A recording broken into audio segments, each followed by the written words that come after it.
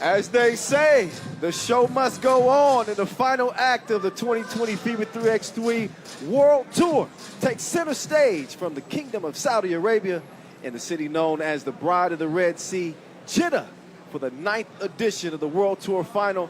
In a season unlike really any in sports history, 12 teams have emerged from the smoke to arrive here in Jeddah to compete for $60,000 again for the World Tour Final. What's good? Welcome inside the venue. Kyle Montgomery here with you. I think I speak for everybody when I say we're so grateful, so happy to be bringing you yet another event. This one actually caps a very difficult year, but thanks to everyone who was able to obviously make this tournament happen. We are excited. 12 teams are here competing for 1 year's worth of bragging rights. We got a lot to get to. A reminder, too, you may have noticed that we do have a few fans here in the venue. We were allowed to have a capacity of about 50 special guests, but we also have some special guests on our virtual video board. Shout out to everybody who participated in that. So we got love from all around, whether it be digitally, virtually, or here in person as we get ready to get this one underway. I hope y'all excited. I've been chomping at the bit. I've been doing broadcasts from home all year long. Of course, in our previous 4 Masters leading up to here, my first time being here in person, and man, I tell you, the blood is going. That's my guy right there. Y'all know MC Noah Lazarus.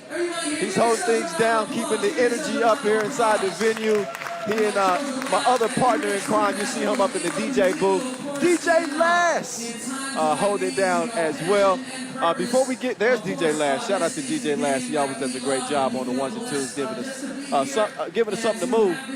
And DJ X standing to his right as well. Want to shout out him as well.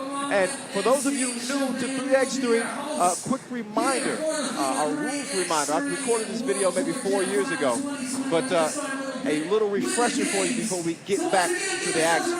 Make sure everybody's on the same page. Welcome to the world of 3x3, baby. It's an exciting new brand of basketball. You got 2 teams of 3 players on the court, and you got 1 player sitting on the bench here with me. Playing on the half court with 1 rim. With the official 3x3 basketball made especially for the fast-paced outdoor game. The first team with 21 points is your winner, or the team with the most points after 10 minutes. You have just 12 seconds on the shot clock, and the clock is ticking, baby.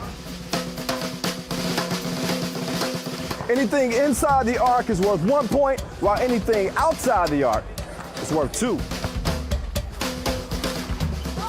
Woo! That's how I do, baby. And once you score, the ball doesn't stop. Offense turns to defense just like that.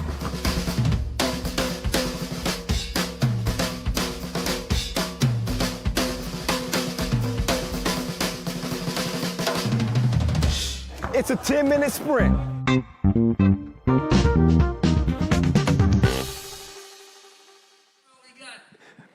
Yeah, it was a lot of babies in that video. You may have noticed, but here are some of the most important rules that you should remember. I'm sure most of you know all of the rules by now, but this is a half-court game, 2 teams of 3 players, 12-second shot clocks. One of the biggest differences that you see from 3x3 from the 5-on-5 game, and of course, first team to 21 wins, or whoever has the most points after 10 minutes of game time is up. If you happen to go to overtime, the first team to score 2 points wins. All right, let's check out the former winners. All the previous 8 editions. It started with San Juan winning the historic first ever World Tour, and from that point on, you've seen Novi Sad pretty much dominate, but Ljubljana snuck in a few championships there as well. Of course, Novi Sad, 4-time winners, 2-time defending champions. They're a different-looking team.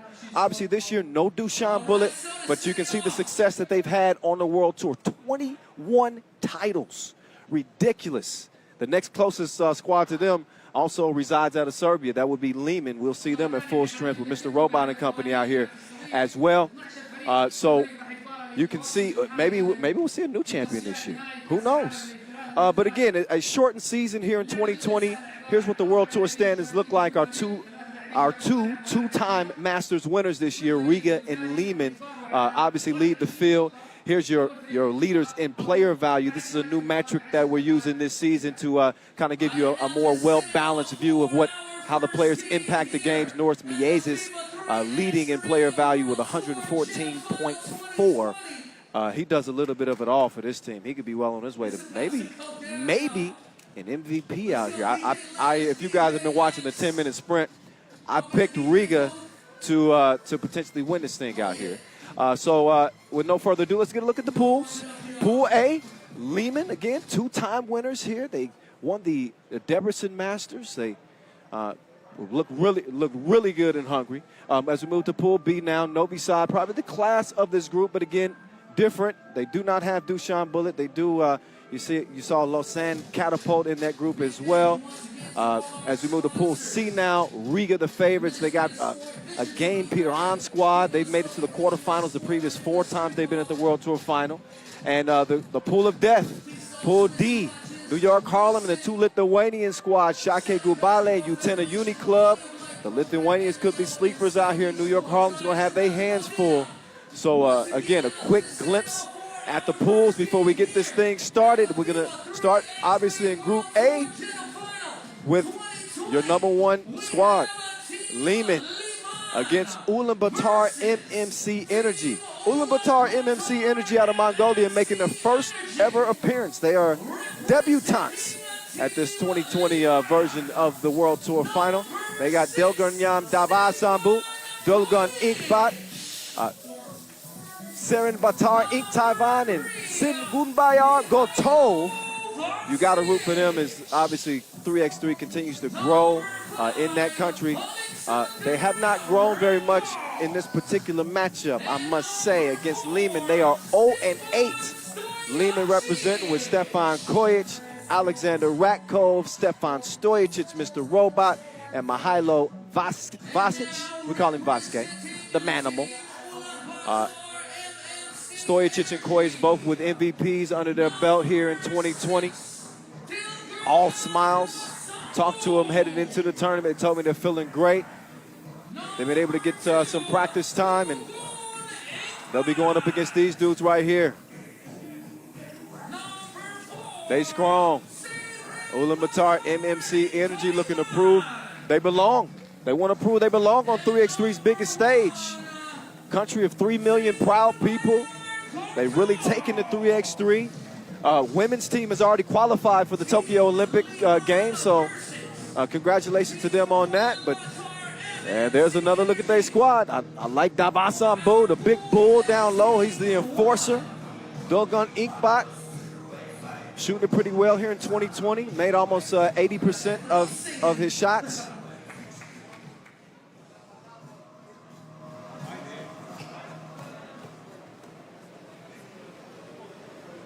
All right, so both teams getting ready to get this thing rocking and rolling. You see Lehman in the red and Ulaanbaatar MMC Energy in the highlighter greens.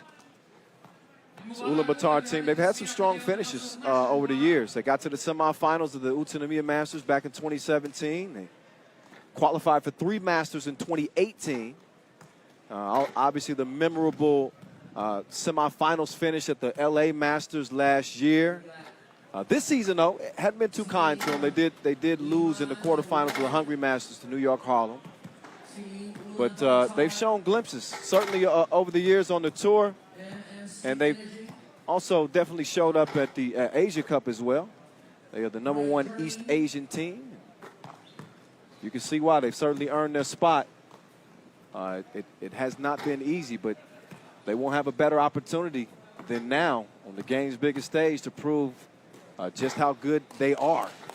And no better example than going up against the #1 ranked team out here as well. So they'll get warmed up. I know that you guys can't see it now, but we got 2 dope video boards with our virtual fans. You see some familiar faces. As I look a little closer, what we got there?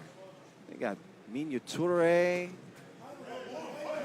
Yeah, we got our FIBA president, Hermane Niang. If you look close, you can see them all. But shout out to everybody using their creativity to make this a more festive, a more involved event as we get this thing on and popping. This is game one of the two most important days of the year.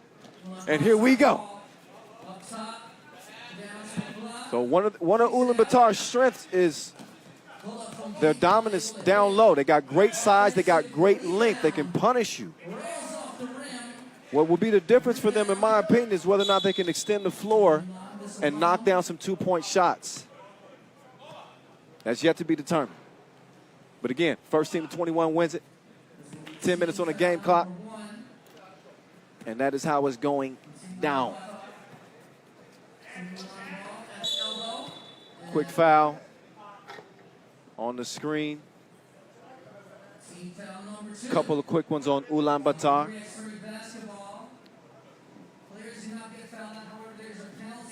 Meantime, for this Lehman squad, Debrecen and Europe Masters winners. Lehman actually got the players' vote. We surveyed 5 3x3 players, and they felt like Lehman is the strongest team. They feel like they're going to win it. And they have won a lot. The only team that's won more than them is obviously Novi Sad, but 7 Masters under their belt. There's Kojic from the logo late in the shot clock, didn't touch nothing, so a violation. Again, the #1 seed, but that doesn't always mean that you're going to get it done. #1 seeds have not really fared well at the World Tour Final as the two-piece is launched. Gotov couldn't hit it, but Dolgun with the rebound and the score and gets Ulaanbaatar on the board first. Quick change of direction. Mr. Robot, he's been rebooted here in 2020. MVP of that Debrecen Masters. He's made more two-pieces than anybody else in the league this year. And now he's D'ing up, hand up, and throws a shot off, but and fouls it, still missing. It's Dolgun to the corner. It's a miss.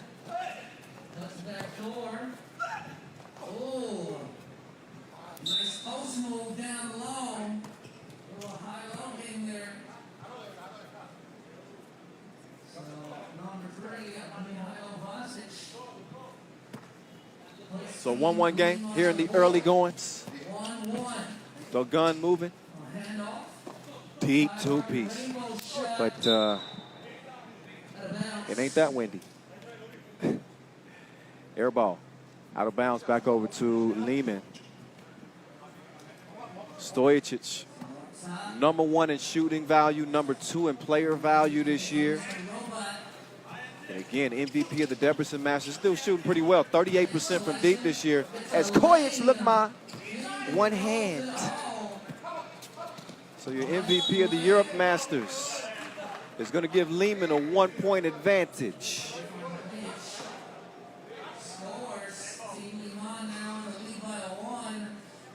I want to thank our ball and apparel sponsor, Wilson, our official timekeeper, Tissot, our official supplier, Skelter Sports, Inleo, and Magic Sky, as Ratko skying for the layup. And out of bounds it goes.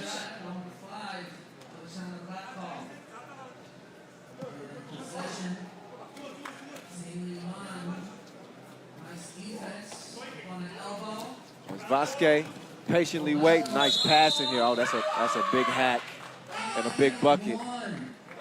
So Mr. Robot muscling his way up through the foul to have a chance for an and one opportunity. And again, the Ulaanbaatar, they have not found the remedy for this Lehman team. 0-8. The Serbs would like to obviously keep it that way. As Mr. Robot, he malfunctions from the strike. Stays a 3-point game. Dolgun getting D'd up. Kojic.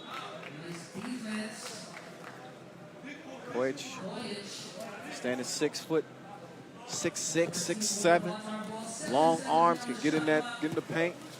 Oh, nice change of direction. Dabasambu, but he lost it.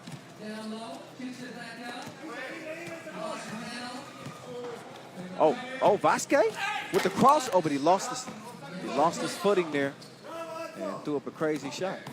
Now he's got to deal with that man, the enforcer, Dava Sambu. So Dava Sambu will draw the foul. Get position down low, so stop the play. That's team foul number 1. Team Iran, 13 fouls, Team Labatar. Quage with some strong D there. They're not giving up a whole lot. Sengun Bayar-Gotov really balled out for this Mongolian team in Debrecen. Ultimately, they were overmatched, but played some good 3x3. Vasambu, baby food. Man, he's just a low down there. Stojic testing the deep waters. Decides to drive to the cup. Yeah, too much defense there. Left Marcos right on top of it. Ulaanbaatar now up to 4 fouls. You can look again. Plenty of contact. It's a no-brainer there. As Stojic steps back up. I was speaking about number 1 seeds and some of their history at the final since 2015 as Dogun knocks down the mid-range J. 2016, Novi Sad stunned by Amamatsu in the semis. They were a 1 seed. Lost in 2017 to Zamoon. Remember that game winner from the Dragon? They were the 1 seed there. Didn't work out. 2018, Lehman were the top seed. They lost to Riga in the quarterfinals. Last season, Riga were the number 1 seeds. They lost to the eventual champs, Novi Sad. So, number 1 seed doesn't automatically grant you a clear path straight to the final. That's just not the way it goes. But so far, so good for Lehman. They lead this thing 6-3 as we get this day started. Beautiful, beautiful day here. Beautiful breeze here just outside of the Corniche, Red Sea. Dogun pull up long. Strong rebound. Foul on the board. Team foul number 2 on Team Iran on the rebound. Push foul. Dogun hands it off. 2-piece. Front rimmed it. So Nick Van couldn't find his touch, and Dogun can't do it either.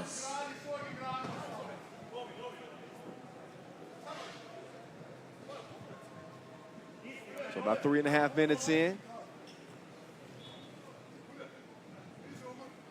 Sun beginning to set as our day really just begins. Adding to the nightlife this weekend here in Jeddah. Quage kick over. Mr. Robot. No money. Quage. Ball fake. Lost the cookie. Mr. Robot. Good hustle, but I don't think he tracked it down. Did he track it down in time? No, he didn't. Didn't get there. Ball over to the Mongolians. Possession. Team Ulaanbaatar. There's Dava Sambu.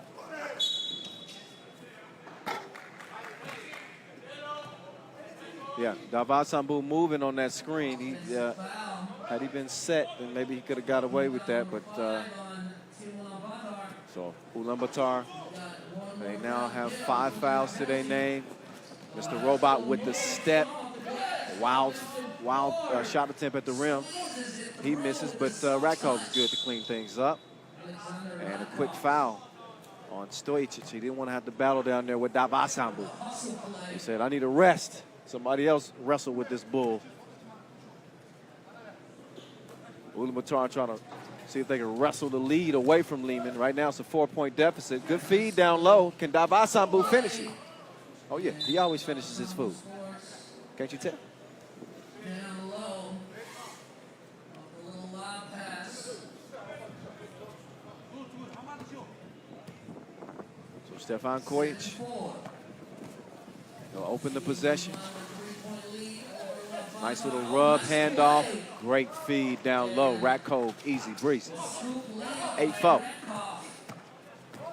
Inkbot, oh! So Gunn was trying to drop a little dime there in the paint. But kickball's called. You can use your hands, you can't use your feet. This ain't footy ball.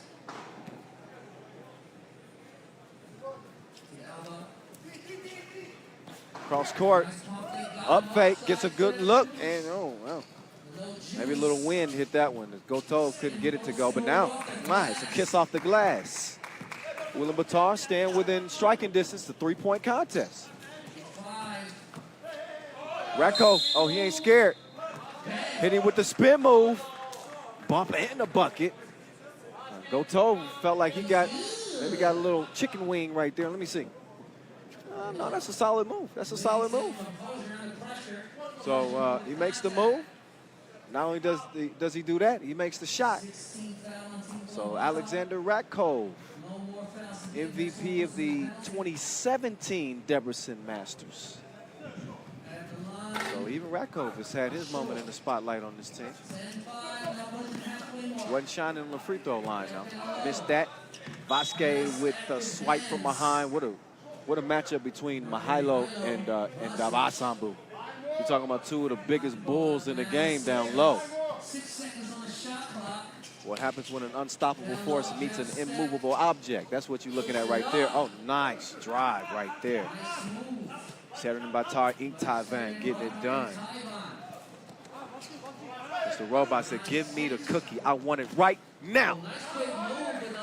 He's to the cup in a rush. He gets the scoop to go. It's 10-6.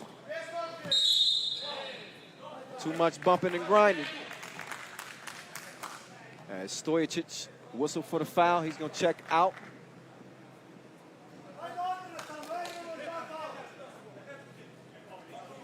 Foul call. 10-6. 4 minutes, 34 seconds remaining in the game.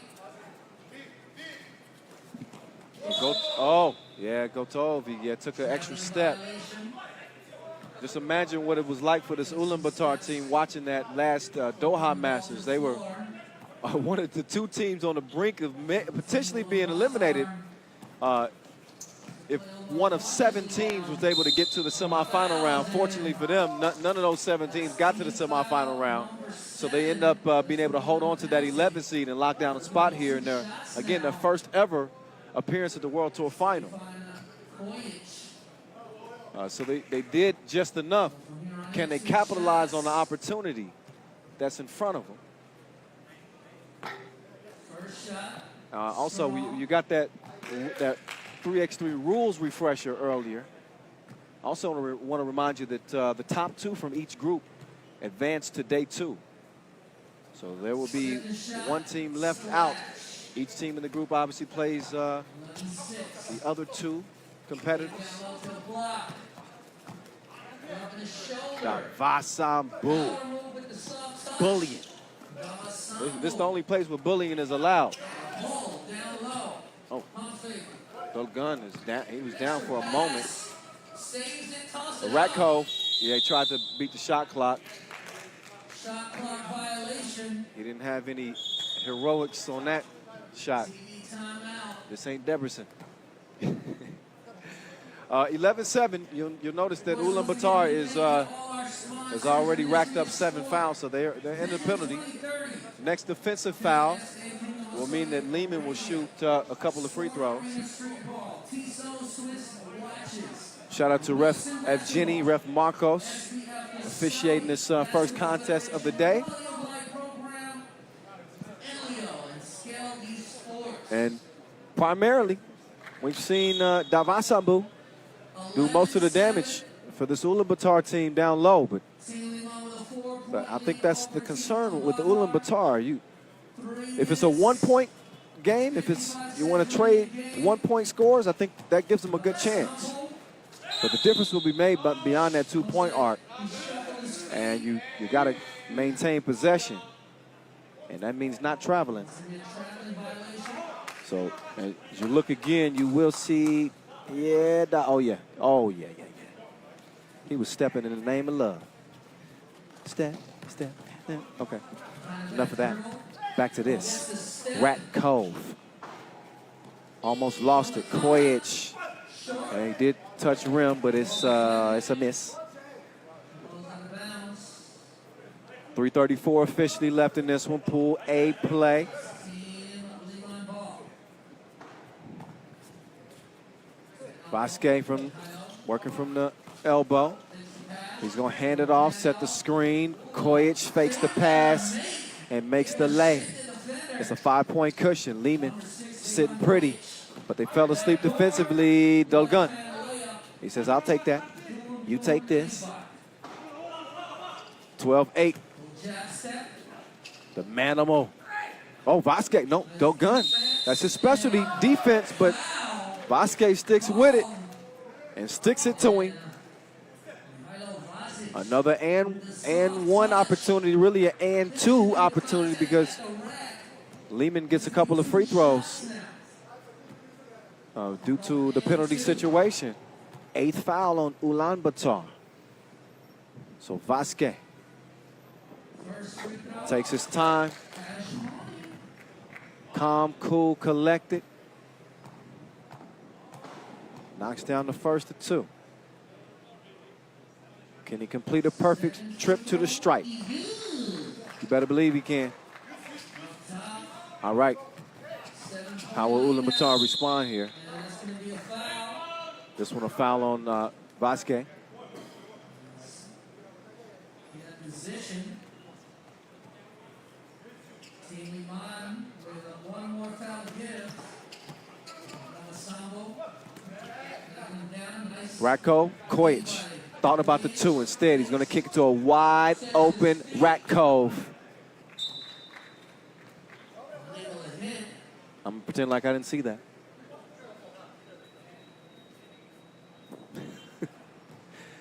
It's tough.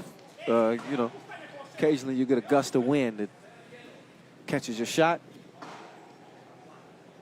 It's part of the game. It's part of the elements. Nice kick over. Inkbot. Oh, yay. A lot of contact. Up top. Got a little push in the chest, it seems. And Team Liman with no more fouls to give. Next shot will put them in the penalty. So Dolgun Inkbot new on the first attempt.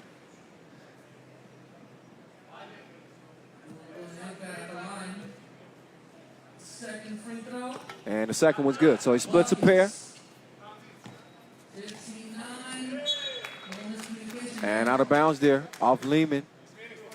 So a 3-possession lead. And time on Lehman's side. If they win this one here, it'll be a 9th straight win against this Ulaanbaatar team. Pulls up from the logo. So I mentioned the 2 Masters wins that Lehman had this season. Step back. Oh, step back. You don't know me like that. They also, this Lehman team, speaking of, they also made it to the final of the Doha Masters. They lost to Riga in an unforgettable final. They are the 2 heavy favorites out here in Jeddah. So we approach the 2-minute mark. Nice feed. You're seeing Lehman a little bit more lax defensively here, but it's a 3-point game. Oh, he froze him with the hezzy. Vasquez, I don't think he couldn't hold on to that. Let's see if he got some help. I believe he got some help, yeah. Ulaanbaatar got a hand on that, so that'll leave 4 seconds on the shot clock for Lehman. And they put it in Mr. Robot's hands. And he fires up a brick.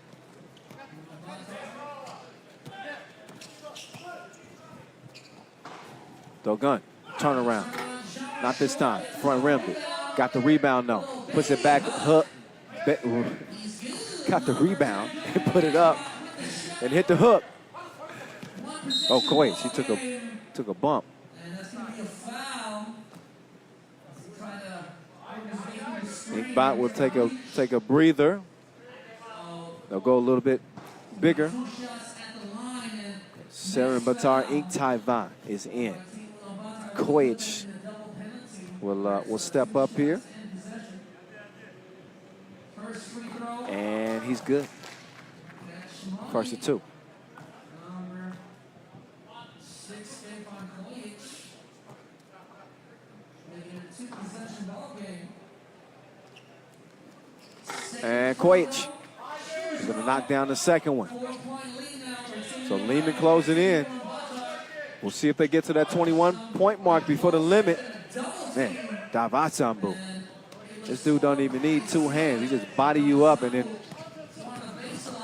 hooks it in. Davasambu a little bit late. And another foul on Ulaanbaatar. So here we go. That's 10 fouls. That'll put him in the double bonus. So a couple of free throw attempts. Lehman will also have possession of the ball after this trip to the stripe as Vasquez will step up and knock down the first. Our virtual fans are cheering in the backdrop.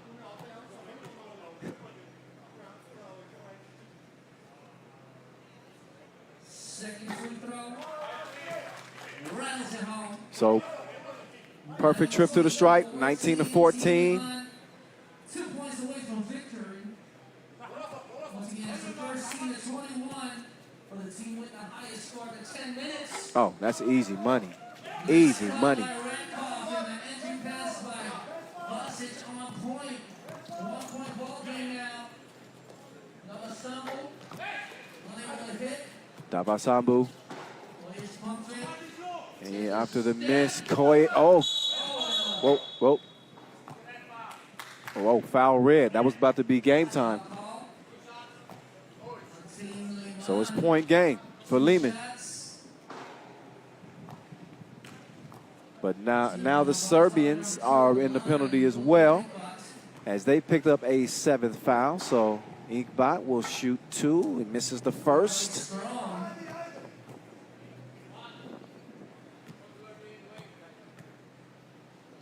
Second free throw. Okay, was able to knock down the second. Drops in. Rakov, handoff, Kojic. He could shoot the 2. In case it comes down to a tiebreaker scenario, you do want to get as many points as you can get. That's why they opt for the 2 instead of going for the easy score. Davasambu, oh, he telegraphed that pass. They knew it was coming. Kojic steals it. And now Vasquez. Oh, Rakov with a push off. So under 30 ticks to go. Lehman's going to have to start thinking about just getting that final bucket pretty soon. You definitely want to get a couple of attempts from the 2-point arc. But again, with time running low, you at least want to try to get that final bucket before the limit. Gotov puts it up. That shot off the mark. Inkbot, he's able to sell a foul down low. And he will shoot 2. I don't want to call it a hack fest, but it ain't often you see 19 fouls combined between two teams. And that's what we got. But I guess it's to be expected in some ways. Teams have not had their normal practice times and opportunities to, knock off the rust. See if Kojic can end it here. And, whoa! Ink Tai Van. The kitchen's closed. You ain't finna eat down here. Another look at that one. So Lehman won't reach the limit. They will get the most important thing, which is a win.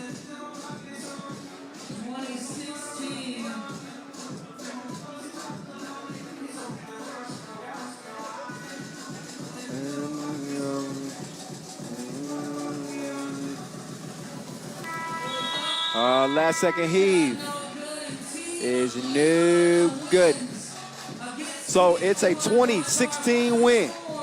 Lehman getting it done over Ulaanbaatar as they start their 2020 World Tour final campaign on a good foot. 4-point win over a tough Mongolian team. So, look back at some of the highlights in this one. Lima was able to get Ulaanbaatar in foul trouble early. And again, one of the questions was, could Ulaanbaatar match the firepower, not just inside, but outside as well with this Lima team? They didn't quite do that, and they also had a tough time containing this team. It's not just Vasquez that can really hurt you down low. Ratko is a constant terror in terms of getting to the rim. Stojacic getting off to a pretty good start as well. It's a well-rounded Lima team. You can certainly understand why so many people have picked them to be a favorite out here.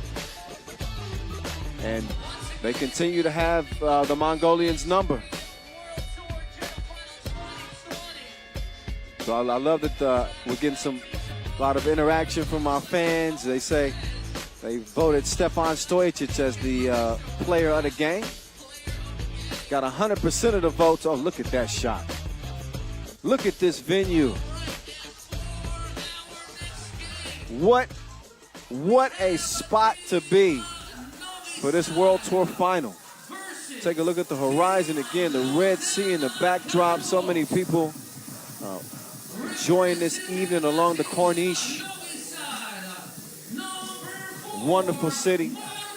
And so glad to be here again. The second year we've been in Jeddah for a 3x3 event. As we get on to our second game, Pool B action. Novi Sad and Lausanne Catapult. First up, Novi Sad hitting the floor. You will notice one glaring change. Nebojša Bošković in place of Dusan Bulut. Widely regarded as the best player in the game. Widely regarded as the best player on this Novi Sad team. He made the personal choice not to participate. So Dejan Majstorovic, Tomasz Ivosev, Marko Savic, and Bošković. There will be the new look Novi Sad squad out here as they try to defend their crown. Two-time defending champs, remind you. Don't count them out. Meantime, for Lausanne Catapult, you better not count these dudes out either. They seem to kind of go to another level here in 2020 with Wester Moktari, King West, the Juice Man, Marco Lemon, Julian Martin, and the very latest addition to this Lausanne team, Shi Kashama, the 29-year-old. So we'll see what he's able to bring here on the biggest stage that there is in the game of 3x3. Now, you talk much of the discussion when it comes to Novi Sad is, how are they going to play? What is this team going to look like without Dusan Bulut? Over the years, we have seen them compete without Dusan before. As a matter of fact, we've seen it 5 times. You want to know how many times they've won? 4. So, listen, Novi Sad has a system.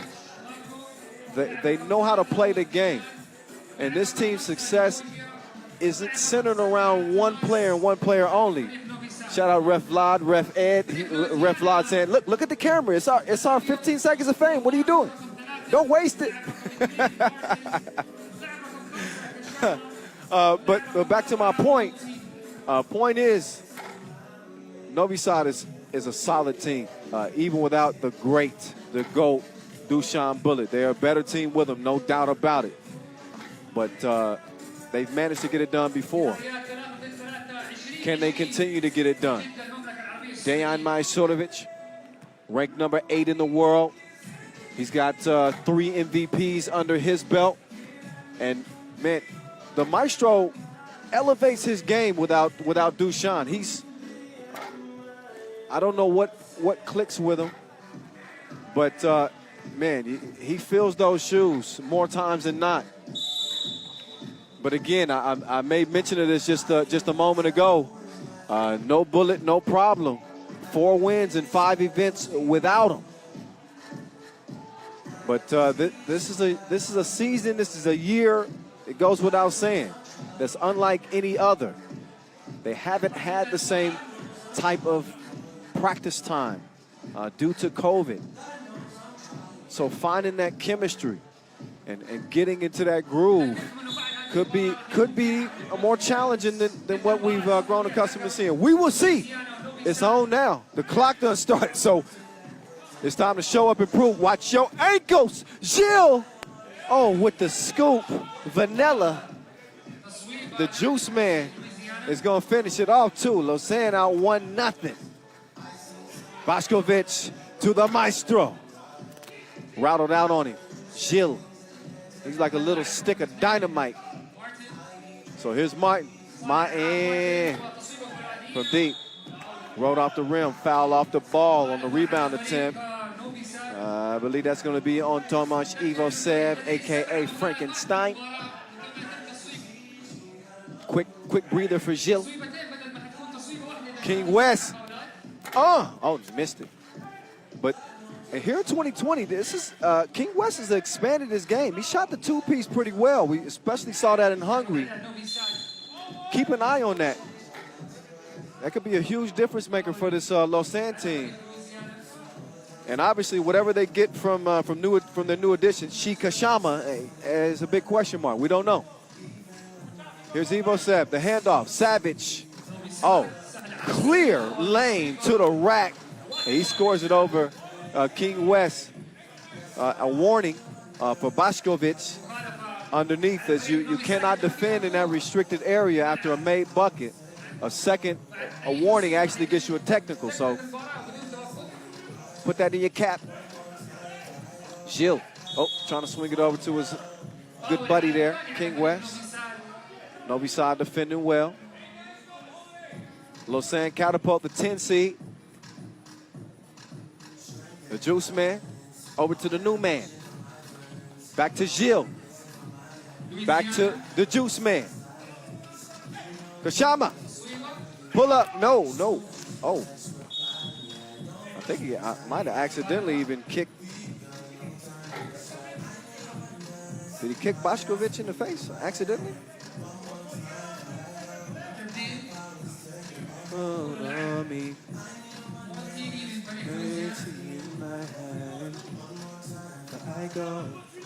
Okay.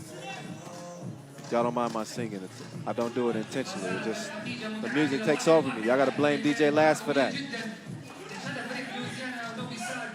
Let's see if Mr. West wakes up. King West, drop step, baby food. Savage. Oh, nice setup. Yeah, they ain't nothing easy for Frankenstein. And no fear from Kashama.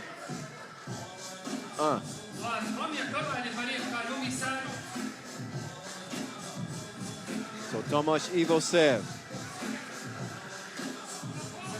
He actually was one of the original members playing with Novi Sad and ended up playing 5-on-5 in Hungary. Came back in 2018 with a vengeance. Has been rocking with him ever since. It's a 3-2 game. Lausanne, Gilles is down. Bošković comes free. He got an easy crib. It's 3-3. Competitive game here through the first couple of minutes. The juice man over to King West. He's working from the Inlio logo. He moves left, crosses right, late in the shot clock. He puts it up. And he glassed it like fine wine. He's Swiss. He knows a little bit about fine wine.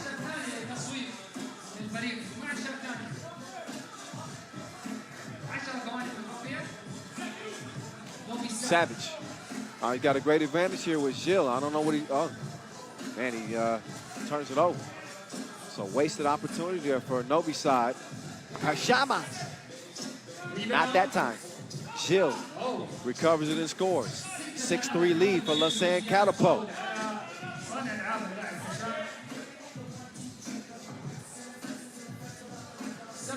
So this Lausanne Catapult team, they do have some signature wins. They beat Lehman twice this season. I'm telling you, they play it till the clock hits zeros. But they haven't beaten Novi Sad since 2017 back in their own backyard. Oh, Gilles. Oh, east to west crossed him and got to the crib. Oh, and oh, Savage. Did that go off of West? Yeah, believe so.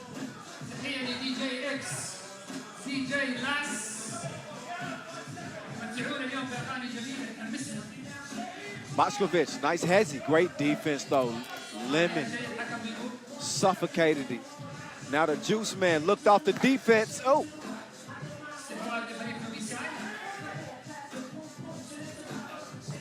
Evos.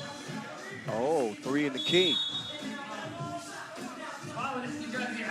He was camped out so long, he had to pay rent.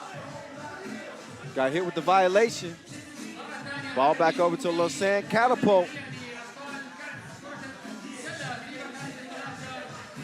They've dealt with a lot of adversity here in 2020 and have had several of their members that tested positive for COVID-19 and had to recover.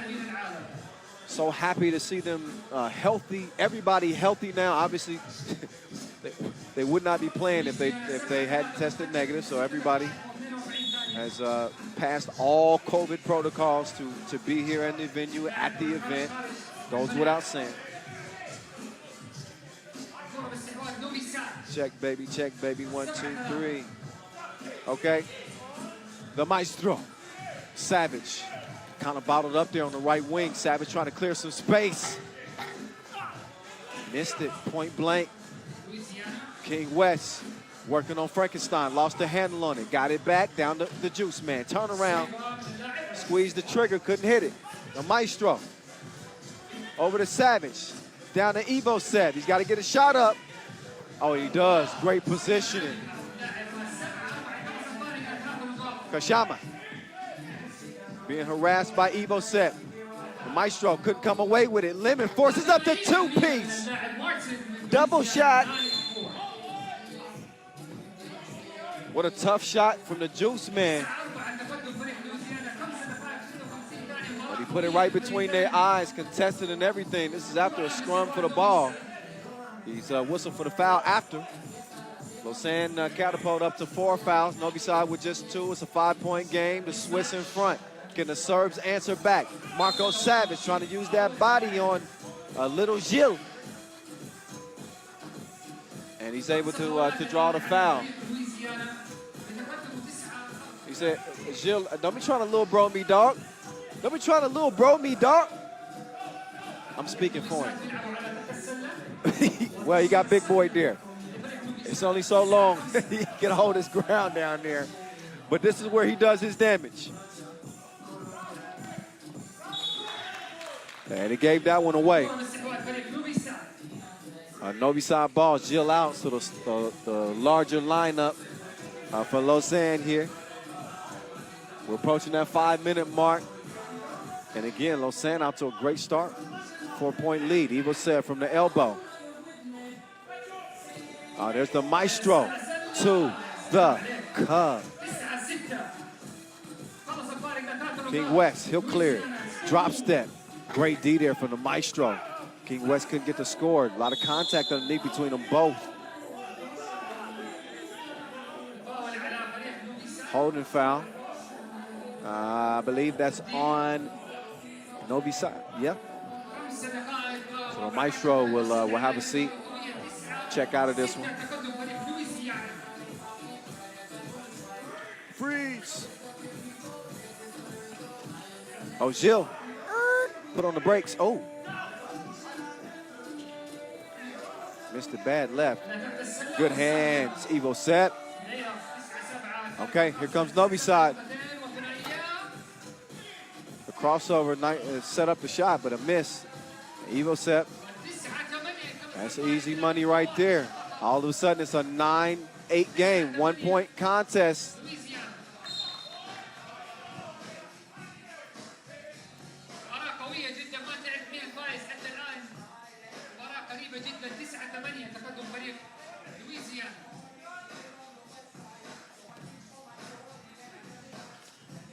Pull up, Oh, Jill couldn't hit it.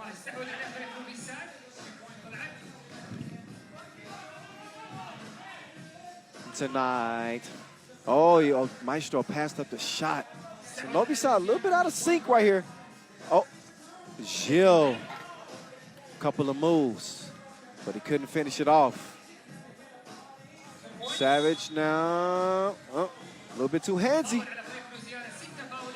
So King West will state his case with our ref Vlad. This is how we do it. So having a pretty good contest here. With just over 4 minutes to play, a 9-8 advantage for a Lausanne team that, again, has not beaten Novi Sad since 2017.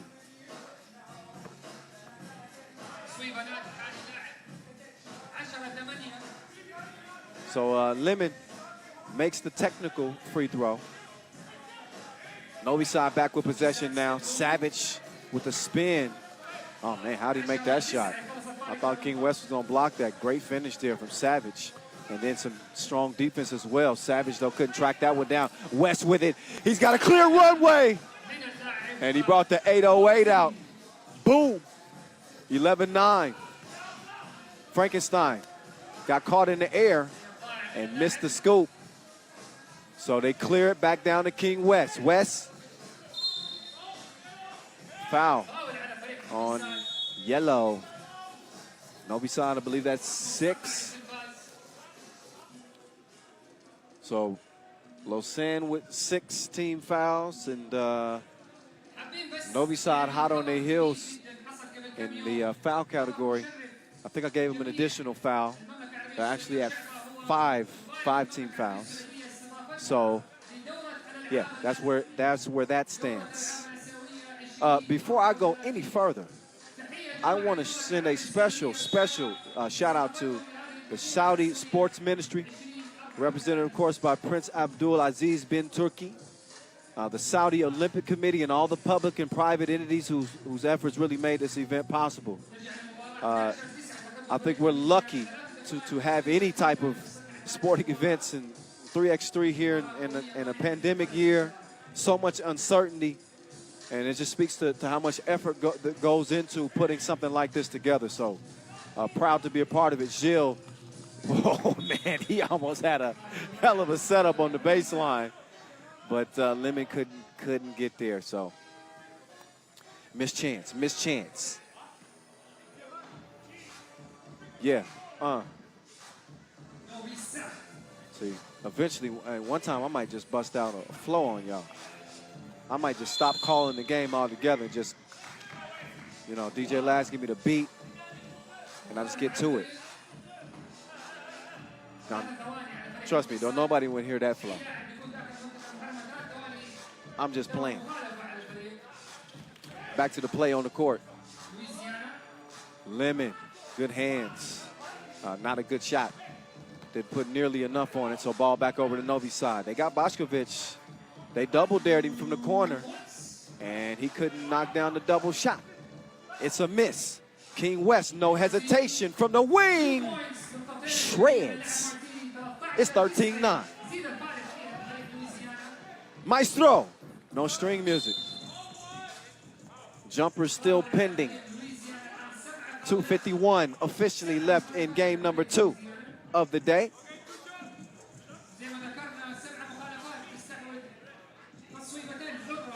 And a foul on Lausanne, 7th.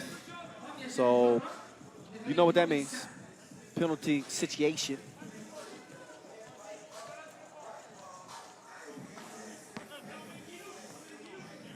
So Nebojša Bošković, 36-year-old.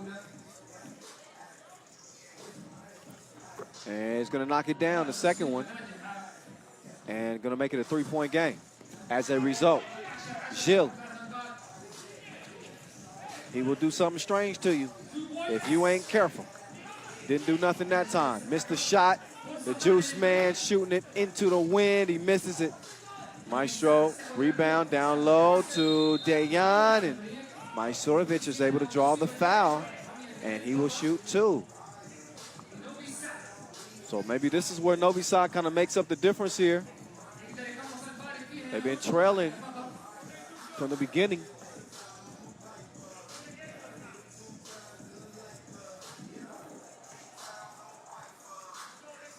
So the Maestro. Dejan able to knock it down.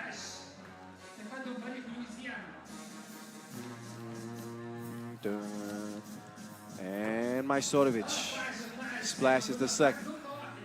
Here we go, King West with the handoff. Gilles speeding around the corner. King West, hop step. And he's fouled.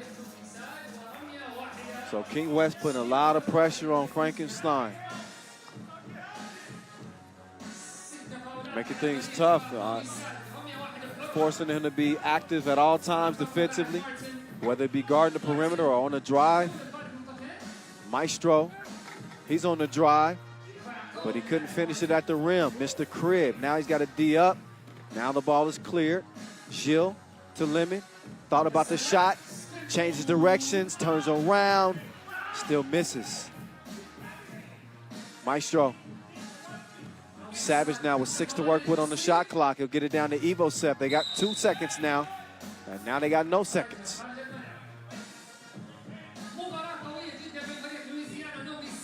They were down to 2 seconds left in the shot clock, but they threw it away. Ball over to the Swiss anyway. And Gilles. King West barking directions at his teammates, directing traffic. He left with just a couple of ticks left on the shot clock.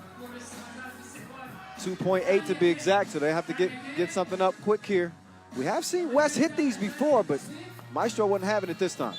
Shot clock violation, ball over to Novi Sad. Buck 40 left in this one. It looks like it's going to be coming down to the wire. Unless Lausanne can go on a run here and get themselves some cushion. But another quick foul. And a 7th now on Novi Sad. So now we'll see it from this point going forward. That was an offensive foul, so that's why we don't see any free throws. But a defensive foul on Novi Sad going forward will put Lausanne on the strike. They miscommunicate offensively here. Some of the frustration starting to show between Gilles and King West as they try to hold off this Novi Sad team. Again, 2-time defending champs, 4-time World Tour final winners. King West sticky noted it. That's where he hangs his hat defensively. All right, King West, where he hangs his crown, I should say. Let's keep it consistent. Both teams in the penalty. Gilles bottled up in the corner. Gilles lured him to sleep, but that was a wild shot. Wow, wow, wow. Evosep doing Evosep things. Oh, nice pass. It's a game of inches. 15-13. Savage elevates. Doesn't touch nothing. Not a thing. Under a minute to play here. Game number 2 on the day. Bum, bum. Bum.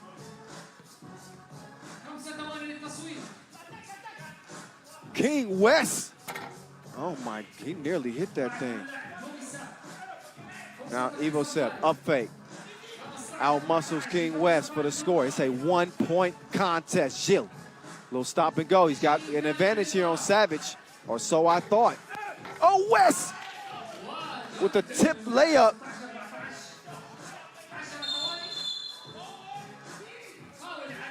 Foul. West trying to give his new addition some instruction. He tells Shika Shama, we don't need that. It's only It's only 11 seconds left in this game. We got a 2-point lead. This is going to give Evosev a chance to potentially tie this thing up. These are huge free throws, and Thomas is a capable free throw shooter. This could be setting up for a Tissot buzzer beater. I don't know. We shall see. It's 16 all now. So the final 10 seconds. Oh, did Gilles step out of bounds?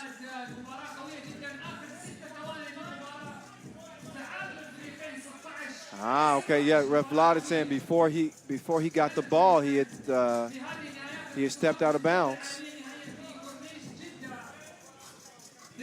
And Lausanne is going to challenge. They're going to challenge the out of bounds call. Obviously, this is a huge call at this point in the game.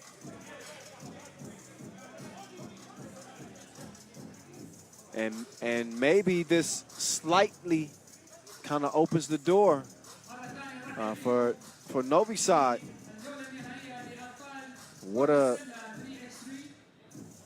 loss this would be if Lausanne isn't able to hold on. This is a game where I know they felt like they've had Novi Sad on the ropes here.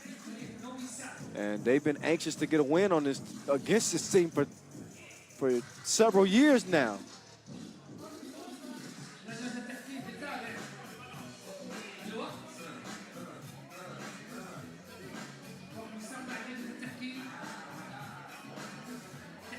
So there's our table staff and top of the line professionals, Nico, and getting a look at that, our replay system, and we will see what they determine.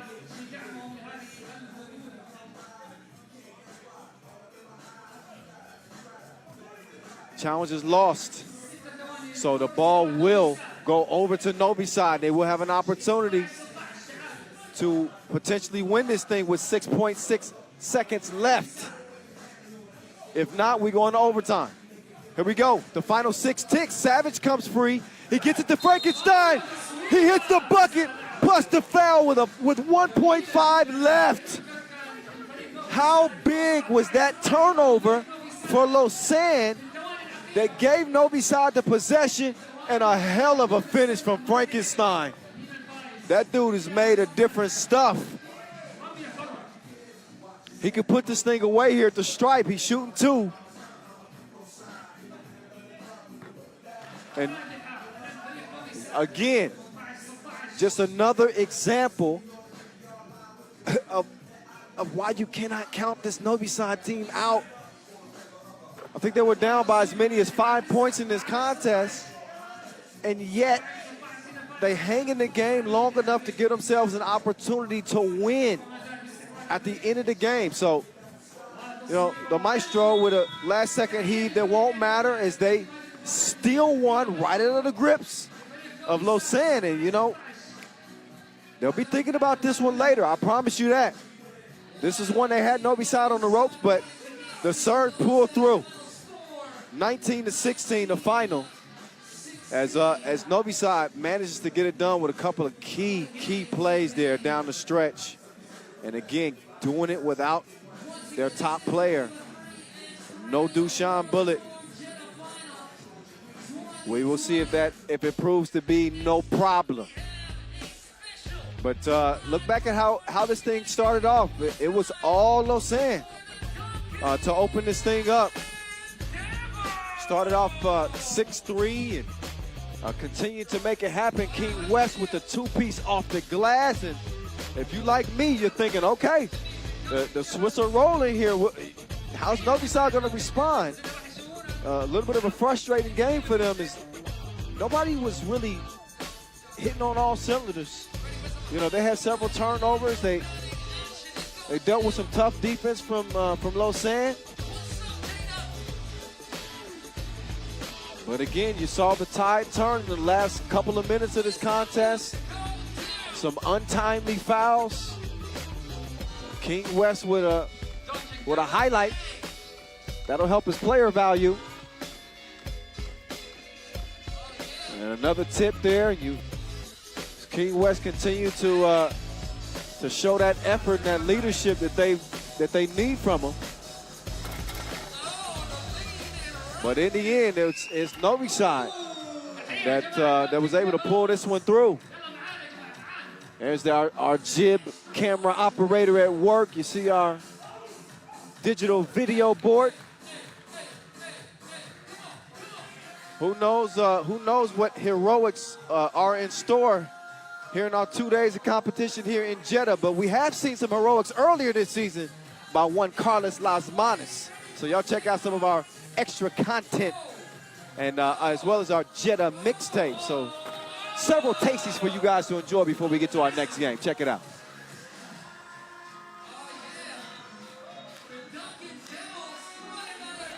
He jabs left, puts the 2 up for the logo. Can you believe it? Can you believe it? The reigning Doha Masters champs stay the champs. Batman to the rescue. All heroes don't wear capes. The Tissot buzzer beater comes in dazzling fashion as the Latvians somehow, some way managed to win the game. Another look at your Tissot buzzer beater. You want to talk about shooting to kill?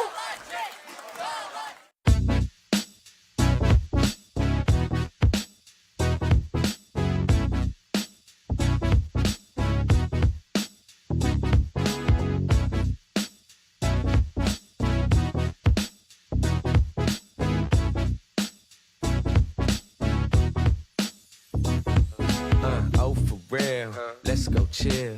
Met a couple things out south of Brazil. Then I took a flight out to Indonesia. Thinking name was Stephanie, no way that was Tina. Christina out in LA, Steph out in Jersey. I know you heard me. Girl, don't be worried, I'll be there in the jiffy. If you need the quickie, if you need the picture, you can at me quickly. These girls all lie like Pinocchio. Got a couple wild things in Tokyo. Then I had to go way out to Alaska just to go and catch ya. I've been around the world. I've seen 1,000 girls, but I'm ready for you. I'm ready for you, ready for you. I'm ready for you, ready for you. Sometimes I had to swerve. I got what I deserve, but I'm ready for you. I'm ready for you, ready for you. Yeah, ready for you. After 80, now I'm ready, now I'm ready. Let's just dance, have some laughs. Met a pretty thing in the south of France. Had to ask her if I could hold her hand, but had to catch a jet out to New Zealand. Then on a new day, it was in the UK. Got a bunch of flowers, hit her with the bouquet. Went out to Monaco, she acting bougie. Damn, can't we chill, just watch a movie? Man, these girls all lie like Pinocchio. Got a couple cowgirls out in Oklahoma. She wanna know when I'm back, when I'm gonna call her. I said, the airport's out of order. I've been around the world. I've seen 1,000 girls, but I'm ready for you. I'm ready for you, ready for you. I'm ready for you, ready for you. Sometimes I had to swerve. I got what I deserve, but I'm ready for you. I'm ready for you, ready for you. Yeah, ready for Yeah, I'm you. ready for you, ready for you. Come on. I've been around the world. I've seen 1,000 girls, but I'm ready for you. I'm ready for you, ready for you. I'm ready for you, ready for you. Sometimes I had to swerve. I got what I deserve, but I'm ready for you. I'm ready for you, ready for you. Yeah, ready for Yeah, I'm you. ready for you, ready for you. Come on. Yeah, yeah, I'm yeah. ready for you, ready for you. I'm ready for you, ready for you.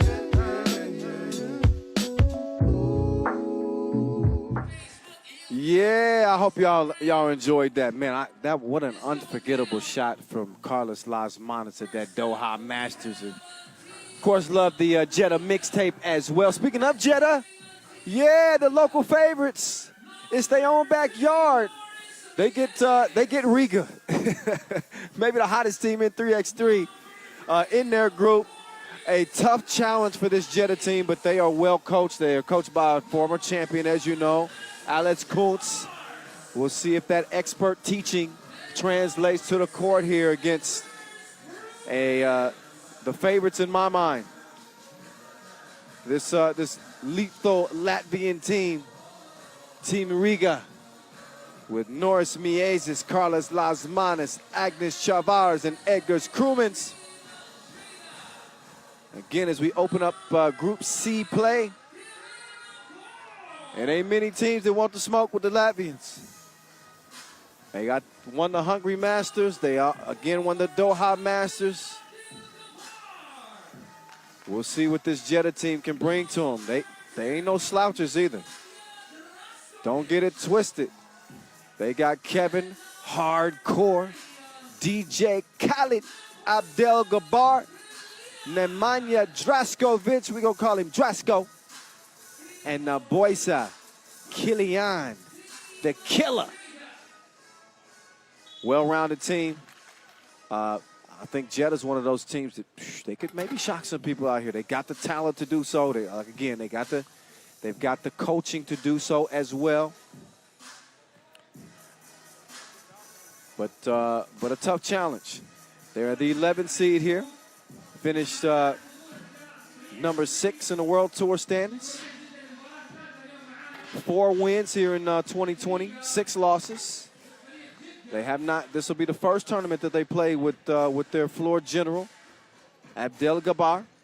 Congratulations to Khalid, by the way, a new father. So welcome, new addition this year. As they get warmed up, there's Carlos Lot, Batman. I think he's emerged as the best player in the game, and he's in competition with his teammate Norris Miezes. But Las Manas is a double 5 machine. Number 1 in dunks this year, 2nd in overall scoring. Again, world ranked number 5. He goes by Batman, 26 years young. And you want to talk about a 3x3 prototype. 6'7", can defend in the post, can drive, can shoot, can dunk on your head. Man, how you want it? There's DJ Khaled. All he do is win. 30-year-old, still plenty of juice. I'll tell you, I want to see how aggressive he is in terms of scoring. It's been Robin's hood. There's Robin, Norris Miezes. Last year in Jeddah, he was number 1 in drives. And Miezes number 1 in player value this year. Again, it's a new stat that we've introduced this year with several metrics that I'll tell you about later in terms of how we calculate player value. But he's number 1 in player value, number 1 in highlights, number 1 in key assists. The top-ranked player here in Jeddah as well. Quick foul on Kilian. Start things off. Robin. He turns it over. Hardcore. D'd up. Chavars. Oh, had it taken, then taken back.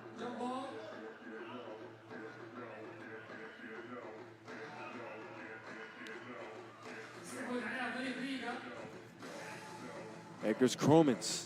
Huge difference maker on this Riga team. Offensive foul. He won't get a chance to show his difference-making ability because they gave the rock back over to the guys in green. Kilian, Drasko, little hezzy. Oh, he almost put Krumens down. Steady air balls. Hardcore couldn't get it to go. And I'd be lying if I said that the win wasn't at least somewhat of an element out here. It is a little bit of a brisk breeze. Oh, Norris Miezes. Oh, the triple cross. Couldn't finish it at the rim though. Great awareness to get over to Las Manas, and Las Manas is able to draw the foul. Las Manas fresh off of hitting one of the greatest buzzer beaters, TSO buzzer beaters in the last 10 years in 3x3. This is my 6th season, but I had to go back through the old footage and make sure. Like, we'd never seen anything like that before, right? Outside of the 2017 World Tour Final. But man, that Doha Final was one for the ages. Oh, sir. I heard that block all the way up here. But there's Chavez called for the foul. I think he was riding on the back of Drasko. Couple fouls apiece. No score for Jeddah yet. Riga drew first blood. Miezis is able to draw the foul. It's a good matchup between Miezis and DJ Khalid. These are two of the quicker guards in the game. There's Robin over to Krumins. Krumins moving right, turns left. Killian sticking with him and had him locked up. 3 in the key is called. Ball back over to Jeddah.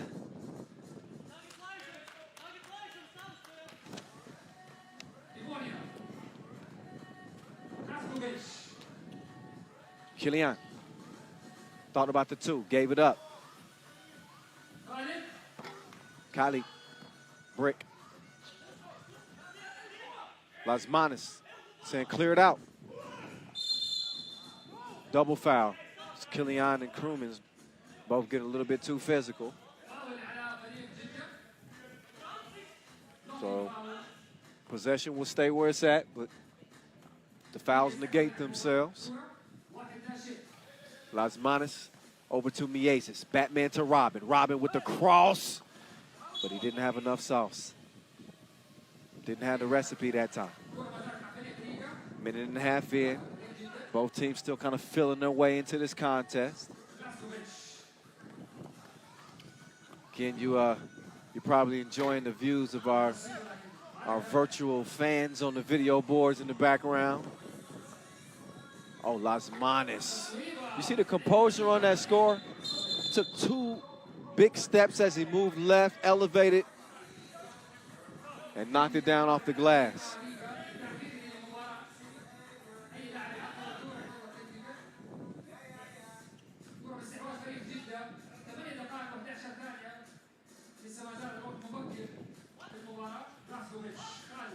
Khalid, Drasko. He's got Krumins in front of him, trying to break him off with the crossover. He lost him. Oh, and a technical foul on Krumins because, yeah, he tried to oversell the foul. And anytime you do that, where it's egregious in that way, like take a look. He's beat, and then, yeah, I mean, come on. Come on. He's not going to get an Oscar for that one. He didn't get an Oscar for that one. Instead, he's going to get rewarded with a tech.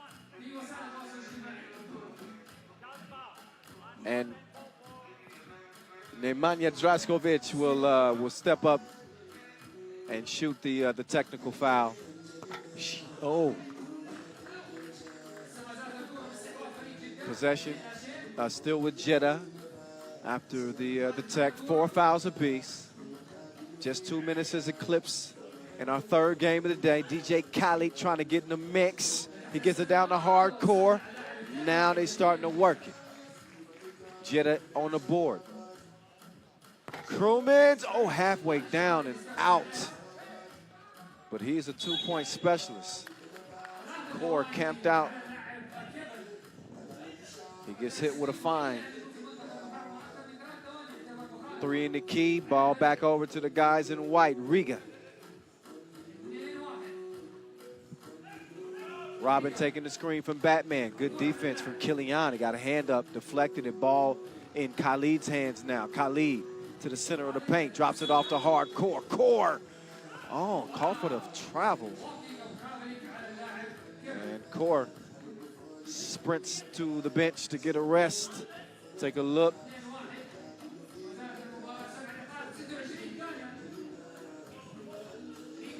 Here's Norris down to Krumins. Krumins, great position.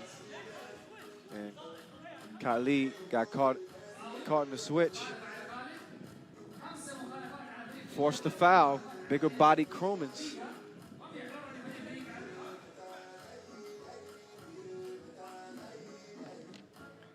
Hey, if you're not following us on social media, we ask that you kindly do that. Instagram, Facebook, YouTube, Twitter. Yeah, we even on TikTok too. Follow us at FIBA3x3. Follow our women's account too. at FIBA 3x3W. At FIBA 3x3W. All right. Here's KLM setting up, driving. Oh, he went behind the back on him like a surprise. Drasko was all the way in Mecca somewhere. He just did him dirty. We got to get a replay of that. Aye.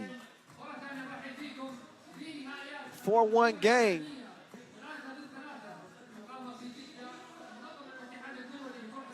Riga a little bit faster out of the gates to start this thing up, but we look back at a couple of the highlights in this one. It's been physical down below as each team has picked up 5 fouls. A tough bucket from Batman. There it is. Oh, my goodness. He didn't have to do him like that, though. Killian, he's going to get the free throw to rattle home. Second. Oh, he's going to rattle out. Chavars, nice setup. Great recovery D from Khalid. Got a hand up on Miezes. Foul away from the ball. That's called on Krumans grabbing. That's number 6 on Krumans. Hey, shout out Riga too for that hilarious TikTok video that they dropped just before our World Tour final kicked off yesterday. These are a bunch of good guys, man. Came into this one nice and loose. They find themselves in a back and forth affair here early on, 3.5 minutes in. And we'll see a lot of fouls. Really both ways.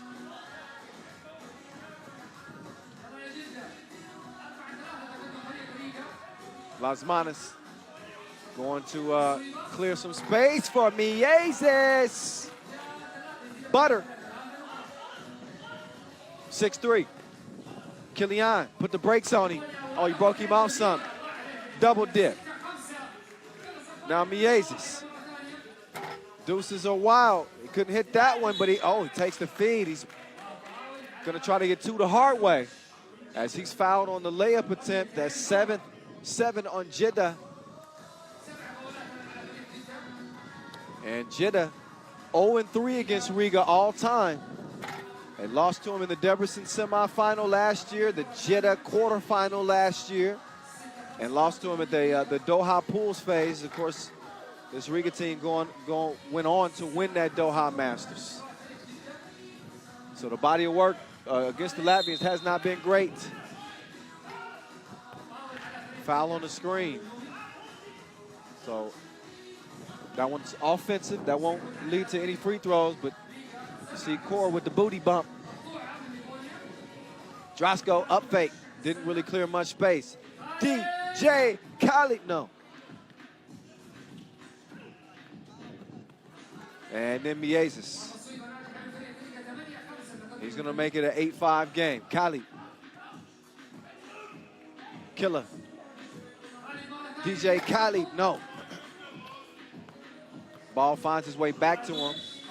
Drasko is able to draw the foul on the layup attempt. 2 free throws. As Riga joins him in the penalty.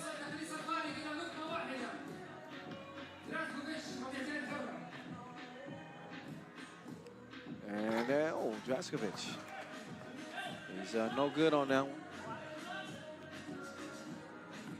Draskovic in his 6th year on the tour.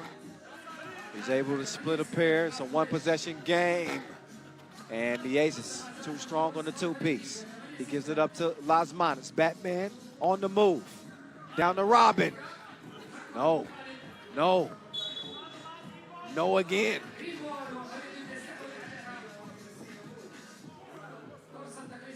Almost at that 5-minute mark. See the active hands here from Jeddah. Kind of a melting pot, a hodgepodge of guys who have been journeymen somewhat.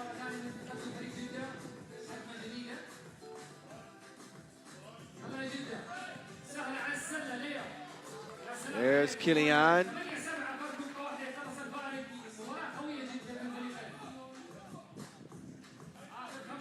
Here's Batman. It's personal. It's one-on-one. And he couldn't make it count against Draskovic. Krumins, two-piece. Missing like a ghost town. And then Krumins comes in to try to tie Core up. And made a little bit too physical on that. He's called for a foul. And now Core will get a couple of free throw attempts.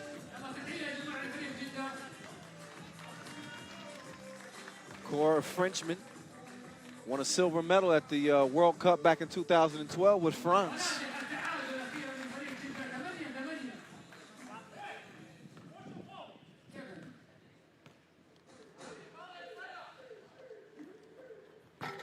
Core couldn't get the second one to go. 8-8, it stays. And Chavars, way to use that body. Killer. Hardcore. DJ Khaled. There you go. Starting to share the cookie now. 9-9.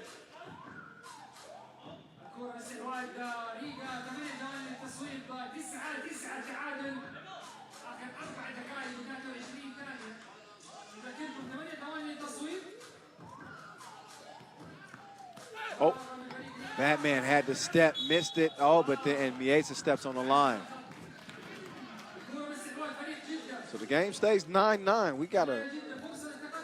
Neither team could get any separation. I think the fouling has a lot to do with that. We'll see who plays the cleaner game the rest of the way. They got just over 4 minutes to play. Draskovic swishing like mouthwash. Krumins. He's working on Core. And he's able to pick up no, he stepped out of bounds. He thought he got fouled. He even fooled me. But he couldn't sell his way to the free throw strike. Instead, he's gonna get a breather. And DJ Khaled and company will take over the cookie. Here we go. Khaled. No win to speak of on that one.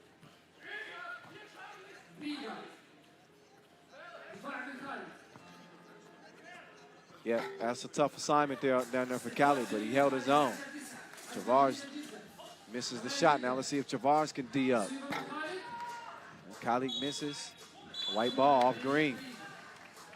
TV timeout with 3:36 left in this one. Our first game in Pool C. Game number 3 of 12 on the day. 2-point contest. Jeddah looking to get their first win over Riga. Right now a 2-point advantage, but it's a whole lot of game left to be played.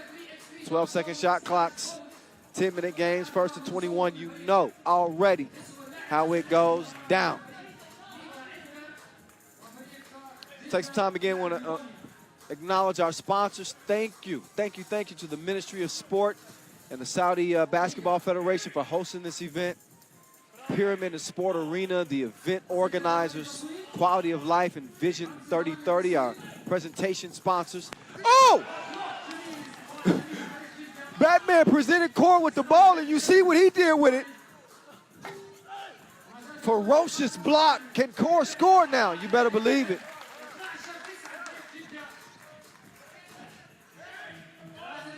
(12-9). Miezis, step back. Oh, come get you some. Come and get it. 12-11. Killer. On the move. DJ Khaled all by himself. And he couldn't cash it in from the corner. Got to make those count, especially against look again at the nasty block. So Wilson print up on the glass still. Here's Miezis. He gets a screen here from Batman. He's working on Drasko. Dropped his shoulder, but he was in the paint too long. 3 in the key. So a turnover.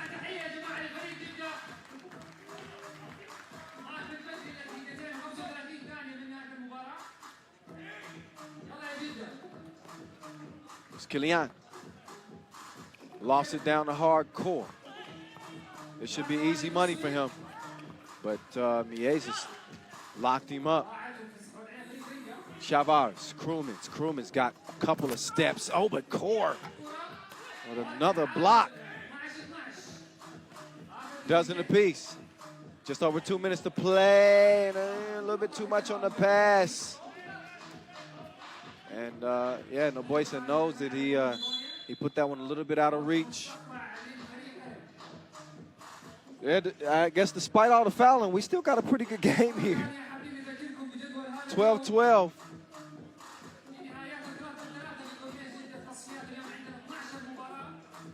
But this is where the better teams typically have to separate themselves. We saw what Novi Sad did in the previous game in the final couple minutes to kind of recover and pull out that win over Lausanne. You know, Riga is a team that considers themselves to have taken that next step, and this is where we'll see if they have. Batman. Oh, he missed the crib. Normally that's a dunk. This guy leads the league in dunks. He didn't have a whole lot of lift left. And then the foul that puts Draskovic on the line and breaks the tie. And keep an eye again on the foul situation. Riga with 9. A 10th foul will put him in a double penalty. So, yeah, Mike.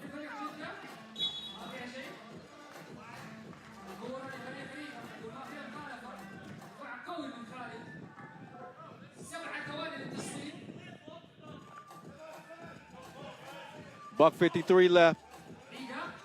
2-point game. Miezis change of direction. Puts it up in the wind. Swishalicious. 14 apiece. Oh, they double dared him. He passed it up. He was scared. There's DJ Khalid. Krumins and Core both down. Slow to get up. They had some words with each other, too. Difficult shot on Miezis. Oh, whoa. Hardcore. He's ready to prove his new nickname. And, yeah, he and Krumins have to cool down a little bit. As you see Core kind of charged up on him. But cooler heads will prevail.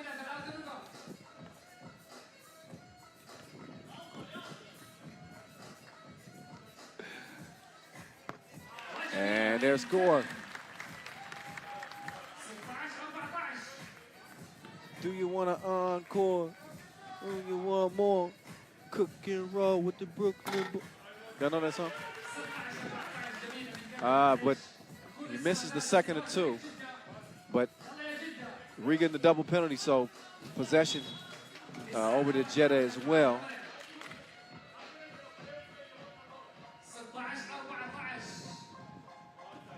So we got a 2-point lead for Jeddah.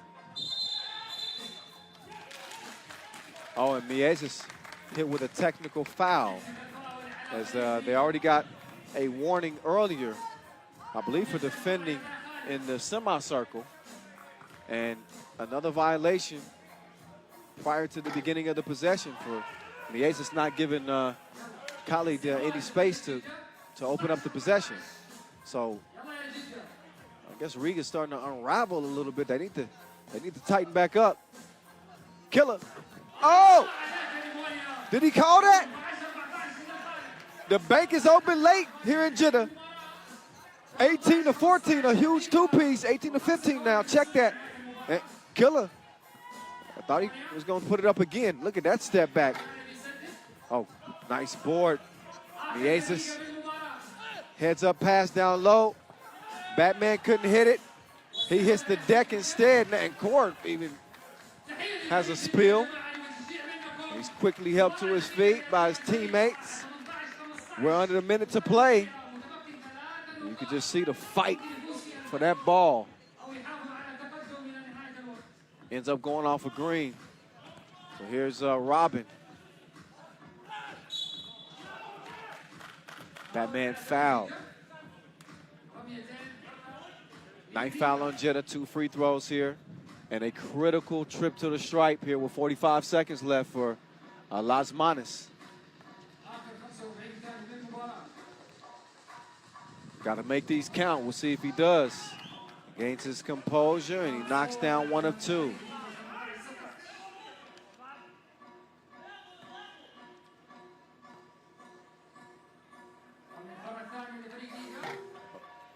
And he misses the second. 1 possession game, 2-point lead. Oh, Killian! Trickles in. He got the drip. And Jetta looking like they gonna get the win too. 2016 with 27 ticks left. Point game for the local favorites.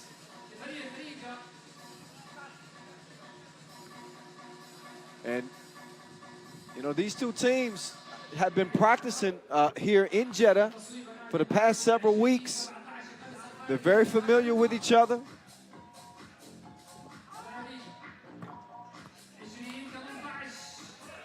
They had never beaten Riga. And that still stands with, 27 seconds left. It ain't over with yet. If we ain't learned nothing from that Doha Masters, we better just wait until this one hits the final horn. 19-20 and 15 seconds left. Out of bounds, off. Is that off? I think that's off green. It is.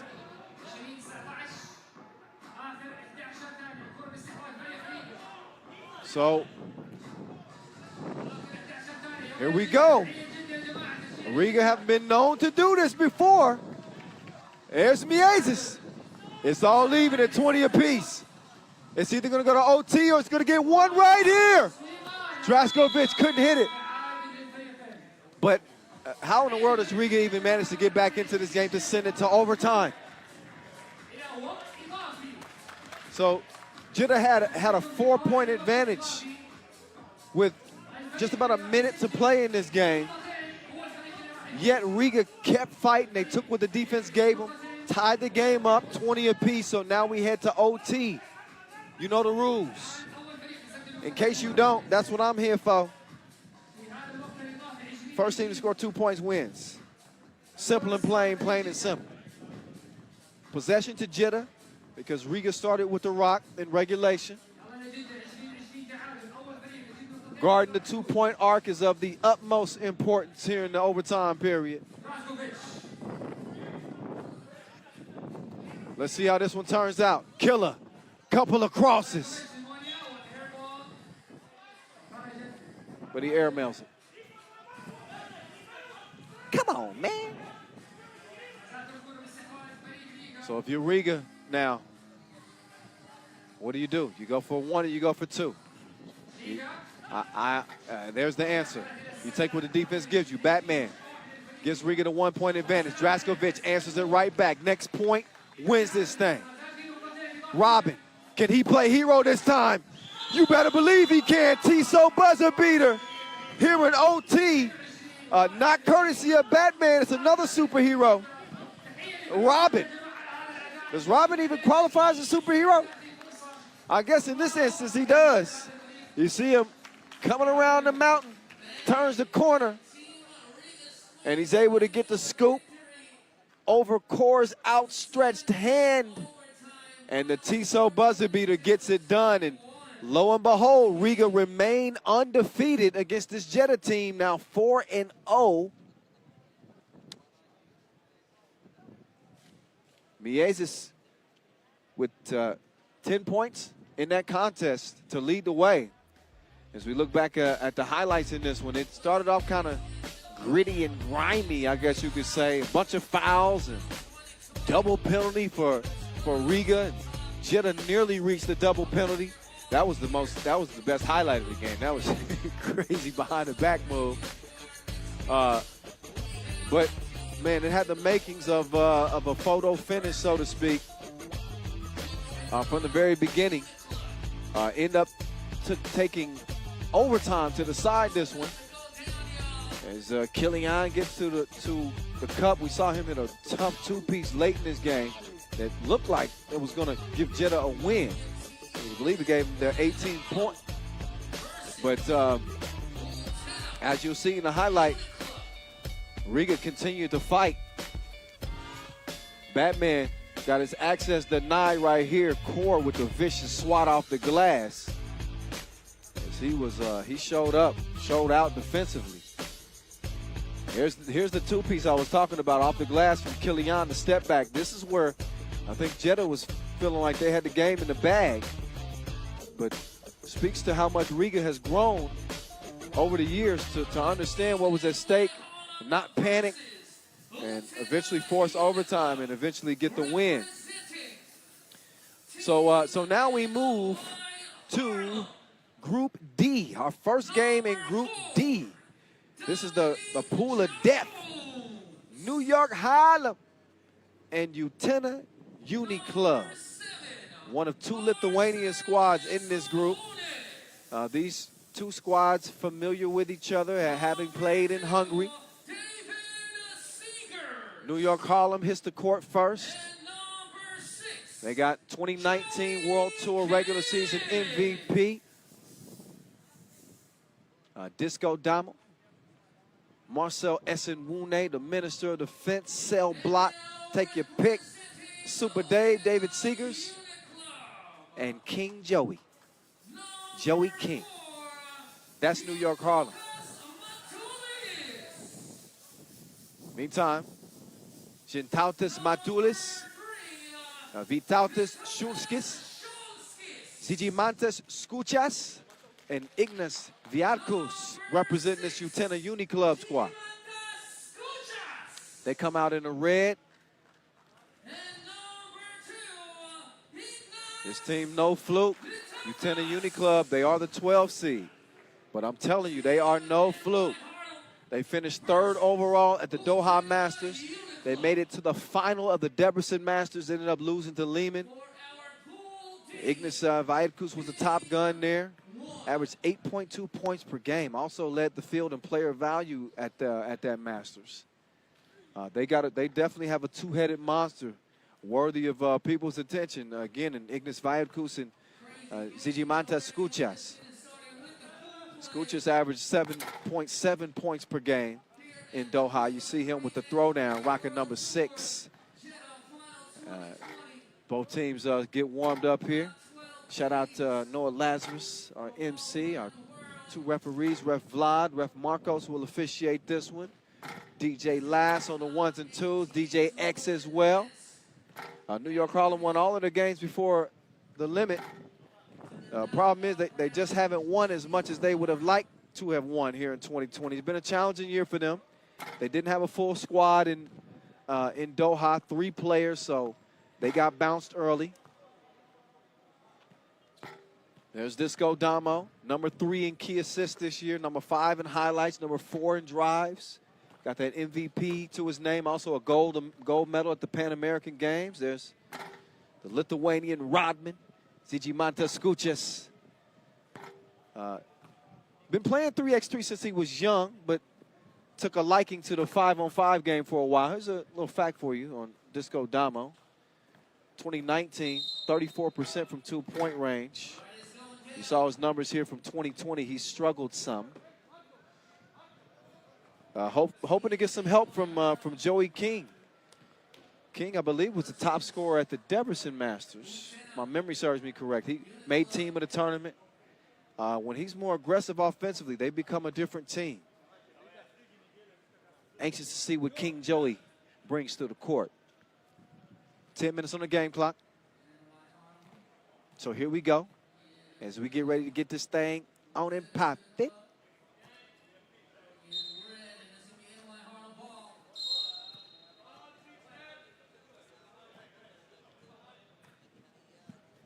All right, so here we go. And a quick offensive foul. 5 seconds in. Called on Esenwune. This New York Harlem team has struggled to find practice time as obviously the gyms in New York City are closed down due to the pandemic. So just recently they've been able to string together a couple of practices. You know, puts them in a tough position. Meantime, oh, nice shot from Super Dave. This Utena Uni Club squad, they've been playing ball really all summer. You saw them hoop in the Hop Trans Lithuanian League. They did battle with Shake Gubale out there. Won a couple of stops out there as well. And we've seen what they've done on the World Tour. So probably the fresher team, I guess you could say. They've certainly got more hoop time.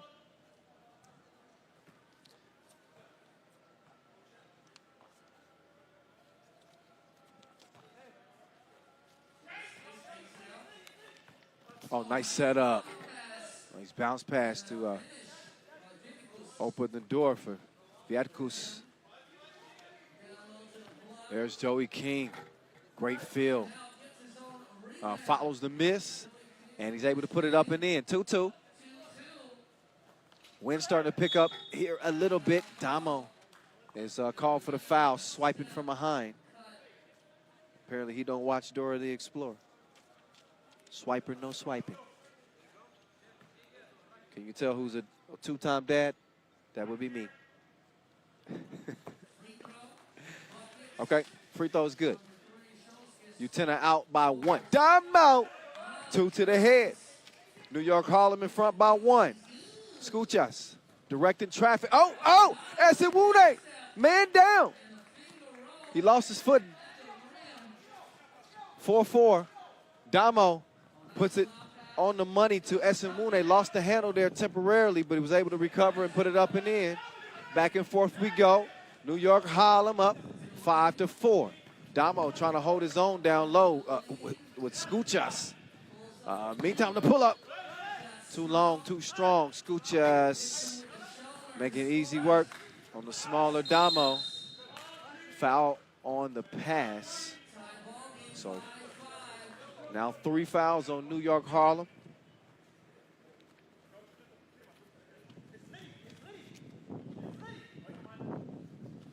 Five apiece here.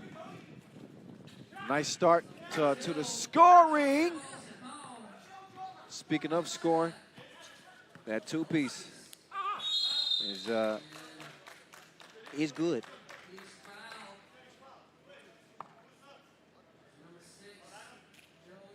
So after the Matulis two ball, is that Matulis that hit that? I think that was actually Shulskis that hit that. But anyway, it's a 1-point advantage, 7-6. Oh, Escuchas! He forgot, he didn't know that was the Minister of Defense down there. He protects the rim like it's his own.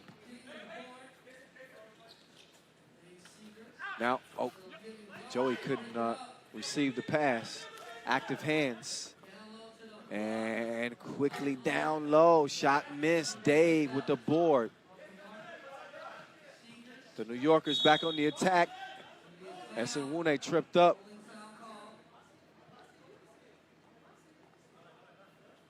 So each team with a trio of fouls. You look again, you see them get tied up a little bit. There's Damo moving right. Crossover, spin, step back. He got that thing on the yo-yo. Two pieces brick though. There's Viatkus cruising to the crib, then the steal. Pull up. Shulskis swishing like mouthwash. 10-6.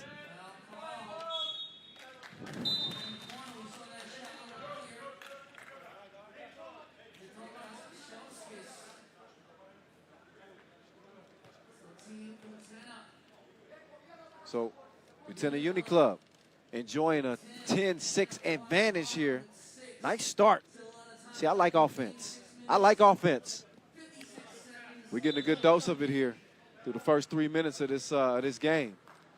Utena can fill it up 1 through 4. You talk about one of more well-rounded teams. This is why they're a sexy pick to maybe be a dark horse here and win this thing. Meantime, the Lithuanian Rodman says, I ain't going to tell you again. Don't be trying to score on me down here. Skuchas will get a break now. Another look at Damo trying to pull the chair. There's Viakus. Oh, looked off the D. It was a good move, but there's a little new friend-on-friend crime right there. So another foul on New York Harlem here too.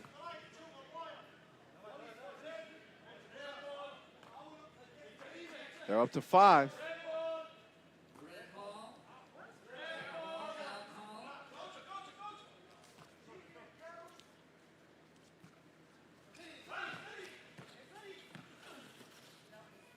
Good D there, Dave, keeping his hands active in the passing lanes. Nearly got a steal, but instead he'll leave Lieutenant Uni Club with 8 seconds remaining on the shot clock to get something up. 3.5 minutes in.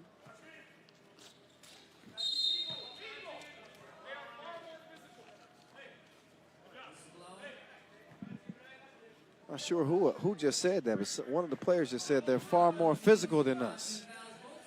I believe that came from one of the New Yorkers. Oh, King West! Oh, not King West. Had a brain malfunction. That's goaltending. Joey King, rather. Goaltended by Skuchas. Okay. Count it. We're all clear on that. 10-7. That's where it's at. Oh, nice move. Good finish at the rim. Matulish gets it done. Super Dave. Esenwune back to Dave. King, Joey, left wing. Make him sing. 11-9. The Nets, that is. Oh, crossover. Yeah, Viakus. He can do that to you. Now here he comes. He comes free. Gets a good look at the rim. Oh, but a foul called setting the screen. So Skuchas draws the whistle.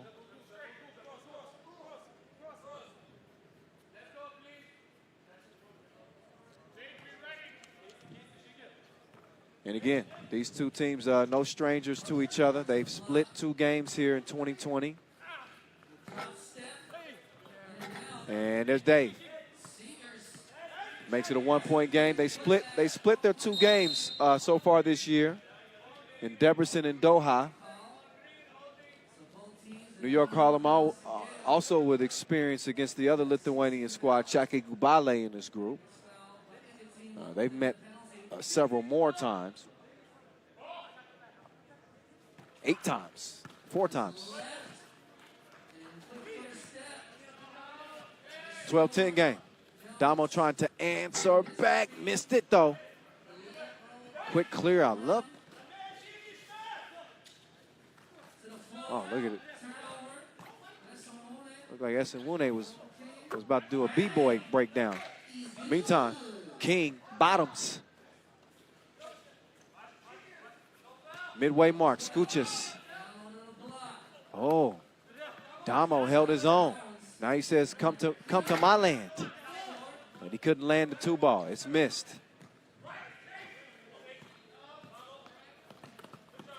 Good D there from Damo, the steal. To the corner. No. It's a miss. Shulskis couldn't hit it.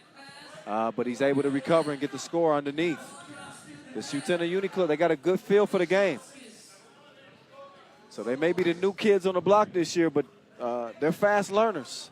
Students of the game, and obviously playing a good bit this summer. And it's helped them out too. 14-12 where it stands right now. There's King.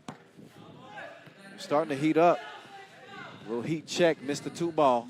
Straight on.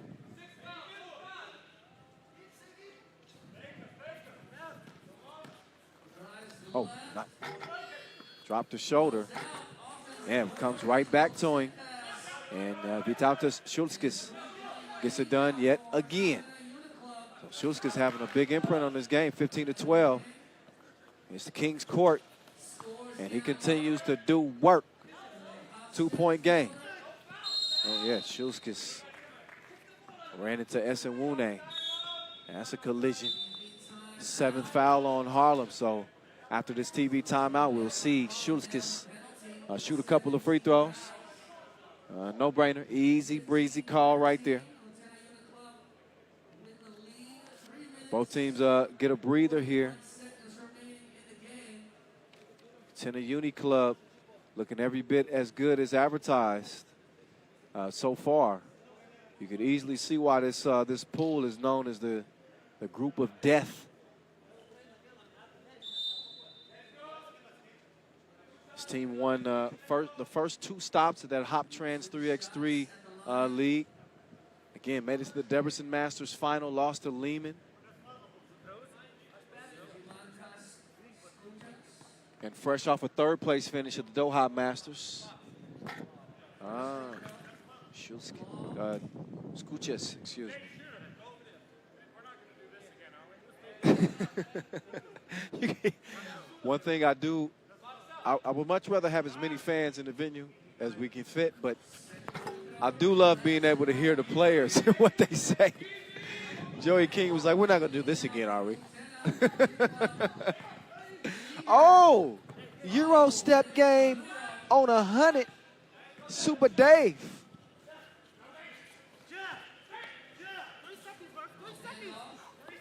Yeah, they're calling for the 3 in the key. Oh, Damo. D'ing up. So that's one way that Damo makes up for the size disadvantage. He's vertically challenged. But he does have quick hands. So he's able to use some of those smarts and savvy to create some havoc down low. As it stands, 16-14. We're seeing some pretty frequent whistles now as I believe both teams are now in the penalty. Tenna Uni Club will join Harlem. 7 fouls apiece, and Cell Block up to the free throw line. He's too strong on it. He has been in the weight room this summer. Got to bring that finesse. On the 2nd free throw, he's able to do just that. So here we go. We got a 1-point game. Esenwune got a hand on it. King, you got to clear it. Okay. So Joey will clear it. Oh, looks off the defense. Lost the 2. You can tell that they potentially had a discussion about Joey being more aggressive. He has not been shy about shooting the cookie. Now Damo couldn't make him taste the rainbow. Viakus trying to sell a foul. No whistle. I think that was a good decision. Now Viakus moving right. Oh, man. Okay. Put one up on King. Missed it. Viakus fakes the pass, decides better of it. He says, I want nothing but space. Ain't nothing but space and opportunity. Run up, get done up. 19-15, the 2-piece goes down. Damo driving, floater, bottoms. 16-19, and then Damo called for the foul. Over 2 to play. Tenna with that 3-point advantage here.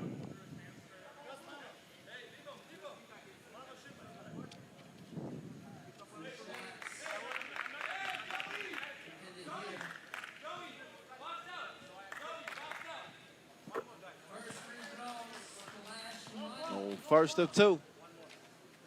Cash. And yeah, I think that was, yeah, that's not going to count. Or is it? Oh, it does. Okay, my bad. I don't think they're going to look at it. Off the miss. Let's look again here. Oh, man, that's a tough angle. But, yeah. They awarded the bucket. That is ball game, so it ends emphatically. Skuches with the one-handed punch for the follow. As Utena Uni Club, they get past New York Harlem 21-16. As senior communications manager Julian Nabov is standing by and anxiously awaiting to talk to the Lithuanian Rodman here. As I get it down to Julian now, who is standing by with Skuches. Let's give him a minute to get his gear on. A couple extra looks at Skuches. Gigantas. Ziggy. Gigantas, with a pool, with a group so complicated like this, it was important to start with a big win. Repeat the question. Yeah. With a group, with a pool so difficult like this, it was really important to start with a big win. Yeah, it was really important. It was hard to ready for me, especially against them, because last time we played, there were only 3 guys. They were terrible. Now they played very, very good, tight game, all the game almost, yeah. So it was all about the details, and if you want to be in top 4, we have to go out of this group. That's it. Yeah. Gigantas, this time we saw you very concentrated, very determined, not throwing shoes at anyone or not acting crazy. Hey, if it would be 2020, I would try to do that, but I just throw shoes after a 3-pointer, so I didn't score. Thank you very much. Thank you. Yeah. Gigantas is known to he's known to have a little fun on the 3x3 court, to say the least. We're glad to have him this year. Let's take a look back at the highlights and how this went down. You heard him mention this was a different New York Harlem team than they had seen in previous Masters, mainly because they had a full team, 4 players. Nonetheless, it still didn't amount to a win for New York Harlem. This is, I think, a bigger indication of just how good this Utena Uni Club team is, because New York Harlem are no slouches. But Utena Uni Club managed to handle them fairly easily. Made some great defensive plays. We saw the follow at the end, 1 through 4. They got everything you want. They got size, they got athleticism, they got shooters, they got defense. Question is, can they put it all together for 5 straight games? It's the biggest stage in 3x3. They could very well be a team that crashes the party. As we made note in the 10-minute sprint leading up to this World Tour final. They've certainly got off to a good start, topping one of the top teams in New York Harlem. See if the Harlem boys can bounce back as the day wears on. But so far we have seen each group in action, A through D, and we will head into our second slate of games.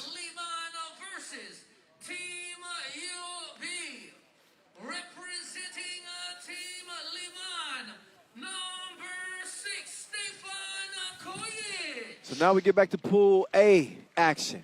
We already saw Lehman start the day earlier with a 20-16 win.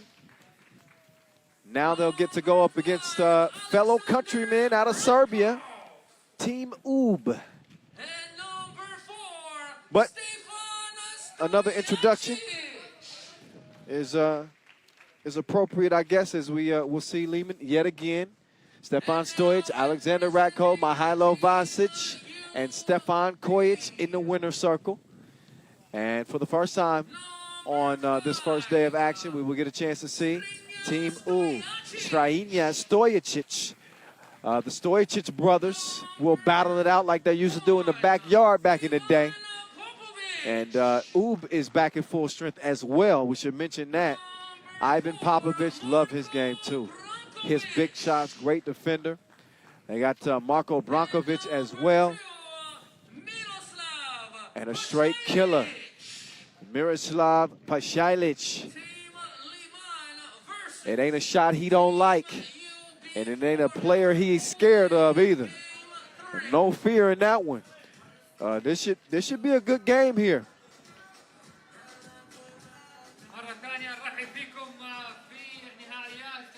So while they are countrymen, and while there is a lot of love to go around, with 60 bands at stake and teams again competing for national team spots with the 2020, well, no longer 2020, but the 2021 Tokyo Olympic Games on deck coming this year, this coming year, as we get ready to close December.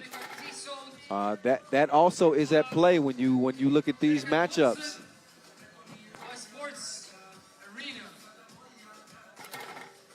So each team will get warmed up. It gives us another chance to thank some people that helped make this thing possible. Our ball and apparel sponsor, Wilson, our official timekeeper, Tissot. Of course, our official suppliers as well, Skelton Sports, Inleo, Magic Sky, 3x3 Apparel. I'm sure y'all like the Wilson jerseys. Word on the street is there may be some 3x3 merchandise in the spring next year. Ooh, number one in free throw percentage, they knock them down. Got to play smart defensively. I wonder who draws the assignment of checking Mr. Robot. Maybe his brother, Strainia. We'll see.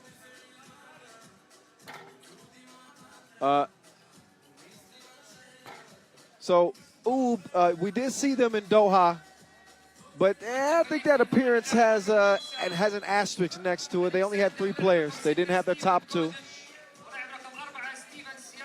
You saw that. We call it a lower third in the TV business. And Lehman, they got 8 Masters wins, but they do not have a World Tour final. Will this be the year that they do it? Well, they certainly want to be heading back to the hotel 2-0. They got an opportunity to do just that. 10 minutes on the game clock. Let's get to it. Here we go. Oob starts with possession. Pasalic. Yeah, draws the foul. That was before the shot. Maybe a little early nerves. I'm not sure. Well, maybe no nerves. These guys know each other. They practically brothers. But if you got a brother, then you know this. Sometimes you got to beat your brother up. Sometimes you got to put your bro in check. We're going to see who check who in this one.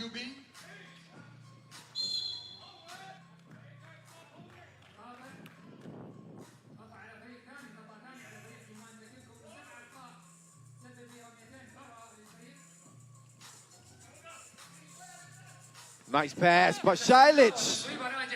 Took him to the rack. Oob on the board first. Mr. Robot. Up fake. Pass Pasalic. He froze him. Here's his bro. Baseline.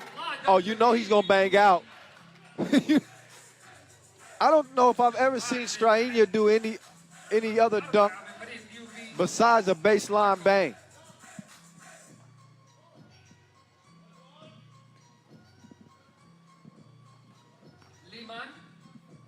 There we go. There's Vasquez.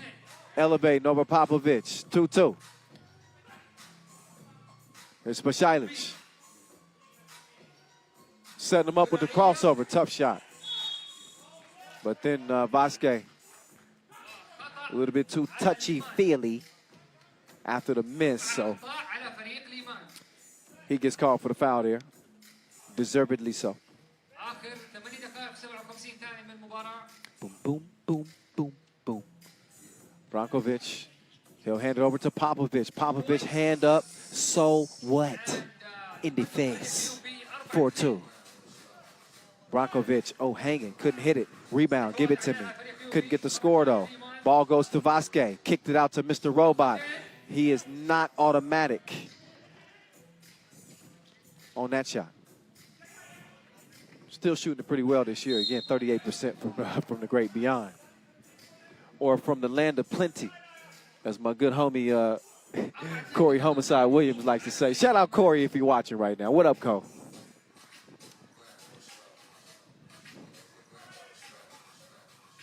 8:28 officially left in this one. We battling all kinds of elements. I got the wind blowing my papers everywhere. Thankfully, I got good teammates on the assist. Oh, baseline.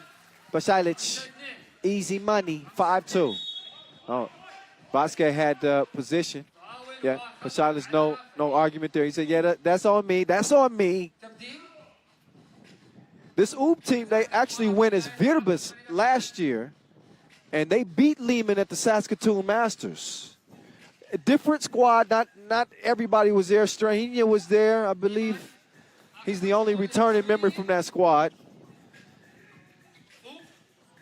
There's Brankovic, and over to Strainia. There's the Stojicic bros. Oh, take that, big bro. I learned a few things from you in the backyard. Ratko stops short. Mr. Robot, nearly unchallenged to the cup. And Strainia hits the deck. Ratko helped him there. So a 6-3 advantage for UB as they try to take down the top seed.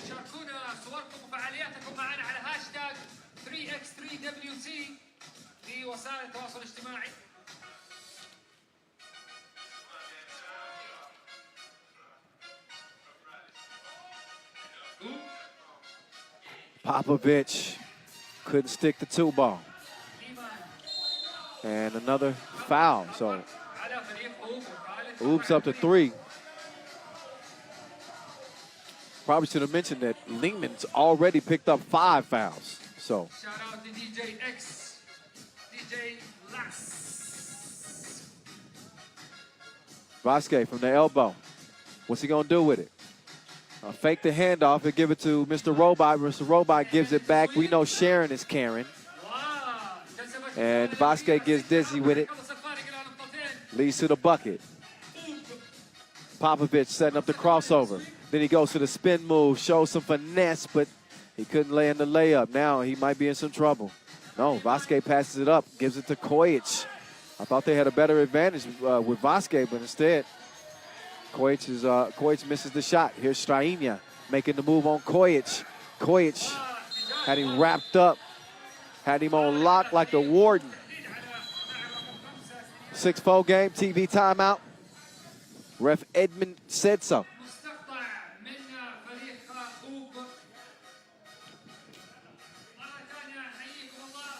So a 4-6 contest. We have seen a trend of a lot of fouls, especially early on. Teams, I guess, struggling just a little bit to settle in.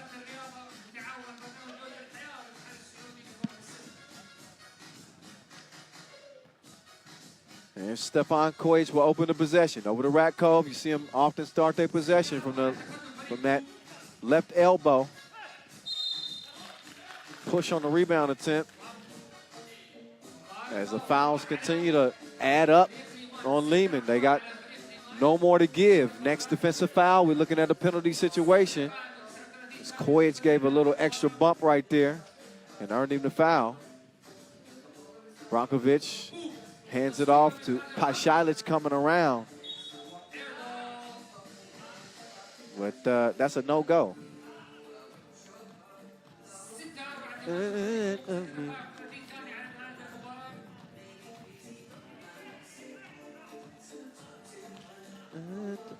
Mr. Robot, no.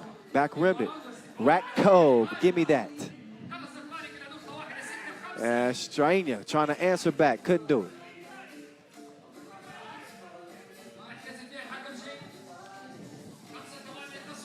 Ratko. So, as the wind becomes more of a factor, I think we're gonna see more teams decide to go to the cup, and maybe that has something to do with the fouling too.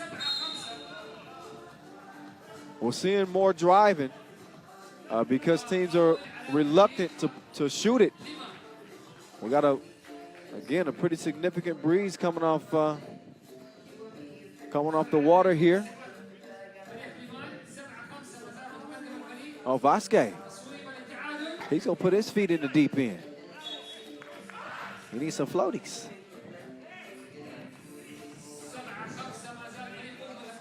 So Vasque, a little bit upset as he takes a rest.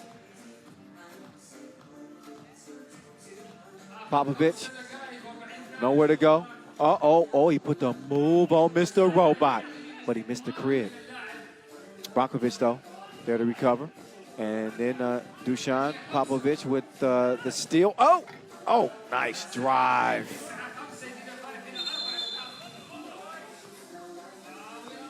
I come up with some nicknames for these guys. But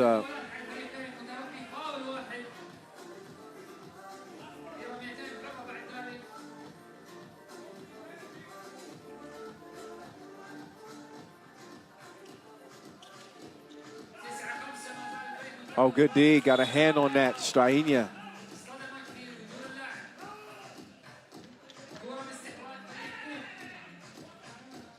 Thanks to one of our faithful 3x3 fans, Mary Jana, you know. It's a little play on words. She hit me up. She said, Strainia means fear. It's an old Serbian name, so I don't know. I know that Strainia is scary for defenders, so the name makes sense. Noboisa means fearless. See Popovich out there as well. That means son of a priest. Look at all this added information that I get. Man, I appreciate y'all so much. I really do. I'm still working on those nicknames, by the way. But shout out to you for at least hooking me up.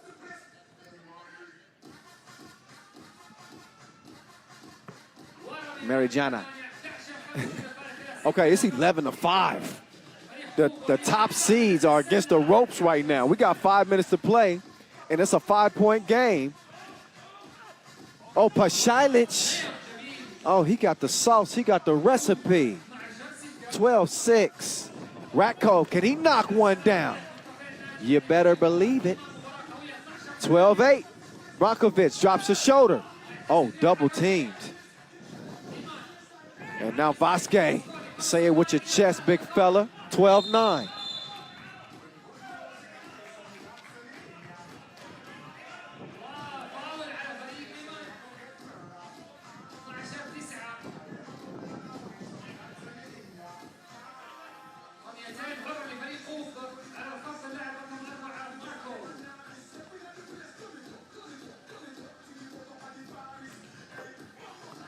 First of two is good. Brankovic is going to splash it as Oob continues to keep Lehman at bay.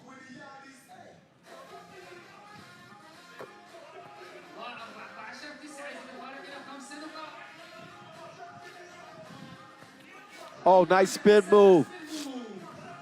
Vasque drops the shoulder, gets the score. It's 14-10. But Lehman still with some work to do. They got an uphill climb by Pashailic. He couldn't put it in his grill. Instead, he tracks it down. Popovich making the move on Vasque. Puts up a wild shot. It's a miss. Ball back over the red. Mr. Robot. Down to the manimal. That's good eating. 3-point contest under 4 minutes to play. Pashailic. Brankovic with Kojic defending. Oh, 3 in the key. You got to be quicker than that.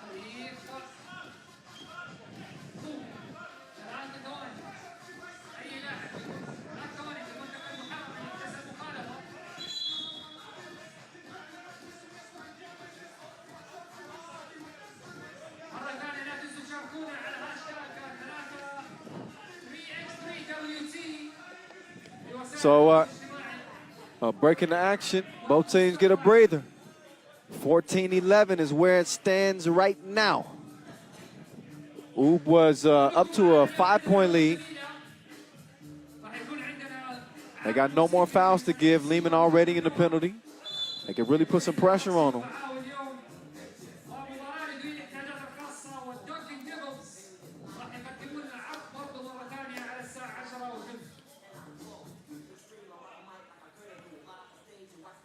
Candle. Here's Mr. Robot. Trying to reboot. Hadn't found his stroke out here so far today.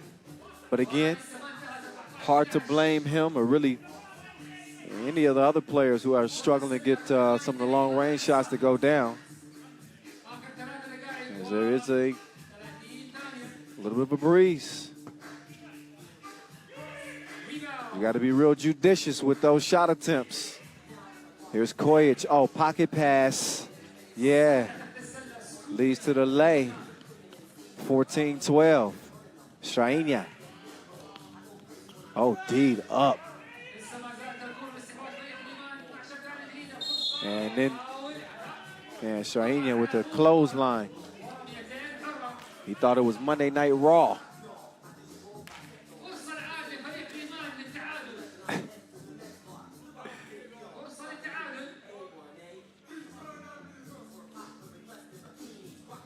Two free throws for Kojic here.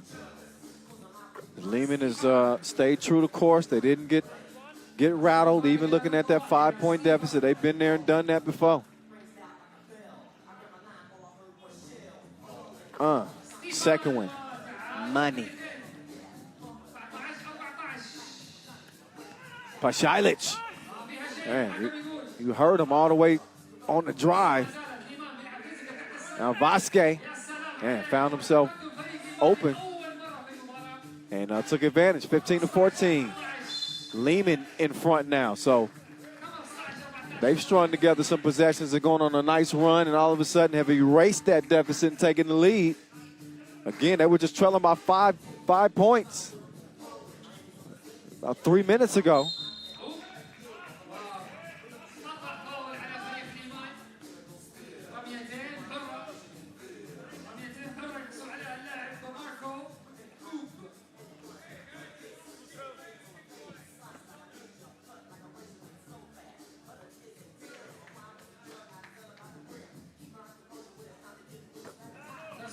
So Oob, at the Europe Masters, they beat Riga and Novi Sad before losing to Riga in the final.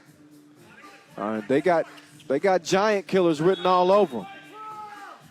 They really do. And in this scenario, they're David, and Lehman is Goliath.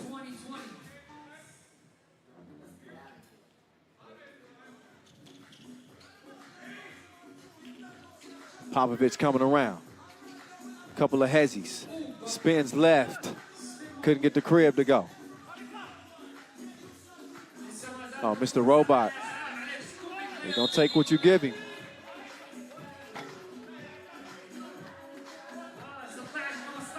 Is that Brankovic? Yeah, I think Brankovic got whistled with that foul. Or okay, no foul. It's just going to be possession to Oob. Oh, Strainia, kind of an awkward step-through attempt. He was able to draw the foul, though. And don't look now if you're a Lehman fan, but that's 10 fouls. They in a place where you don't want to be. Double penalty. 2 free throws and possession for Oob.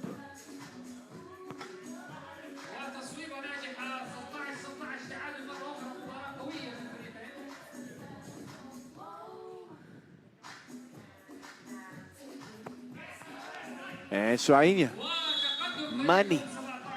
So now Oob back in front as they trade leads. Here in game 5 on the day, almost at the midway point. Well past the midway point of this game, it's crunch time. Abdomen, 2:21 left.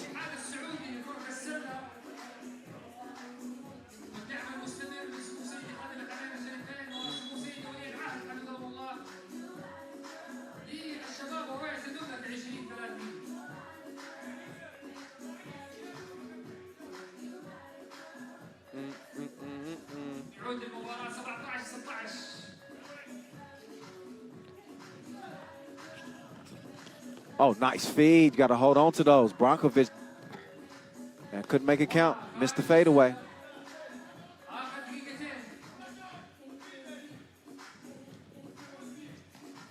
Koic, Hezi, drop that off. Or do that, or do that. Don't listen to me. There's a reason I'm sitting in this chair on the microphone and not out there. Good bucket, ties things up. Hey, shout out to my outstanding director, by the way. Bogdan Alexa. Y'all, well, you know, look at it. He's like, come on, man. I always have. I'm having a conversation with him during the broadcast. Bogdan, I have to concentrate now. Y'all have no idea what he tells me in my ear during the games. Anyway, back to this one. Listen, it's tight right now. Minute 39 left. We got Lehman in the double penalty, although you got Ratko shooting 2 here because Oob hasn't been squeaky clean in the foul category. They got 8. So, and an empty trip. Whoa. Ratko with some big misses right there. Leaves the door open for Pasalic. No, he missed it. Recovered. Brankovic couldn't get it. Way to keep it alive, though. Pasalic over to Brankovic. Up and in. Over the Manamo. Then, Mr. Robot. Man, he got to a spot. He just missed that layup. Strainia swings it. Leads it back over to Pasalic. And he comes up dry. 18-17, Ratko to the rack. 18 all now, Brankovic. He could drop it he nearly had that stolen. Oh, Pasalic from the Inleo logo? Not gonna happen. Mr. Robot all by his lonesome. He couldn't get reservations for 2. So Vasquez takes advantage of unprotected rim. And he will put Lehman back out front by 1, 19-18. Last time we'll see Lehman today. Can they wrap up the day 2-0? That's the question in hand.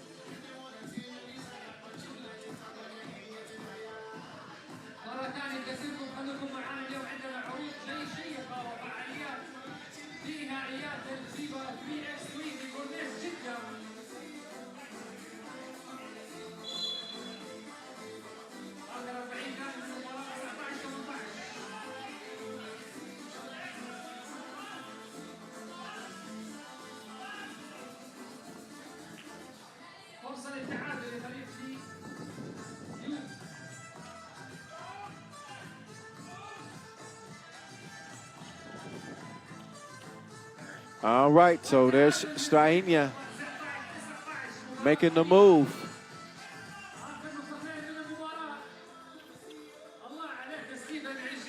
We got ourselves a game, don't we, y'all? Point game for Lehman, but Oob could have stole it. Strainia missed it. Now we'll see if Lehman can put him away. It's 2019. Koic to Ratko. Ratko lost it. They won't get a shot up. Popovich puts it up. It's a miss. Lehman's going to run the clock out. Man, what a competitive game between the two countrymen. Both represent Serbia to the fullest, but Lehman just a step better. And they win it 20-19 over Oob. They remain unbeaten. Exactly how they wanted to finish up group play. They will be the top seed out of Pool A. Again, we're locking it up 20-19. Competitive contest here. Oob gave them their best shot.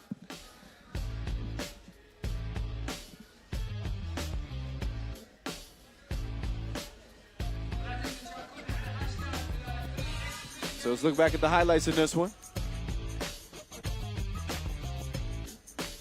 Pasalic with the drive.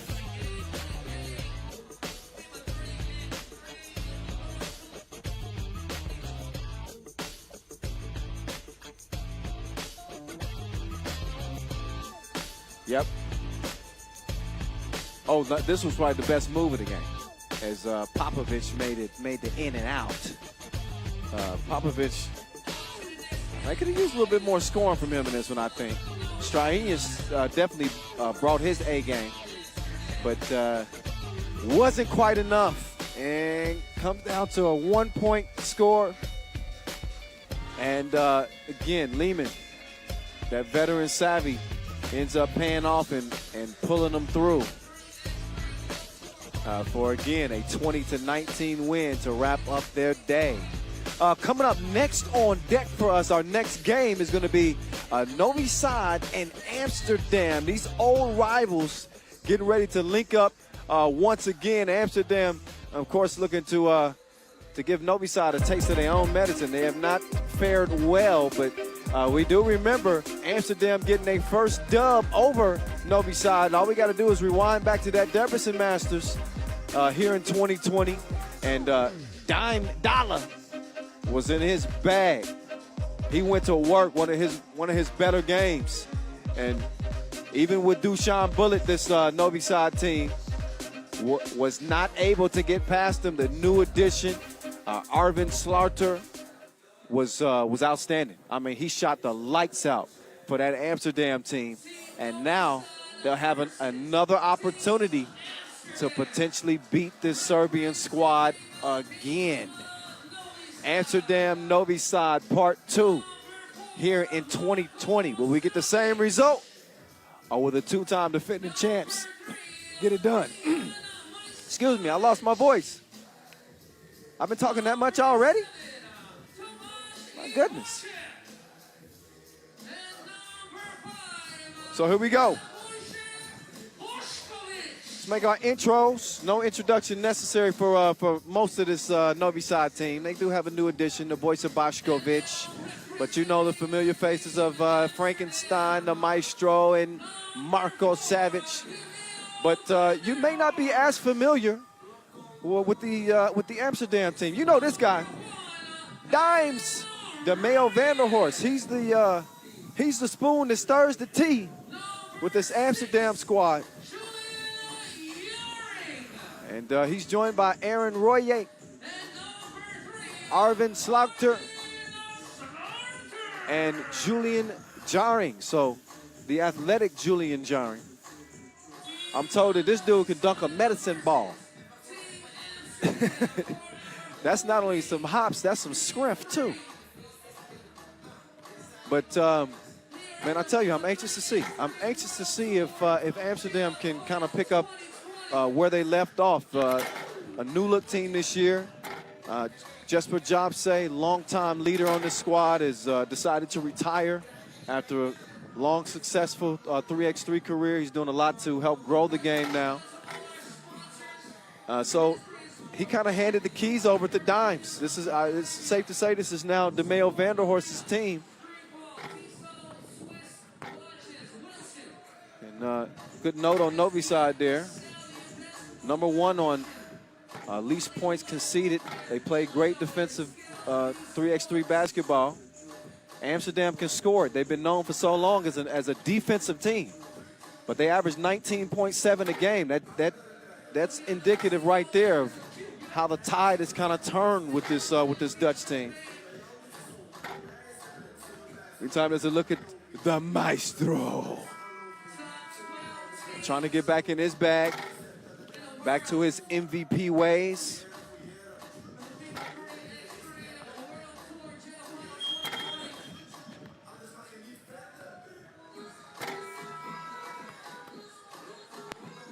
And there's another look at Novi Sad's World Tour domination. They've won 4 of the 8 editions. Y'all didn't need me to tell y'all that.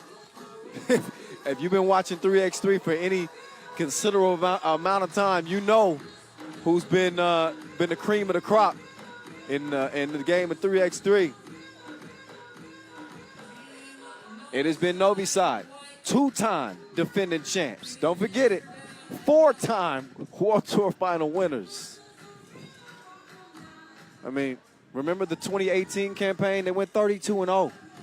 I mean, they've set every bar there's to set in this game. They have been the blueprint, no question. But you can't live in the past, can you? It's right here, right now. Let's get to it. Royer got his cookies took. Quick foul. I think in every game so far today we've had a foul in the first 5 seconds. It's just hyped up, just ready to go. Just Settle down, boys. Settle down.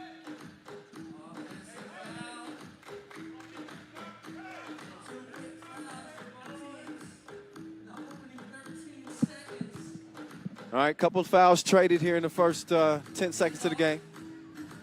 Dimes. Oh, yeah. Oh, he froze him. Let it go. Let it go. And is it? I don't know the words. But y'all. Here's Royer setting up. He couldn't get it. Oh, look at Julian. Julian's like a lot of bottled up energy. He just 100 miles a minute. Royer trying to get baseline. And that's definitely an advantage for Amsterdam in this game. They have the step. They are the quicker team. Guard play. Potentially even shooting. We haven't seen Slark to start emptying the clip yet. But when he starts shooting, ain't nobody safe.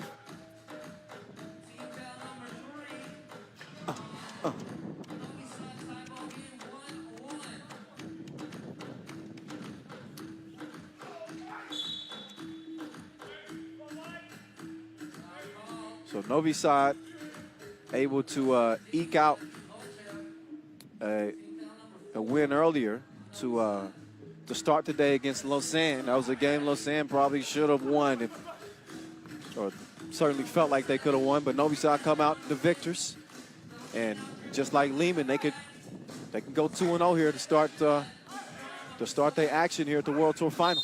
Again, this is the 9th edition. They won 4.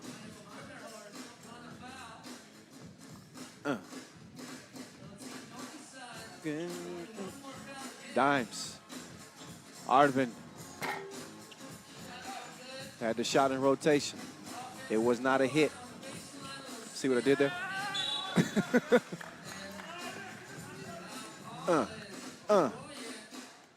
Shout out DJ Last, DJ X. They keep me moving, I know that.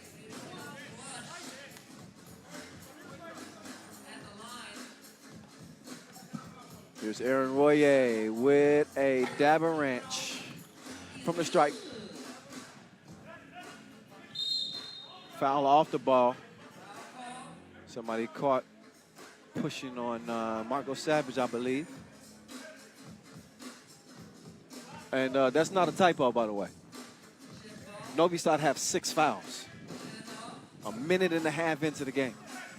6 of them. That ain't good.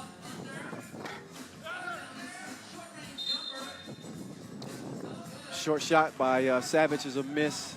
I'm sure you can probably hear that wind picking up on my microphone here too.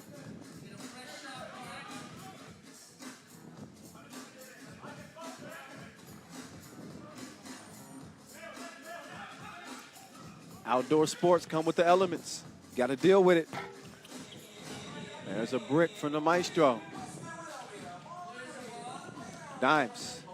Change direction. Decides to give it up. Slarter kicks it to Julian. No. Jarring with the shot pass.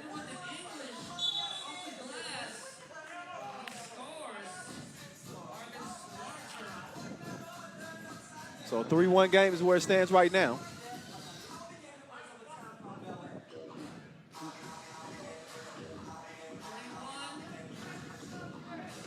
Royer defending on the Maestro. Ivo Sepp, he's got an advantage here.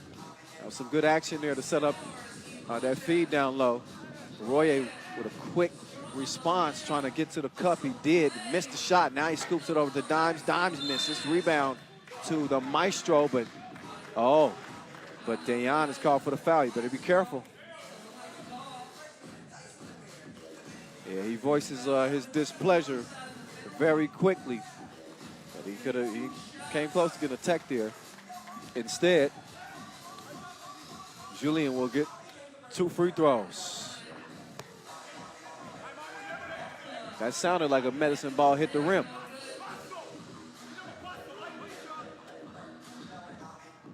See if he can use some more touch this time around.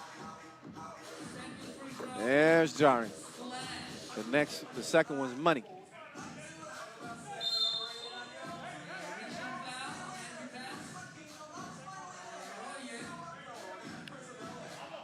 Shout out to Arvin Schlachter's sister, Zoe. Remember Zoe played on the women's national team? She's a baller. They got, look, hoop runs in their family. Oh, heads up play. Oh, but he thought he, had it worked in his favor, it would have been a pretty headsy play, but I think Julian was on the line. So out of bounds on him. No luck this time. Ball back over to Novi's side. They got off to a slow start against the Swiss. And it's trailing by 2 here against the Dutch. Frankenstein. Shuffled his feet. Didn't know where to go. You see a little bit of frustration. And again, you don't need me to tell you. You can see it for yourself. No Dushan Bullet for Novi's side. And despite winning 4 of 5 events prior to this season without him, you'd be lying if you said you liked their chances more without him. Oh.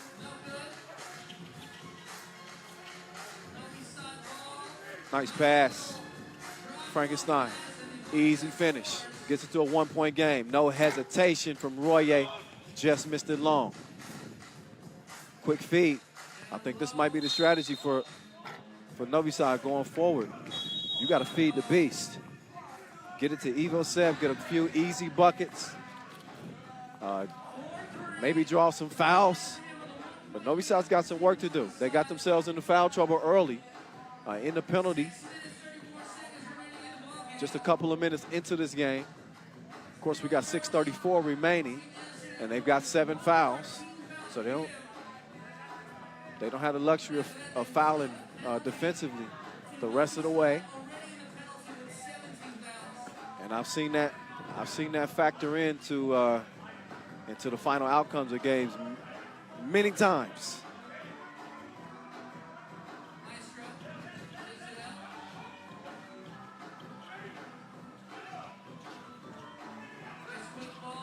Oh, nice idea. Ball's kicked. Fresh shot clock for Novi side. So the Maestro will take it out from the logo. Here we go. Bošković with Slarter guarding over to Savage. Savage got the Maestro getting over to that left wing. He got a little bit of space, but he couldn't give him a taste. That's a heads-up play. So there's Julian hustling to get over there and throw it off of Savage, I believe. Yep. Take another look. Yep. Good play.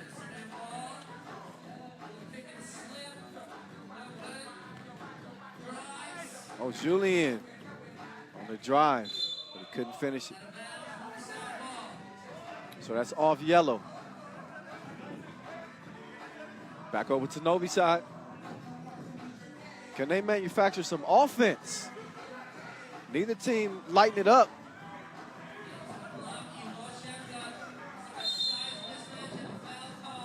All right, so Julian was doing his best to hold his own against that monster Ivo Seb. Did a pretty good job early on. He thought he did a pretty good job throughout that defensive possession. That was solid D, solid D. But I'm gonna trust our officials at all times. They got a much better view than me. And Ivo Seb cashes in from the stripe. It's all even now. Dimes. Oh, he got caught up underneath the rim.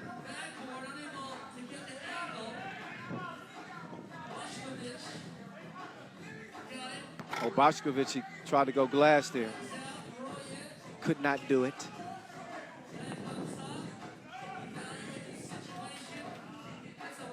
Oh, Slarter, he had the look that he wanted.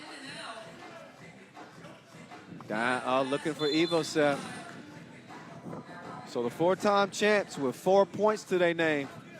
They have never been bigger underdogs than they are right now this season. As they They're on a quest to make it 3 straight. In case you didn't know, they failed to make a final in all 3 events held in Hungary to start our 2020 3x3 season. And that was an indicator of, you know, maybe a precursor of what we can expect this year. They have not been the same team, even with Dushan Bullet. Slaughter with the D, nearly got a steal and still. Oh, little dream shake. Oh, but he didn't get it up in time. So Boskovic was working on a highlight. Little shoulder shimmy. Take another look. Aye. Gotcha. If it was a half second quicker, it would have been money, but that basket wiped away.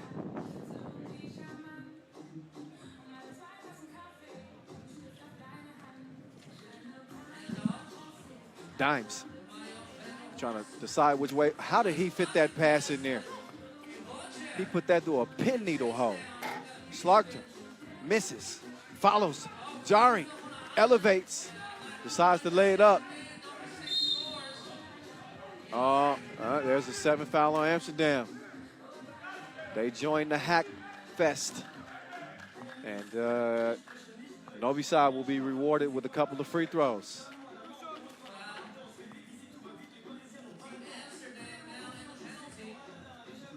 Amsterdam, they come into this game with the confidence knowing that they can beat Novi Sad. We showed you their win in Debrecen. Amsterdam has not been knocking on the doorstep before and got all the way to the semifinals in Beijing a couple years ago. But finished 5th at the Debrecen Masters, lost to Utena Uni Club in the quarterfinals. And Dimes step through, no. Nasty shot. And a foul on White.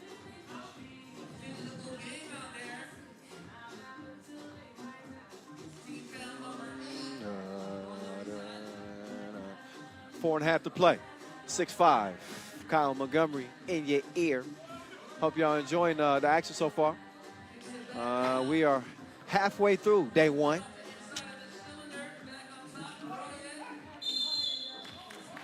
Foul White. Boskovic called for the hold. That's a tough assignment.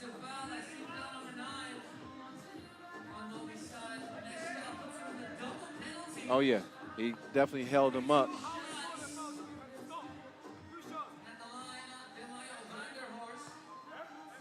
So a 9th foul on Novi Sad.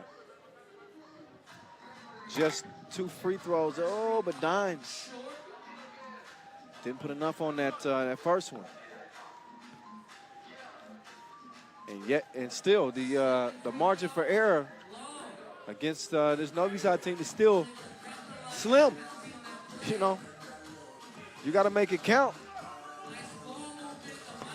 Oh, there's the maestro. He's starting to get into the mood now. There's some string music. Oh, quick move. Oh, that was saucy. I see you, Royer. There's Boskovic. Oh, called for the offensive foul. He had some baby food. If he just going up, Royer will tell you himself, that's a challenging assignment for him down in the post. This is typically where teams try to take advantage of Amsterdam is by catching Royer in switches and using bigger guards and forwards and bigs to get offense. But an 8-6 game right now. Novi Sad with the advantage, but they're in all sorts of trouble in terms of their foul situation. They're on the double penalty. And 3:48 left. If Amsterdam plays a smart game here, they could take advantage of that. That was another delicious setup from Royer. Foul on the floor. Arvin was trying to sell up. or offensive foul. But he's whistled. That's number 8 on Amsterdam. So here's Frankenstein up to the charity stripe. And the first of 2 is Monty.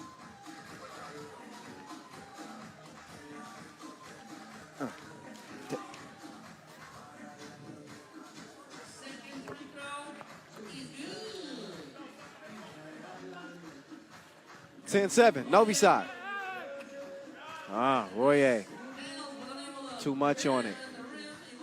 Now he in all kinds of trouble. It's like when your parents put you on punishment. 11-7.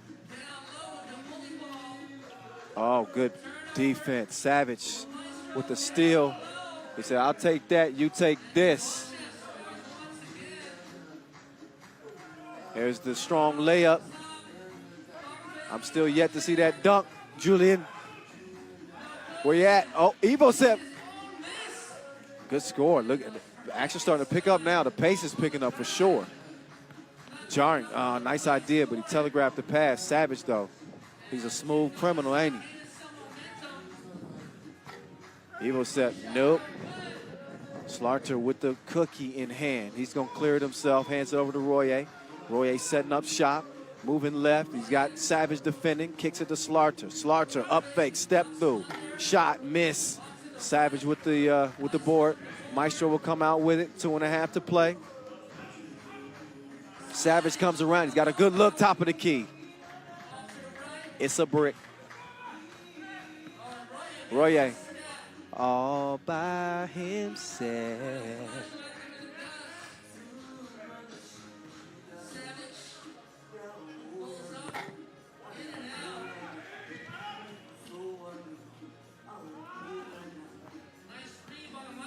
(13-9). We've seen Novi side really step up on the defensive end, and that defense has led to offense. It's the reason why you see them leading 13-9 here.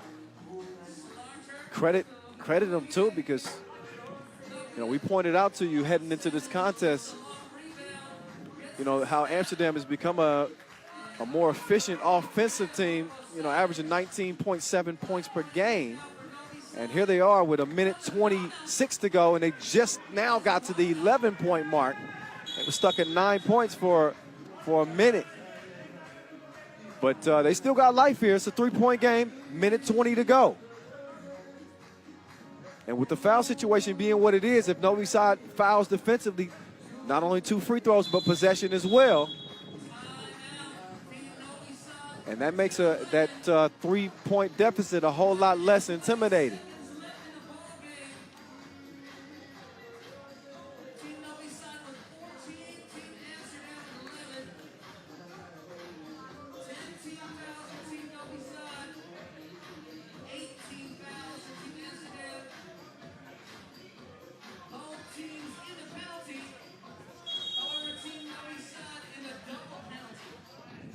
All right, so both teams retake the court. See the communication starting to step up for Novi side. Marco Zedero, longtime member of Novi side squad. Now coaching this team. You could see him cheering his guys on from the stands. Royer spinning. He's got nowhere to go except out to Slarter. He missed it. Back rim. Dimes. He was in a rush to the cup. 12-15 though. Amsterdam got to get to it. Royer, got his cookies took. Maestro, no. Frankenstein, yes. 16-12, Slarter. He tried the James Harden version, one-legged two-piece. He missed it. Bošković, kind of a tough shot, top of the key. He misses that. Dimes on the move like the lease is up. He gets to the rack, and it's 16-13. But the problem is, it's only 13 seconds left. Less than that, only 10 now. And Evosep is going to put this one away with that layup. Slarter nothing but air. So with 2 ticks left, it is going to be Novi Sad. Improbably, in a couple of really gritty games out here, they're going to get it done. As they do. I mean, what can you say? They find a way to win. Against all odds, here they are. They're 2-0. 2-0 out of group play. 17-13. It wasn't pretty. It doesn't have to be the count. It's a W, and they managed to get it done. So Novi Sad, the kings of Pool B. Dejan Majstorovic had a lot to do with that, obviously. He's standing by, awaiting a series of questions from Julien Deboeuf, who's heading out to the court now. Let's get it over to Julien now, who's got a few.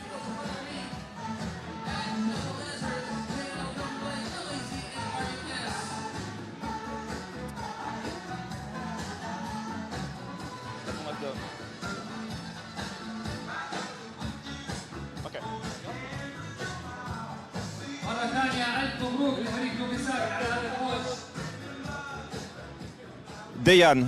Dejan, it wasn't always pretty, but it's 2 very important wins for you today.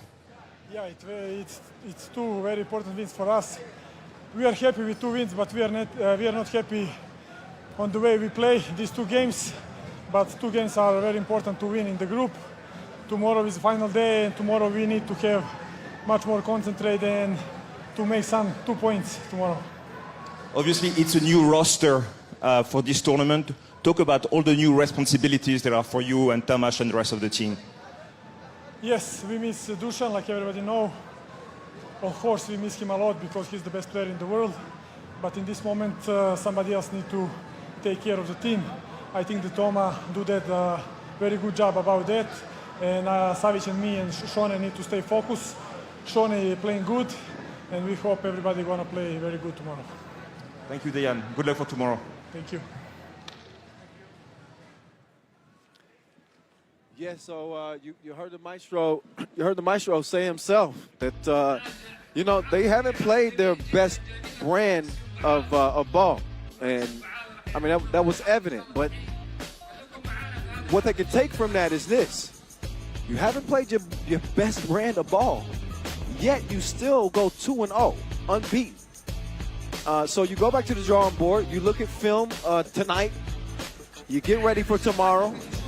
You address the mistakes, and I don't know if there's a team that's better coming out day 2 after having after underperforming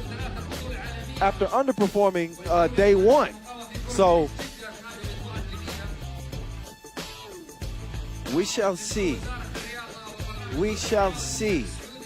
As we look back at the highlights in this one, Amsterdam just fell flat offensively. Just didn't have it going, and I was expecting a better offensive performance from them. And maybe the elements played a factor with some of the wind, but that's a discussion for another day. Right now, though, I mentioned that this is our 2nd time in Jeddah. Last year was our 1st edition of the Jeddah Masters. If you missed that one, don't worry, we got you. Take a look at this.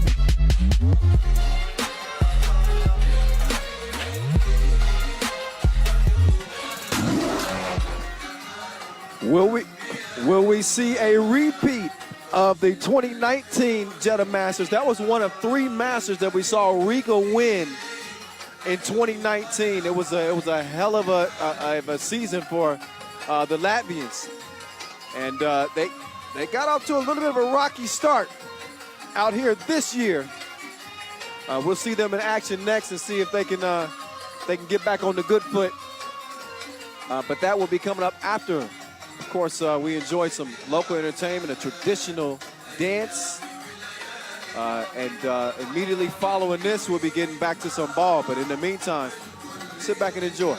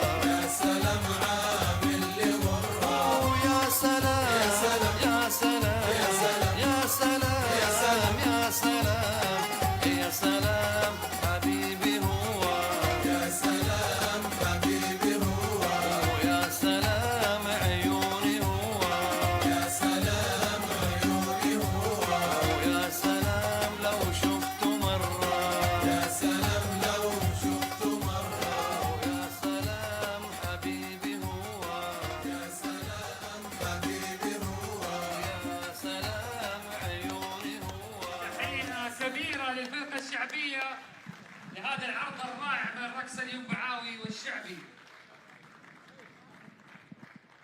FIBA 3x3 Basketball, more than just a sport, a celebration of culture and urban lifestyle. And on to the next game, we have Team Riga. All right. It's time to get back to it. Thank you for all of our performers that have been a part of day one so far. That includes the players. But always good to get a taste of the local culture, the local flavor in the tournament. Now back to the tournament. It's the World Tour Final, y'all. It all comes down to this. This is the grand finale of 2020.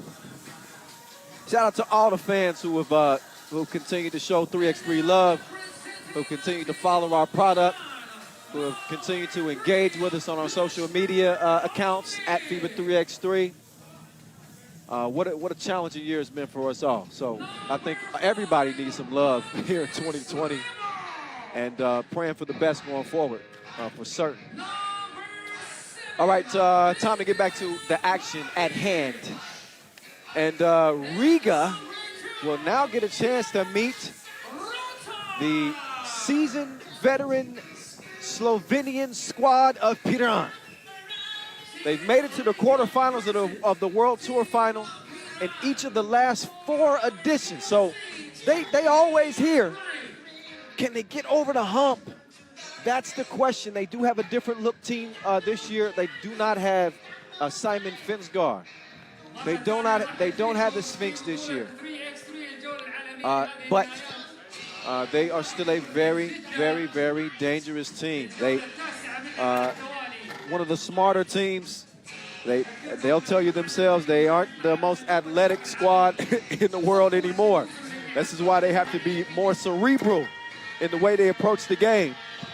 Meantime, you see Riga #1 in points per game. They average over 20 points per game and #1 in key assists. They have the #1 key assist man in Norris Miezis. That's a big reason why. And Riga would be looking to put together a stronger performance than what we saw earlier today. It took overtime for them to pull out a W over Jeddah. But they did it.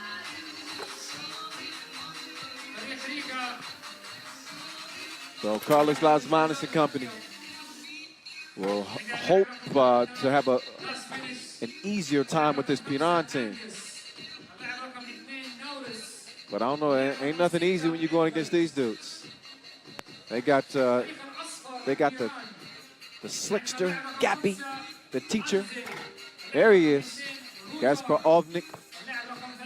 Still very, very dangerous, outstanding shooter, and still sets the bar when it comes to passing.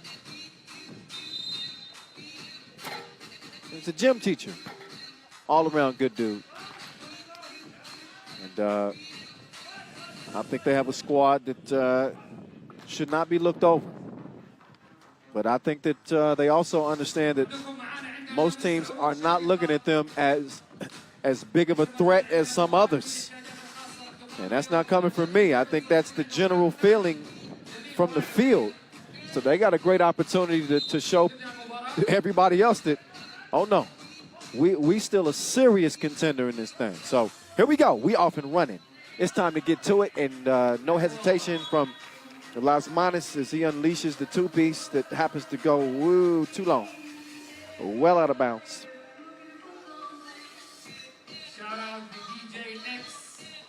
But still an opportunity for Riga to go 2-0.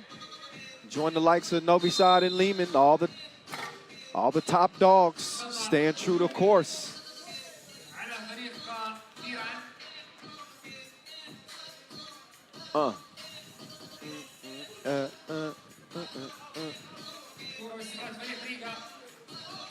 Krumins, oh, how many times do we see Krumins shoot? He shoots his shot so flat, there's very little arc on it, so it always rattles out.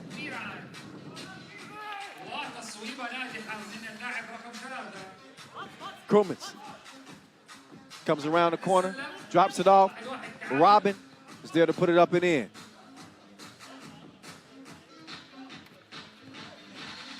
Yeah, I was going to say the scoreboard is a little bit off. It's 1-1. Miezis, left to right. He's got Shrey Bolt in front of him. He got to be licking his chops. But he bricked it front rim. Taj Rotar hands it off. The teacher, a lot of contact on that. He's able to draw the foul. So here we go. It's going down for real. Head-to-head, Riga and Piran. This is dating back to 2019 when Riga really kind of has come into their own again. 3 Masters wins in 2019. And they also got 3 wins against Piran along the way. In Doha and Debrecen and Europe here at the the Europe Masters and Debrecen Masters. That was both in here in 2020. And it was a Doha semifinal in 2019. There's Batman, got to the middle of the paint. Rotar gives it up. Kavga down low. Shrey Bolt. There, Buko couldn't stick it. Mieses. There's a foul on Piran. Dun, dun, dun, dun, dun, dun.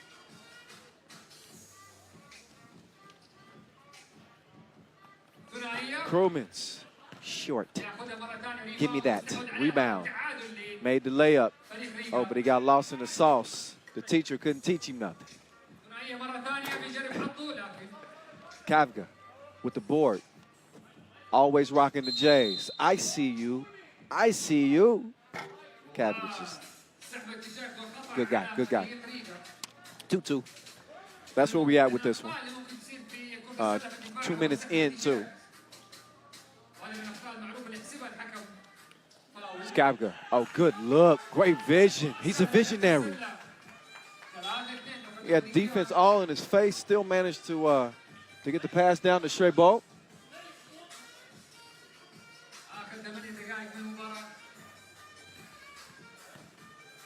Oh, okay. That's a good drive there. That's a good drive, Mieses.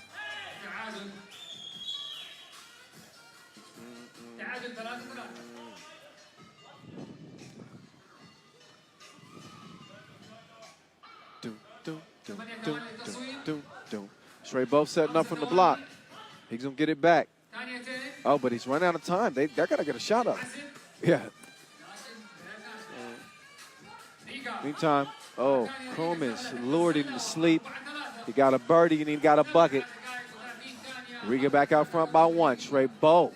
Oh, he knuckleballed it in. Bottoms up. 5-4. Robin to Batman. 2-piece. Too strong. Score stays where it's at. 5-4. Shrey Bolt coming around. He puts one up in Krumins' face, but he missed it back rim. So now Robin going to work. He's going to, he almost dropped it over to Batman. Instead, it ends up in Krumins' hands, and Krumins caught it in a polar bear's toenails. He has not been able to find his stroke. Shrey Bolt dropped his shoulder. He told Krumins, get your weight up. Do you even know what the weight room looked like? And then Shrey Bolt rolled Mieses all the way to the rim.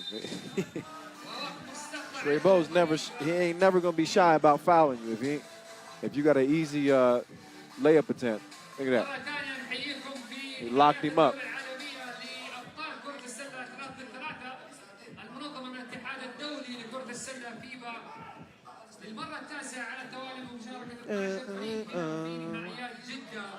Okay, so our first break in the action. Great camera work, and again, there's our virtual video board of all of our fans who took time to record messages or clips of them cheering. Oh, he sticky noted it. There's a reminder. Don't come in my house.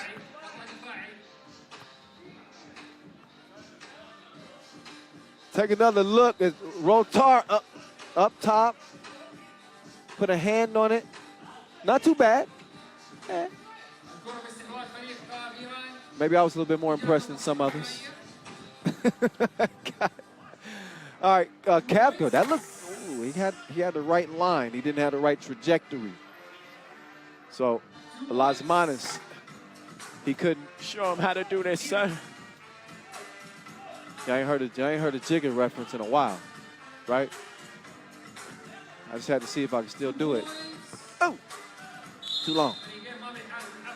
So Taj couldn't knock that thing down. 6-4. Piran. Oh, Mieses. He was saucy. Oh, but, oh, man. Is that Kavga down?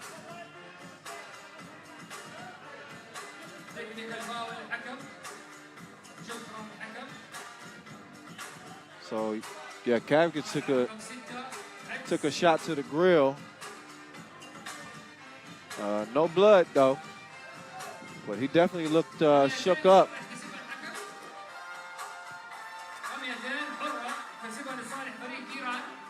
And unsportsmanlike foul?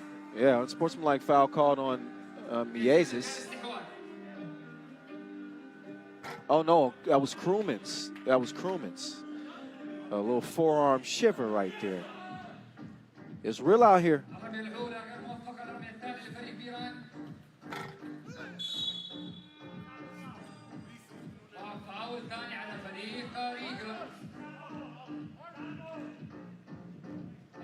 Boom, boom, boom, boom. 6-5. Piran. Miezes. It's not you will not find a duo more potent than him and Las Manos.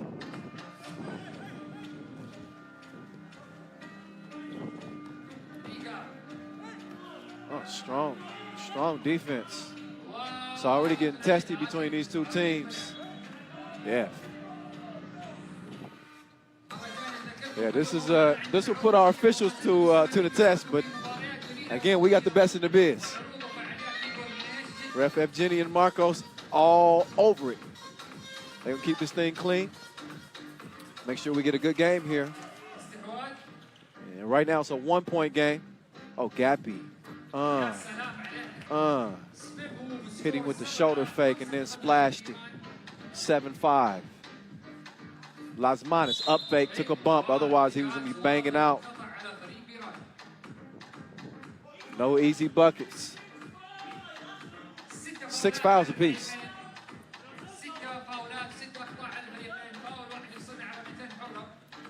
Oh, Miezes stops short. Krumins elevating. Oh, good hustle, good hustle. He took a ride, didn't he? He's helped to his feet.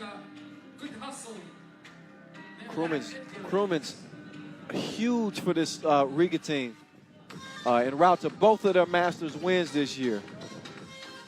He's often forgotten, and Chavars as well, because of the heroics of Miezes and Las Manos. Great pass, by the way, as I'm talking about Riga. But I always want to give props when props are due. And that's from the more notable players to the guys that don't get as much recognition. Oh, it's good defense there. And then Trey Bolt called for the foul.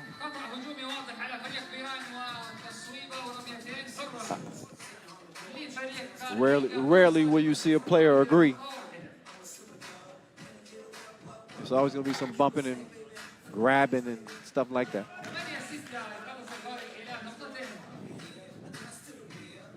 Here's Las Manos. And, oh, Las Manos struggling from the stripe a little bit right there. So, Riga will still trail this thing by 2. And again, this makes Piran's 4th straight World Tour final. I mean, and they always find a way to day 2, somehow, some way.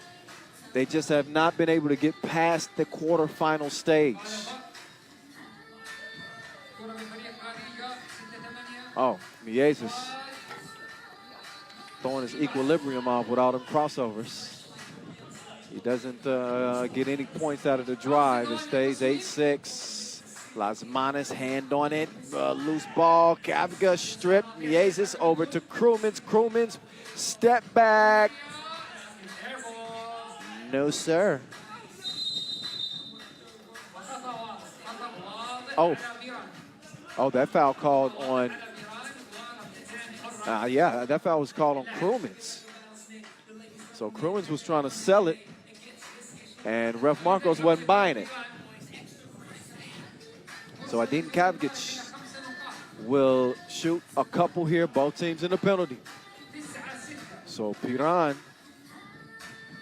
this is the type of game that they wanted to make it. They're dictating the pace with Riga as opposed to the other way around. So if they can kind of make this and don't take this word the wrong way. they don't play dirty. But if they can make this like a dirty game, physical game, back and forth, I think that plays in Piran's favor as opposed to Riga. Riga, the more explosive offensive team, without a question. So they kind of want to, if you're Piran, you want this to turn into a small ball kind of game. And sometimes that gets a little physical, that gets a little grabby. It's referred to as kind of a dirty game. But I think all of our players have nothing but the best intentions. There's nobody trying to play dirty. I just want to make sure that's clarified. All right.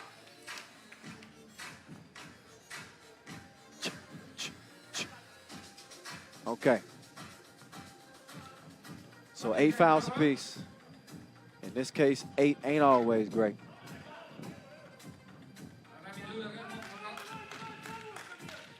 Here's Kavga. This is where Piran can really stretch this lead if they take advantage of opportunities. And missed opportunity there at the free throw line. And for Piran, they hope that doesn't come back and bite them. They have Coach Matic looking on. And this is another team that has not been able to get a bunch of practice time.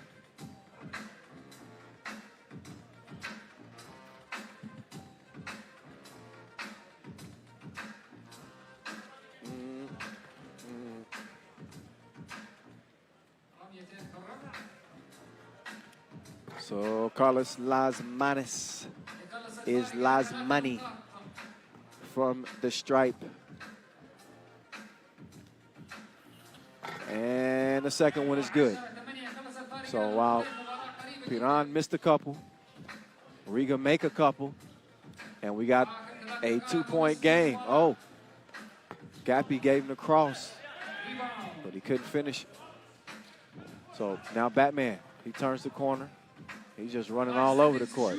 Gives it to Robin. And his sidekick is able to put it in. 10-9. Yeah. Gappy kind of lost his bearings there.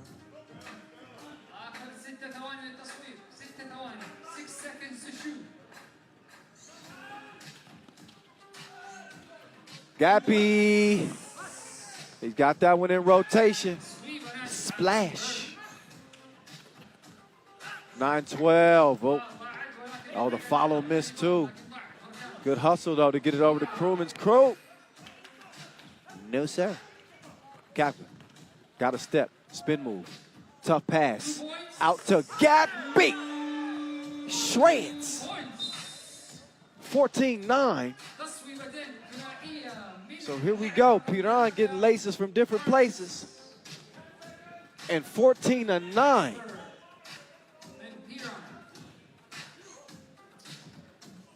I tell you, there's something to be said when a team doesn't have the pressure of expectation. Got to finish those. Can't be messing up the teacher's dimes. Crewmans. Rattled off. Batman, though, there to the rescue. It's a 2-possession game. Gappy will hand it down to Kavga. Kavga wants to give it up. They got 5 seconds to work with on the shot clock. Make that 4. Nope. 2 goes begging.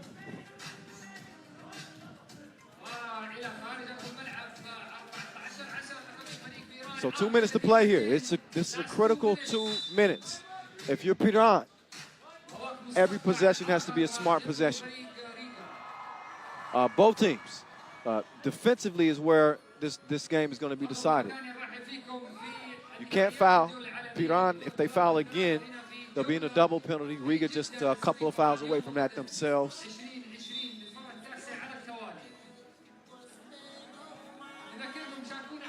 Where conditioning also plays a factor here. You get gassed.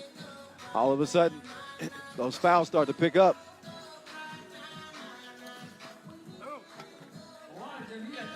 There's Chavez.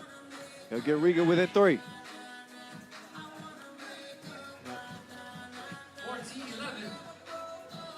Miezis sets up Batman.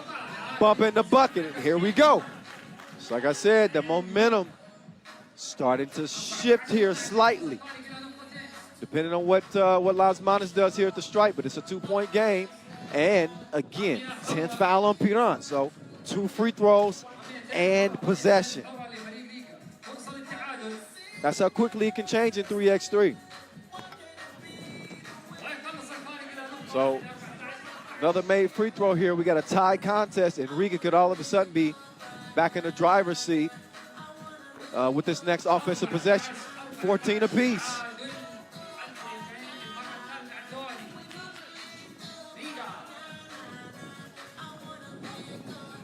Oh, Mieses. He's gone. Riga in front.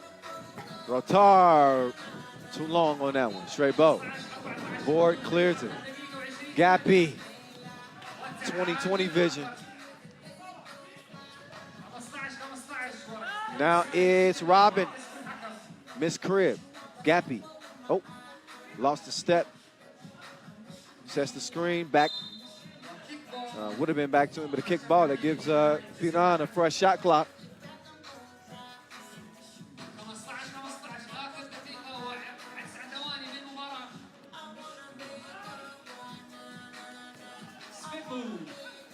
Gappy, fader, no.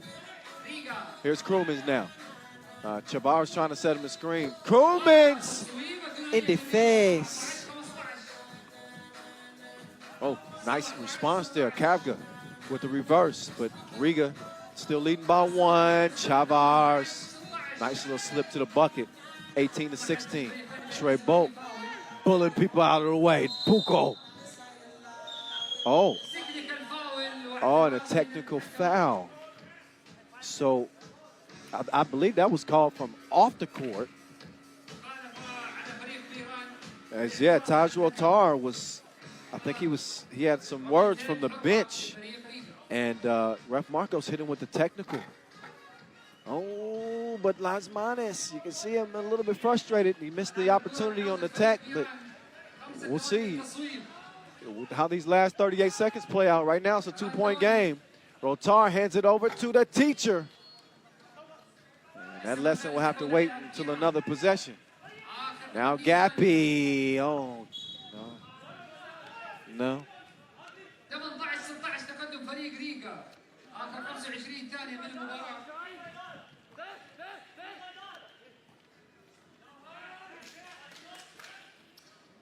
لسه ما زالت المباراة في ما نعرف مين الفايز. ريغا. لسه الحكم فيها شيء لسه 15 ثانية. قطعها اللاعب. والله خارج الملعب. خارج الملعب. So with 18.6 left, Riga with a 2-point advantage. See if they can hold on here. Piran with a chance to tie here, but they gotta have 2. Up fake. Gappy! Oh, that was right on line, missed it. And Piran's gonna run out of time. Riga, a couple of tough games. It took overtime in the first. They get this one done in regulation, but a close one, no doubt. Piran lose this one by 2. They certainly had their opportunities. They were up by, I believe, 4 points, 4 or 5 points in this game. Yet and still, it's all love at the end of the game. As they dap it up, but that was one that Piran certainly had their shot. So the defending Jeddah Masters champs, they go 2-0 day 1. And much like I was saying for Novi Sad earlier, it wasn't pretty. You know, it wasn't exactly pretty. But a win is a win is a win. And the Latvians get it done.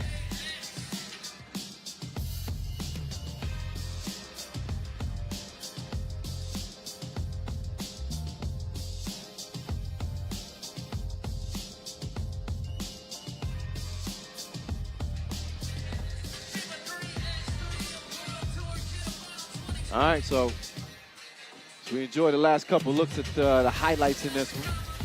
Kind of heated up there towards the end.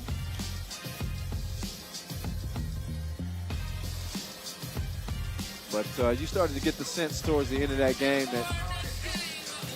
that Riga was going to be able to hold on to it. Meantime, coming up next for us, we're going to get a rematch of New York Harlem and Shake Gubale, who we saw at the Debrecen Masters, our first Masters of the season.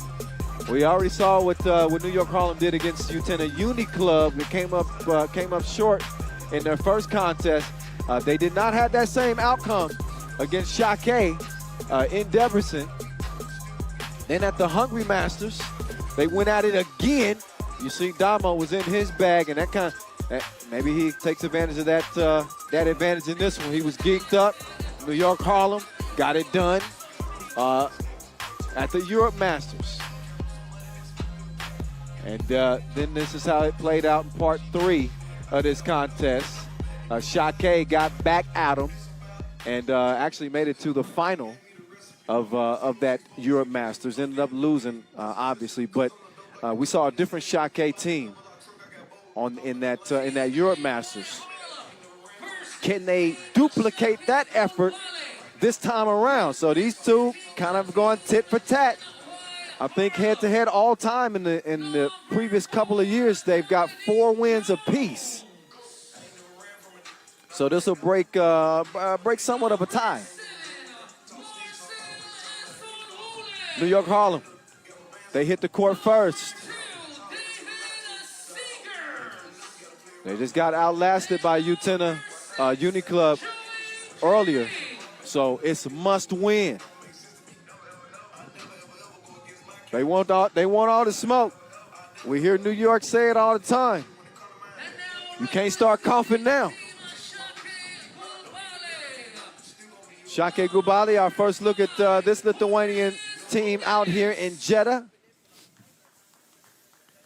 Another one of the dark horse contenders. Team that seems to have all the makings of what it would take to top some of the top dogs out here. They would love nothing more than to smack up on New York Harlem and having obviously both the Lithuanian teams come out of the group and represent.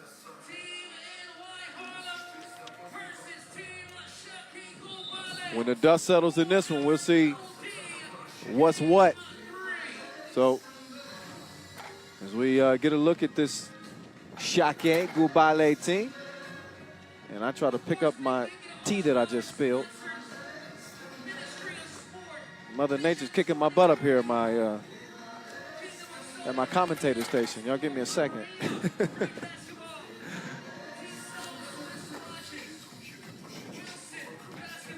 Oh, man.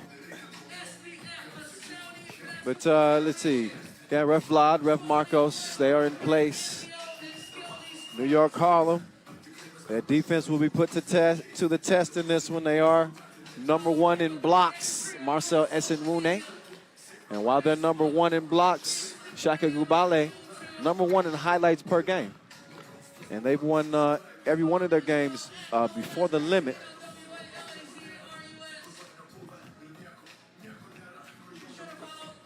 Shake, as you remember, they crashed the party in 2019. So last year, they did their thing. Aurelius Pukalis, proved to be a pretty dominant player in 2019. They won the Montreal Masters. They're expected to be a major player here in 2020. And there you see the deja vu. They met 3 times in 3 events. It's a 2-1 lead for New York Harlem. But we'll see. We'll see. Shake, they struggled shooting in our first Masters of the season in Debrecen. They were 3 of 17, but they were able to bounce back at that Europe Masters. They also went winless at the Hungary Masters, too. They ended up finishing runners-up at the Europe Masters, and they beat New York Harlem en route, as we showed you. They are without their most versatile player, Marius Ujupis. He led the team in scoring and player value. That's a big, big miss for them. We'll see just how big of a miss it will be As this game plays out. Oh, Pukalis, great patience as he got Esenwune in the air. There's Joey King. Oh, woo. He almost missed that. I think he had dunk on his mind at first. It's Paulis Belavicius. Puts up the two-piece, missed it. And Joey King down, but not out. Definitely down, though.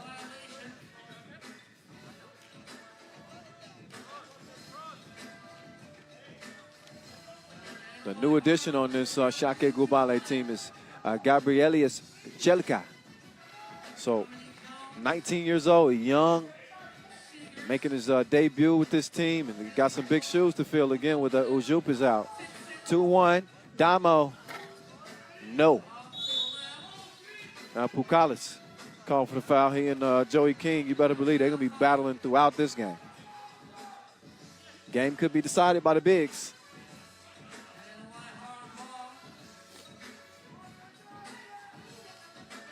New York Harlem with possession. Super Dave over to Damo. Quick move left. Damo up, two, up top.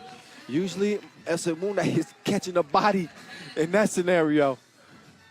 I don't root for any team, but I root for highlights. I would have loved to see it. Anyway, we get back to it. Shout out to my guy, Noah Lazarus. Shining out here. I see you icing. When you watch the games back, Noah, you're going to hear this shout out. I didn't recognize the chain, bro. I see you. You dripping out here.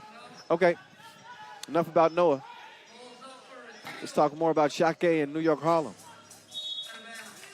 Not much to be said through the first minute 16, 2-1. This game will take on an identity of its own. As we move closer to crunch time, we just scratching the surface on this one. Dave with the thievery. Damo. Oh. Joey King. Missed it. Belavicius. He has his pass stolen. Dave out to Damo. Damo hit him with the jab step, followed his own miss, and he's fouled. So Damo grabbed on the wrist.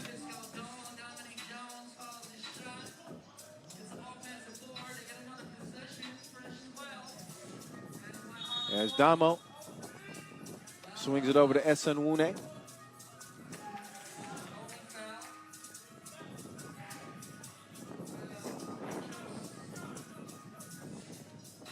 Disco.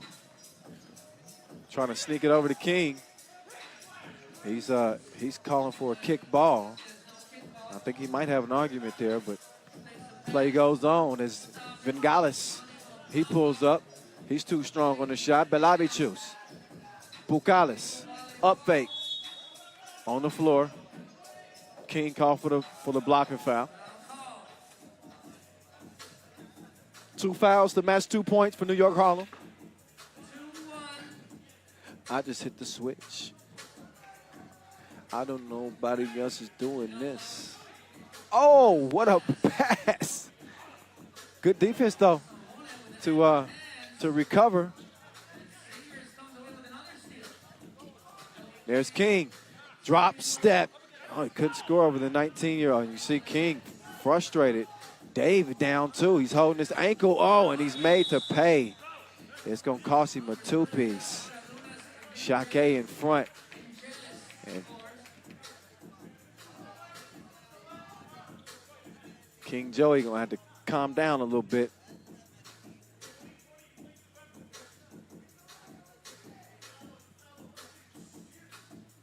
One-point contest. Esenwune. Oh. Going up for the two-handed smash, but he's denied, fouled in the process of the denial.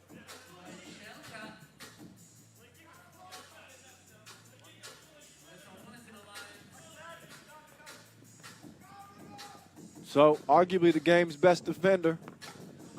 think it comes down between maybe Essen Wune, Kareem Maddox of Team Princeton. These are the best rim protectors in the game. Essen Wune sets the screen. Damo trying to set him up, but that pass is deflected. He's got 4 seconds to go. Damo, the floater, didn't have enough float.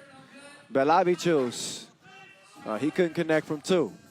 Now Pukalis trying to big boy Damo. Got the position, but he couldn't get the hook to go. Belavicius back down to Pukalis. Belavicius, 2-piece, no biscuit, 5-3. Damo got a clear lane to the cup. That's easy money. And New York Harlem within 1. Long ball, too long. Belavicius tracks it down. Pukalis looked him in the eyes, but he couldn't splash him. Oh, Damo hit him with the spin. Kicks it over to Joey. But Joey bricks it. Score stays where it's at. Baulis puts a little English on that one. King puts his head down. Strong drive. Put the move on Pukalis. 6'5" game. Belavicius got an open look. Couldn't capitalize. Essen Wune over to Damo. Damo missed it wide left. Damo's shot has not been falling. Meantime, King hands it over to Disco. Damo whips it over to Joey, but it's well out of reach. So, man, a rough start for New York Harlem. They not quite in sync. Usually don't see Damo turning those over like that. Joey King has shown some frustration. Super Dave kind of tweaked his ankle. So New York Harlem dealing with a little bit of adversity, as if playing Shake Gubale, this tough Lithuanian team, wasn't enough. You certainly can't shoot yourself in the foot. We'll see if they clean things up going forward. Plenty of time to play in this game. 5:39 officially left, and Shake with a 2-point lead.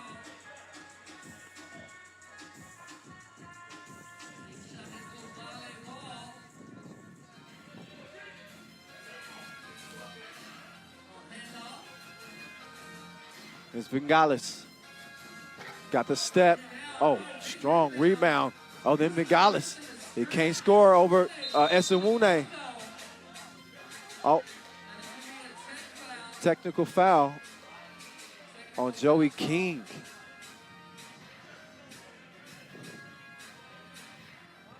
So, yeah, I guess you can't let that frustration overtake you. Joey hasn't gotten a couple calls that he felt like he should have gotten. And sometimes you just got to bite your tongue. Rev Marcos don't play that. He will hit you with that T, which he did.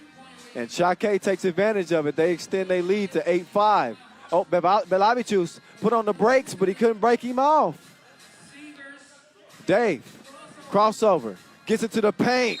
Oh, nice. They shared it like a good meme. And Essen Wune, he didn't miss the shot. They missed the handshake. They missed the handshake. But that's all right.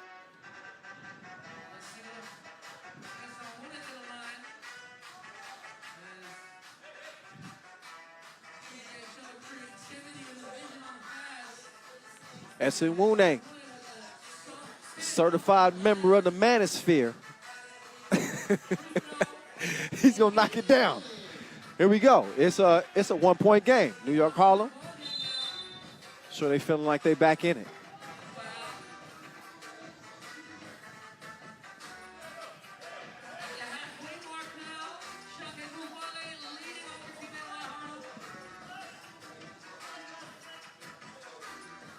Heading down the final stretch here.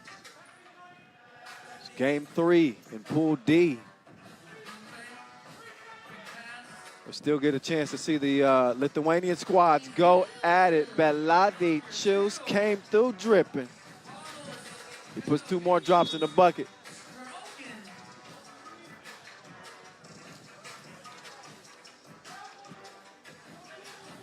Take another look.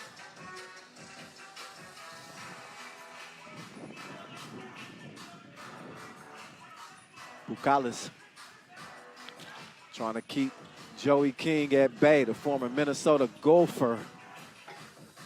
Missed the baby hook. Oh, the whip pass. Oh, Super Dave battling. But so is Belavicius. So he's able to go down to tie the ball up.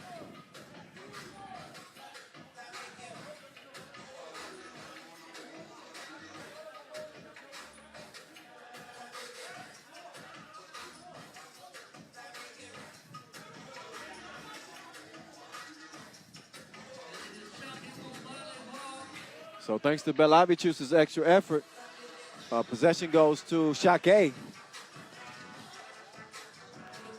And Bukalis is left all by his lonesome.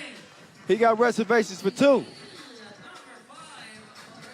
Damo trying to answer back. And he doubles up to make it 12-9 now. A three-point game. Belavicius taking his time. So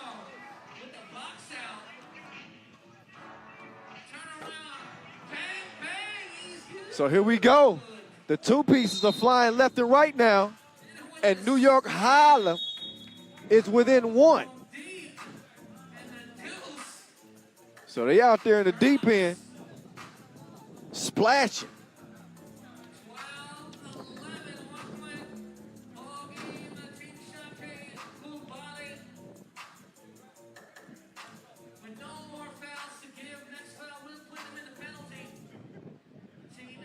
Okay. Whoo.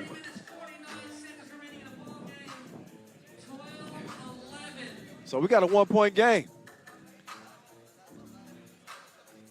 Things starting to heat up now. That's what we like to see. Shake with no fouls to give. They got 6. New York Harlem in better position. 4 fouls. We got another technical. I think that's what Dave and Marcel are trying to get Joey King to calm down, because that's the second time that he's been hit with a technical in this game. And he's nearly got 3.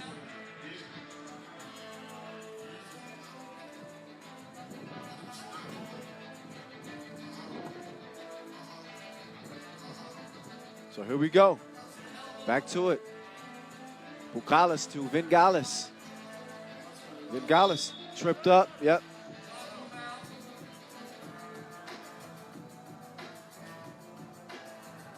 Yeah. So Vingalis got a hole in his knee area.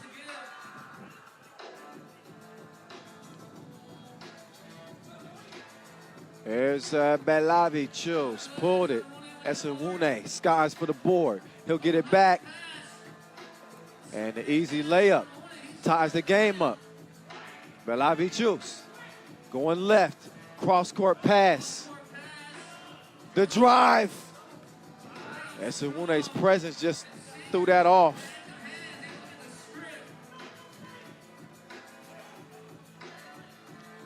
Here's Dave.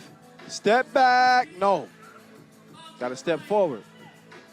Bukalis, he will leave it wide open, and Chelka could not knock it down. So they get it down to King. Joey, up fake, missed it. Good rebound. And then it's Belavicius, uncontested. King thought about the 2. Instead, he gets it down to Esewune. And the Minister of Defense gives them a little bit of offense. 13 all, 2:34 to play in this one. We could be looking at maybe a game that comes down to the final possession. Maybe.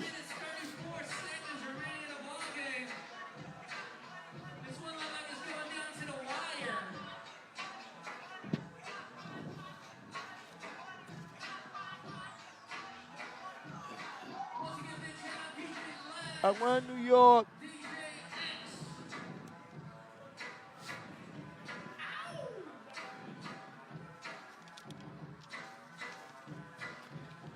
Here we go. Man, competitive game. New York Harlem fighting for their day 2 lives. They certainly don't want to get bounced early.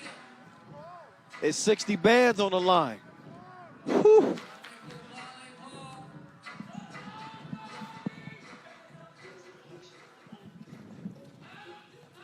Vingalis, stop, couldn't pop. King, he's got a great advantage here. And he gave him that work. Oh, miscommunication defensively, Vingalis. Open sesame, King. They couldn't trade twos. So instead it'll stay a 15-14 game. Vingalis. King defending. Oh, great defensive play there. And you could tell Joey's a little bit gassed, but he was able to get a hand on that. Not only get a hand on it, he knocked it off of Belavicius, or Vingalis, rather, and gets the possession for New York.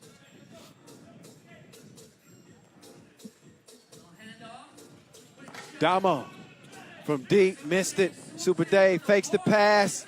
Oh, he got some extra levitation right there. Some wind in his sails, 15 apiece. Give and go money. Chelka using that size advantage, that length. Damo couldn't give him a taste. Long rebound to Dave. Dave to Joey King. King. Oh, yeah. He's attacking the rack with ferocity now. Big boy game. Strong. 16 up. Belavicius. Chelka lost the handle for a second. Pucalis. Nope. Not this time. So the rock in Disco Damo's hands. This should be entertaining. Oh, Damo decides to give it up. He says, we got an advantage here. Why would we not? Why would we not? Joey King is cooking. Can you smell it? Can you smell it? 17-16. Belavicius. No. 17-16. New York Harlem. We'll see if Shake can even this thing up after the miss from Damo. Chelka will clear it himself. Now the big boys do battle. Oh, Pucalis. He just had his way with Joey King that time. So here we go. It is 17-17. It is all tied up. 32 ticks left. Who digs the deepest? Looks like we got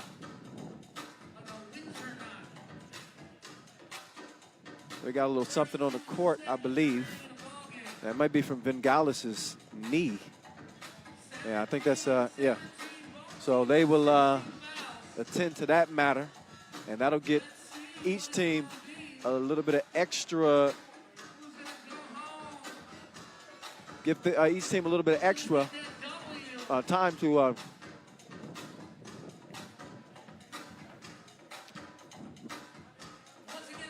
I guess get a breather.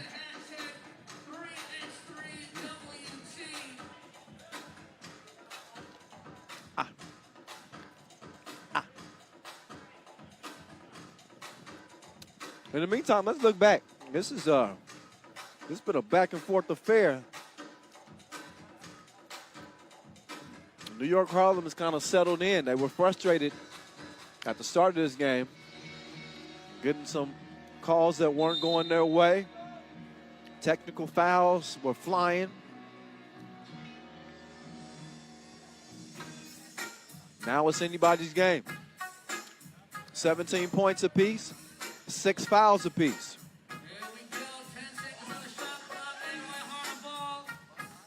Damo turns the corner. Missed it. Belavicius here. He'll swing it to Vingalis. Vingalis. Oh, nice decision. He pulls up instead of challenging King at the rim. Damo, Mr. Crib, got it back, and he's able to make that count. 18-18. 5 seconds to play. It's going to be game winner or overtime. Oh, the Minister of Defense had him smothered and suffocated. What a defensive play to send this thing to overtime. This one going down to the wire. Like I said, 18-18. Man, each team First team to 2 will giving it everything they got W. here in these last couple minutes No time. to send this thing to OT. The first to score 2. Take another look at this defensive stand. It don't get better than that. You know, that Go. it could have easily, in those type of situations, you get a little bit too antsy. But Marcel Esenwune, the Minister of Defense, for a reason. All right, first team to score 2 here in OT wins it. Yep, Super Dave caught in a tough matchup with Bucalis. So Shake, they strike first quickly here in the overtime period. If you New York Harlem, First to 2. I'm thinking that they're probably looking for a 2-ball here, either from King or from Damo. Joey driving, bucket, 19 all. Next bucket win, Belavicius. Oh, Bucalis, he's got a step. Pass defended, Damo with the cookie in hand. Disco Damo for the dub! Ice water running through his veins. Disco Domo. He could do the Nick Van Exel right now if he wanted to. Tiso buzzer beater The juice. from none other than Disco Damo. That's why Harlem Oh, he got the juice. Take another look. He thought about it, and he said, why not let it fly? He put it up in the wind, and New York Harlem comes out with the win in OT. They absolutely had to have it to stay alive here in Jeddah, and they get it done. Great game. Hell of a finish. And I'm anxious to hear what Disco Damo has to say after that dub as I get it down to Julian DeBub right now. Ju, it's on you.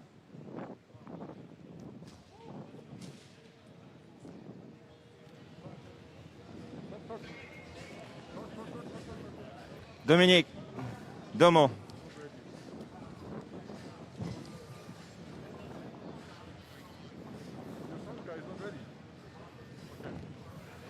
Domo, you live for those moments.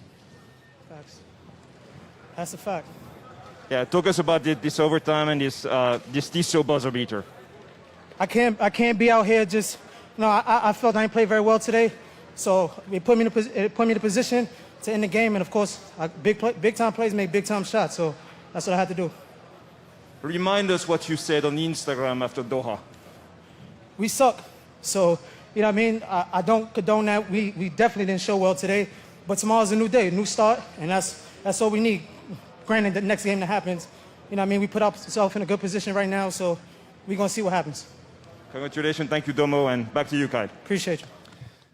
Yeah, listen, like Damo said, they put themselves in position to potentially be playing here day 2, but you know, this group could come down to a tiebreaker scenario. But if Utena Uni Club is able to get past Shake Gubale, the Lithuanian compatriots, then that would put New York Harlem into the quarterfinals. So we know who they're going to be cheering for. We'll see what happens. If Shake is able to bounce back and we get a 3-way tie, then we'll be going to the numbers. We'll have to bring out the calculators and decide the head-to-head that way. But a gutty win for the New Yorkers. And when at times in this game, it seemed like they might not have the composure to pull it out. They might not have what it took to pull it out. Damo said himself he didn't play his best game. That was not what we typically see out of Damo. A few more turnovers than we've seen out of him. His shot wasn't quite falling. But listen, like he said, big-time players make big-time shots in big-time games. And you won't find one bigger than the one he knocked down in OT after they traded blows. So, you know, as we look back at the highlights in this one, they did get some contributions from Marcel Esenwune offensively. His biggest contribution was that defensive stand on Bucalis there at the end of regulation in the final 5 seconds. That defensive play preserved an opportunity for New York Harlem to stay alive, get it to overtime. When it goes to OT, it's anybody's game to win. And New York Harlem just wanted that thing a little bit more. So here's your game winner, Tiso buzzer beater, courtesy of that guy, Disco Damo. So here we are. We back. The lights is shining. The breeze is blowing. The World Tour Final 2020 is on. Despite all the obstacles that we've dealt with this year, we fought through the adversity. Here's some fellas right here who've dealt with their own adversity in life and have overcome it, and coming out and about to have some fun out here.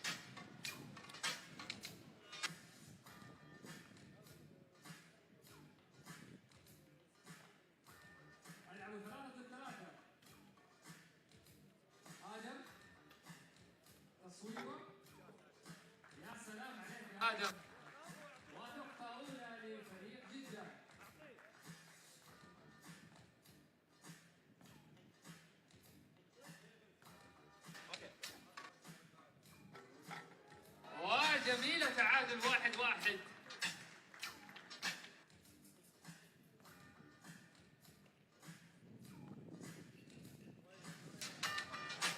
All right, so we're getting ready to take a break here, but we got some extra content that we want you guys to enjoy. We told you about Mr. Robot Stefan Stojicic's journey, not only here in 3x3, but before when he played 5-on-5. You remember notably back in 2009, he won a gold medal at the U19 World Championships. He beat Steph Curry. If you don't believe me, we're going to show you that right now. And we're also going to give you guys a little bit of information on how 3x3 continues to grow in Mongolia.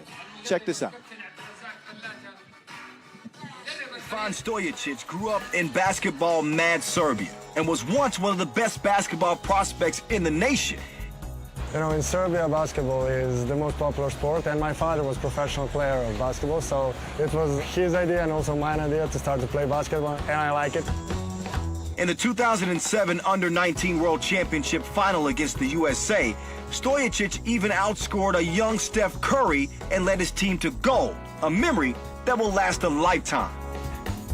It's probably my most beautiful experience in my life with playing basketball. From that team there was, I don't know, now it's 3 players playing for first national team of Serbia and some players playing also in NBA. My assignment was to guard Steph Curry, so I came in the second half because I wasn't the greatest player in that team, but I was always the good defensive player. And that game I scored 14 points, he scored 5, and we won the game, so, but it was only one game. It was my good day, lucky day in my born city, so. A few years later, Stojicic would shock the world by putting an end to a promising basketball career and going back to school.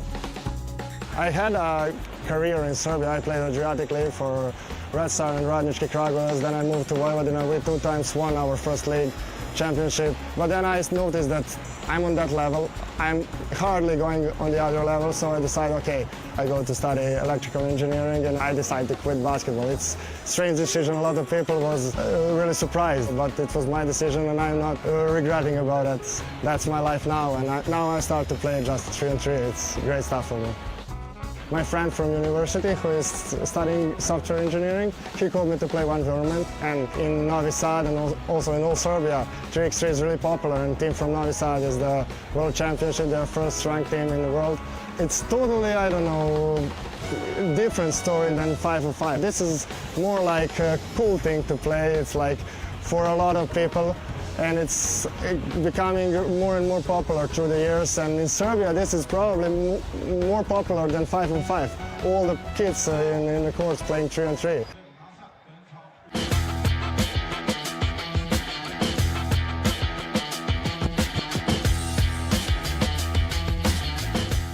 Mongolian people love 3x3.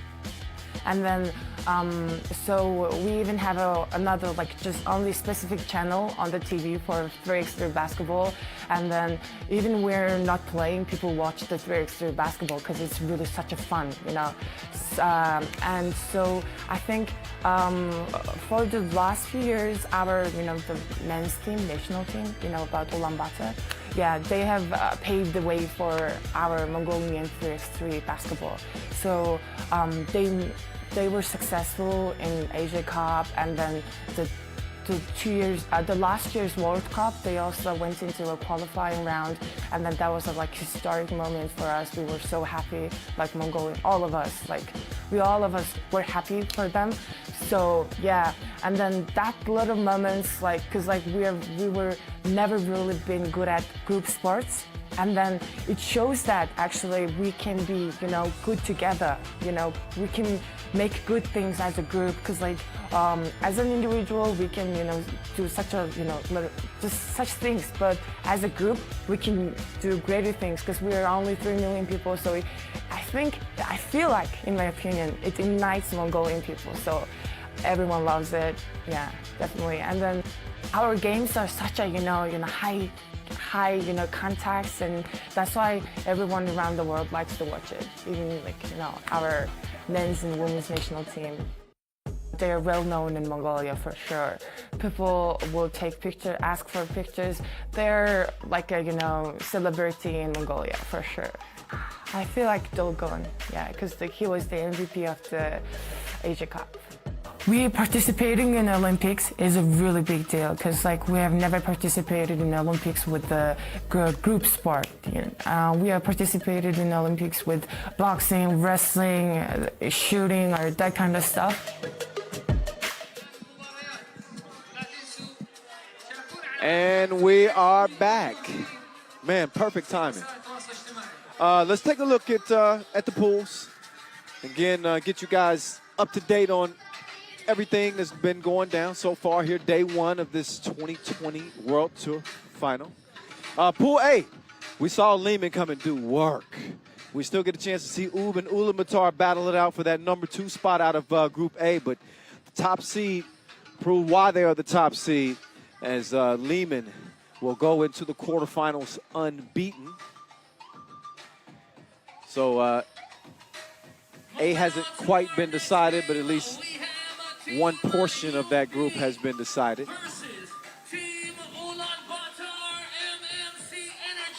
We appreciate all of you again for showing us love on social media today. Matter of fact, at the end of the day, we're going to pick out 5 questions. We know you guys have been hitting the live feed with several different questions. And at the end of the broadcast, I'll address some of them. So y'all keep those coming. Keep those coming. We appreciate it. But as we get back to it, I was just saying how things are going to be decided here in Group A. You know what Lehman did? They topped them both. Started with a win over Ulaanbaatar. Now Ub will have to deal with the strength of this Mongolian team.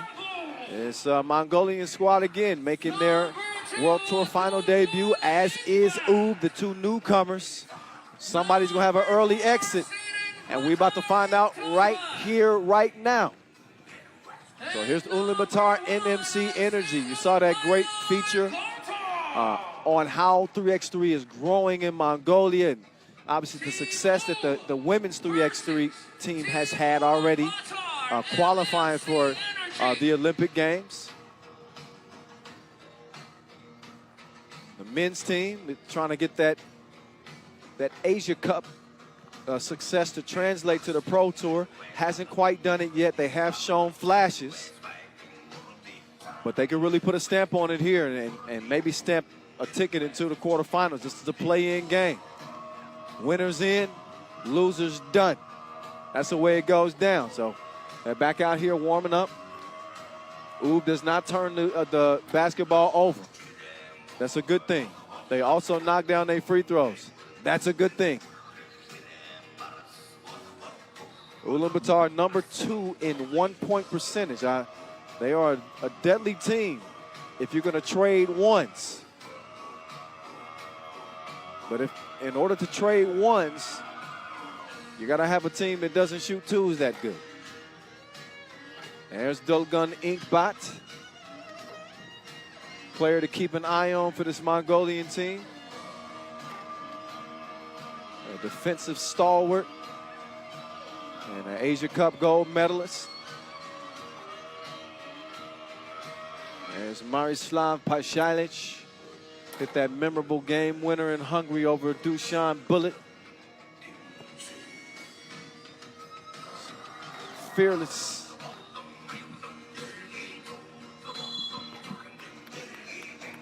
So here we go. Serbian side versus the Mongolian side. A lot of pride on the line in this one. They did get their first challenger win. It was the Jeju Challenger. It's a historic win for Ulaanbaatar. And they've made a habit of making history. Their first trip to the World Tour final. We'll see if it continues.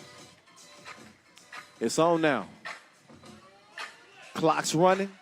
So are we. And there we go. True to form, 5 seconds in. It's a whistle.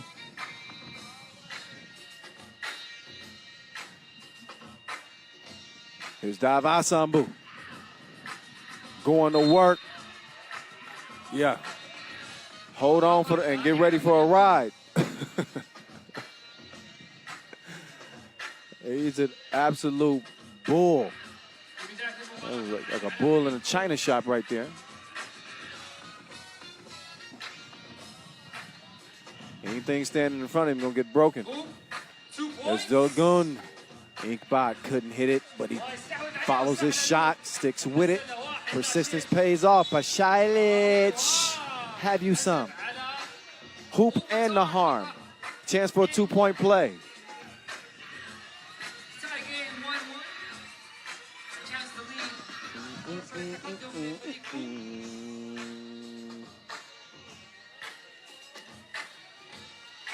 So Pasalic, oh, he will miss it. 25-year-old, got a bright future. Got to learn how to knock down the free throws, though. One apiece.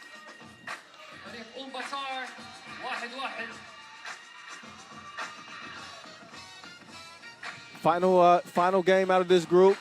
Pool A. 2-piece. No biscuit. Ulaanbaatar out 3-1. All 3 million Mongolians back home cheering.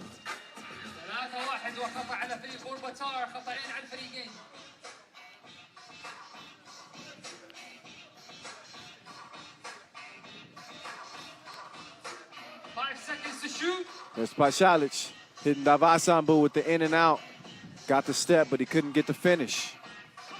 Gotov gives it up, gets it back. Gotov lets it go. Waddy, 5-1. Here's Strainia. Oh, why he did him like that? 5-2. Take another look. Oh, he's spinning. He left him like a bad relationship. That was vicious, man. 5-2. Inkbot. He draws the foul.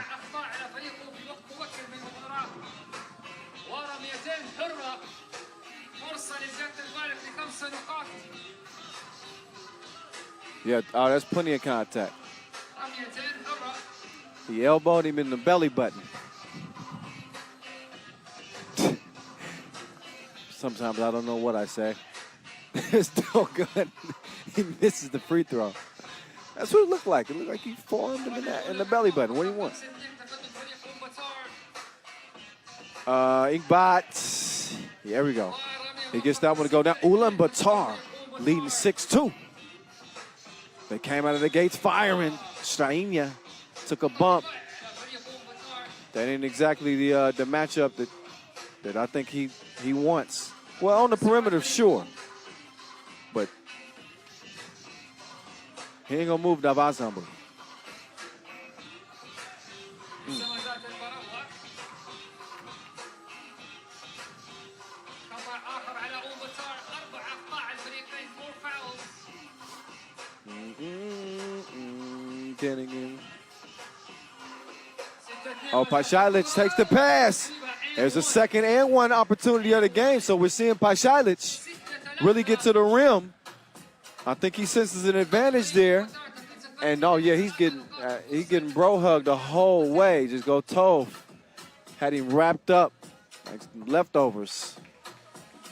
6-4. And Pashailic capitalizes at the stripe. Now it's a 2-point game. There's Ink Taiwan. Could not get it to go down. Score stays the same. Brankovic, up fake, gets to the paint, fakes the pass, makes the crib. So here we go. Oob has come alive here. Up fake, Ink Taiwan, clear look at the rim, and that's gonna be easy breezy. Miroslav Pashailic. He'll pass it down to Brankovic. Brankovic, that one called on the ground. Inkbot trying to hold his ground. Gets the whistle instead. حكم بيراجع قراره مع اللجنة التحكيم بالطاولة. أذكركم تشاركونا على هاشتاج 3W 3x3WC. Make it feel right. 2.5 minutes in. آخر 7 دقائق و36 ثانية. And while Ulaanbaatar has a 3-point advantage, they also have 6 fouls. Those, I'm not sure what the discrepancy is right now. Okay, I think everything is correct. Good. Fresh shot clock, 2-point game. 6 fouls on Ulaanbaatar, 4 on Oob. Pashailic continuing to get to the rack at will.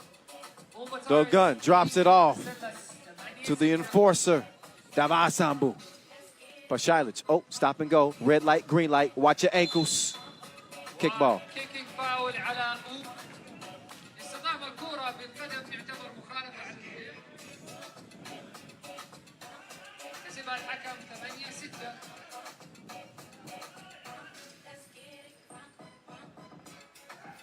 Oh, whoa. خطأ هجوم. Man, Strainia went flying. على أوبتار. 7 أخطاء. Took a little hip check from Davasambu. And a hip check from Davasambu could change your life. Oh my goodness. Okay, that wasn't a hip check. That was more of a shoulder. And Strainia. Tough as nails, though. Brankovic got caught reaching in the cookie jar. آخر اكتسبوا على فريق أوب.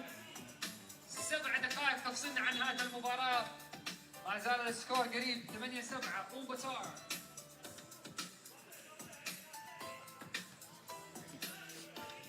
So 1-point lead for the Mongolians. Davasambu sets the screen. The gun goes around, gets it back out to Davasambu.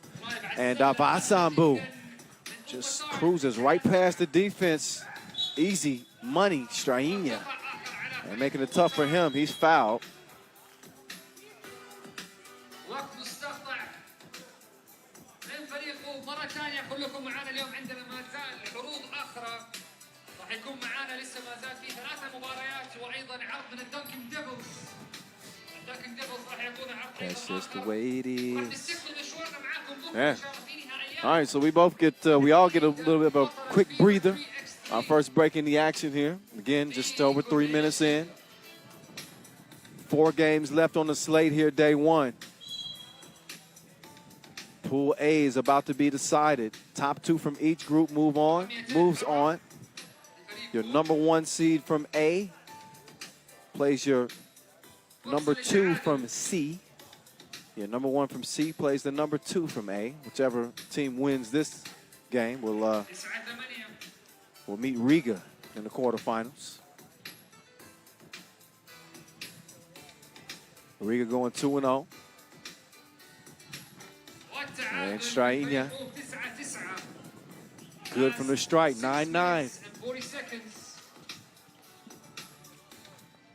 Dogun, oh. Took a long step. Great composure on the shot. 10-9, Ulaanbaatar. Pashailic, oh, whoa. And Taiwan got him in the forehead. And he goes down, or is it the nose? Good sportsmanship there. Unintentional, obviously. So, oh yeah, just reaching in. He said, oops, upside your head. I said, oops, upside your head. I said, oops, upside your head. Or what? I say, oops, upside. Okay, that's enough. 10-9.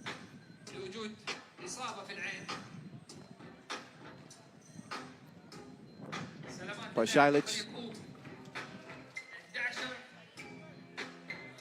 being checked out. I don't think there's any blood. Okay, no, he's okay. He's all right. All right, 11-10. Davao Sambu setting up shop. Mr. Crib. Strainia took a little contact. He's got 6 seconds to work with here. He's got Davao Sambu guarding him. We saw what he did earlier to him, but he couldn't do nothing this time. And quick foul, and not such a smart foul. I think that was a frustration foul. I thought he could, because he wanted a bucket there. Didn't get it. So he picks up Oob's 6th foul instead. We've seen Ulaanbaatar get in foul trouble in both of their games so far, as Gotov from the deep end.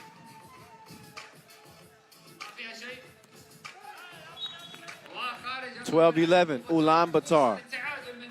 But again, that foul situation for them could be a bugaboo. They got 9. 10 puts you in a double penalty. Strainia trying to work the give and go with Brankovic. Couldn't do it. They throw it out of bounds instead.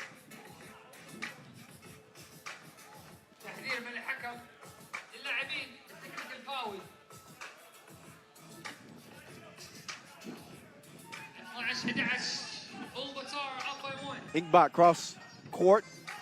Gotov back to Inkbak. Behind the back.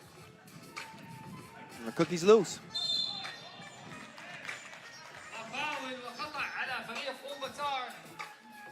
So 10th foul here on Ulaanbaatar. That's bad news. Got to put Brankovic on the strike. 2 free throws and possession.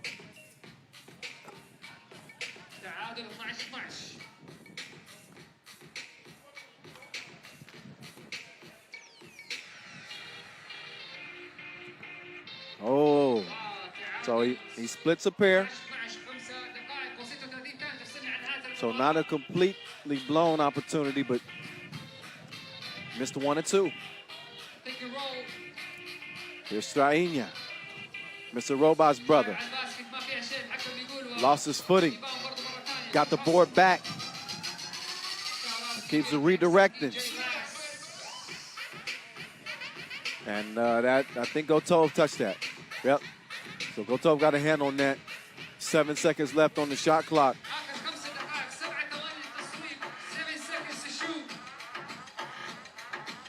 Brankovic, Popovich, no. Pashailic skies for the board. Popovich, up fake this time. Strong man drive. Speaking of strong man. Oh, Davao Sambu denied. Now Brankovic left alone. He cashes in. 15-12. Gotov, up fake. Can he give him a 2-piece? Not this time. Pashailic. He got Davao Sambu spinning with him. Ink Taiwan gets it down to Davao Sambu. Oh, the enforcer. He misses the first, but makes the second. Here's Brankovic. He whips it out to Popovic, straight on top of the key. Nope. Inktavan, Gotov, you know he can shoot it. He's a gunner. He got it off safety.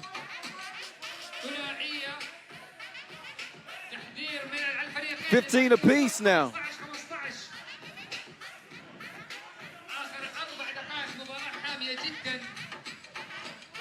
Oh wait, I'm thinking that they may change the score. I thought that was a two-piece, but it looks as though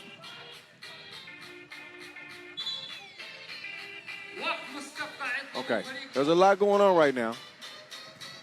I think there was some conversation as to whether or not that previous two-piece was a one. And then after that, I believe Brankovic got hit with a technical because he was saying something on the bench. All right. That's definitely a two-piece, so that's out of question. I don't think that that's going to be up for discussion anymore. Oh, my goodness. I forgot about that Strainia spin move. That was dirty. Okay. So score is what it is. It's 15-15. Now it's 16-15. And even the technical that I thought they were going to get, which was signaled, didn't happen. So no harm, no foul. Anyway, Brankovic drops that. You bet. 2-point lead for the Serbians. There's Davan Sambu. Oh, Davan Sambu. They pulled a chair on him. Missed it.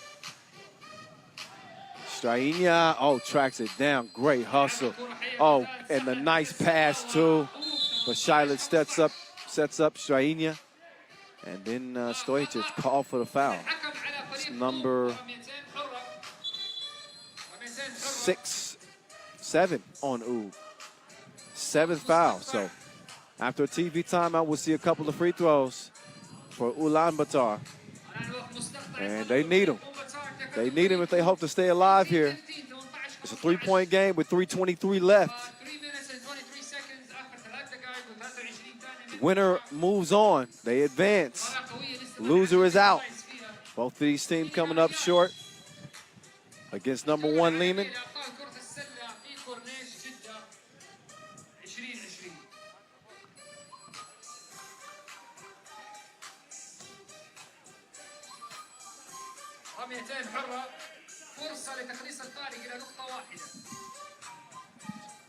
Inktavan steps up, misses the first of 2.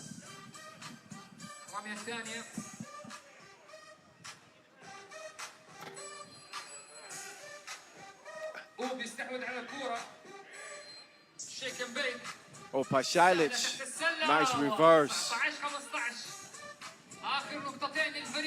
Gotov nowhere to go, so he gives it up to the streaking Inktavan. He puts it in easy. Still a 3-point game, but Ub can end it with a 2-piece. Strainia missed it. Gotov fading, missing. Inktavan kicks it back out to Gotov. Gotov puts it up, couldn't put it down. Good hustle though from Dogun to save it. Gotov's gonna get another chance, and the third time's not a charm. Instead, an 11th foul on Ulaanbaatar. 2 free throws for Ub and possession. Very likely that this game comes to an end very soon. If Strainia hits both free throws, it's ball game. But even if he doesn't, possession will still go to Ub because Ulaanbaatar is in the double penalty. So the Mongolians' first trip to the World Tour final might be a short one.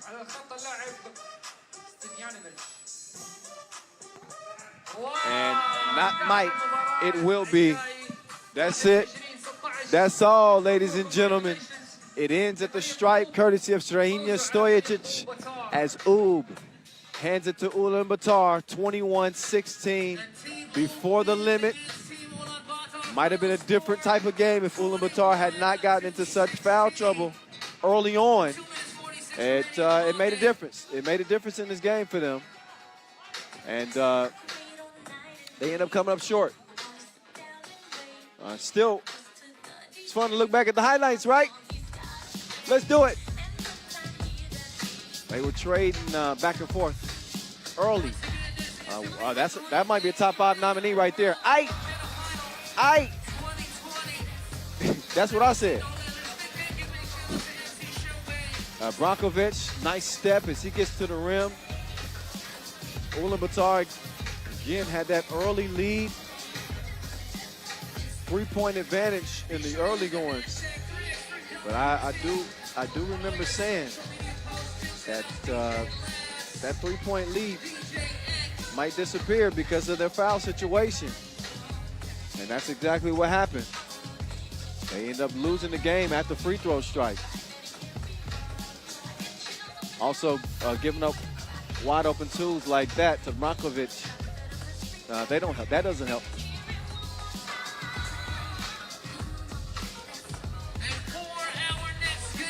And they put that one on ice.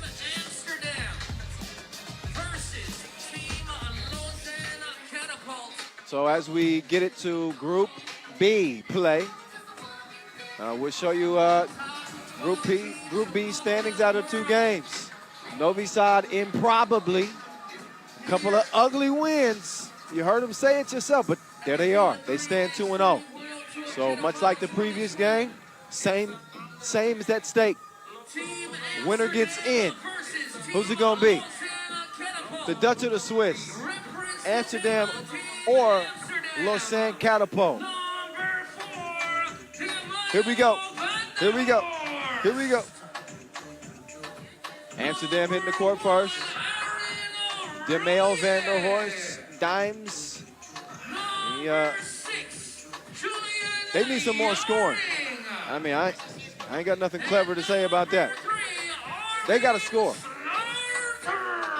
If Amsterdam cannot ignite their offense in this one, they could be in trouble. You look at how they compare with this Lausanne Catapult team. Lausanne has the size advantage. They got King West. King West, Wester Montagny.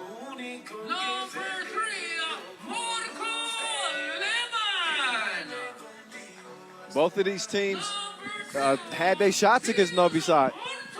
I mean, they definitely did. Lausanne had them against the ropes.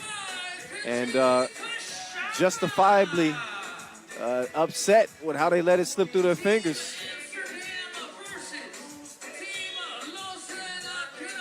Amsterdam as well. But there's King West and the Juice Man, Gilles Martin, and Shika Shama representing that Lausanne team, and Julian Jarring, Aaron Royer, Arvin Slaughter, and Dimes representing Amsterdam. So you see Dimes out there bouncy. I mean, he got a little pep in his step. We got a couple of human highlight reels out there with Gilles and Dimes. They got the stage. Let's see if they put on a show for us out here. Sign number 2 in 2-point percentage, number 3 in blocks.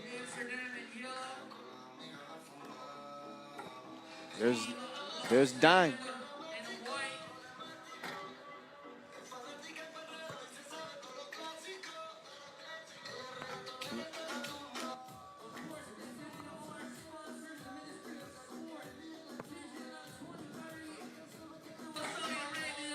Wake up, Mr. West.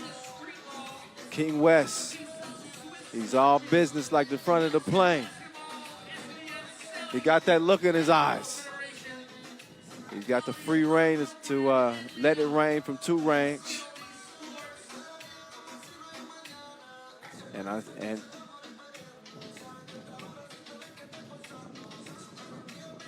I meant what I said, and I say what I mean. Could be the difference. And West getting comfortable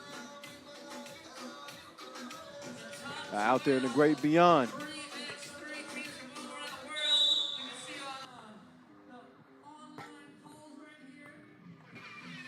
All right, 10 minutes on the game clock. Warm-up time is over with.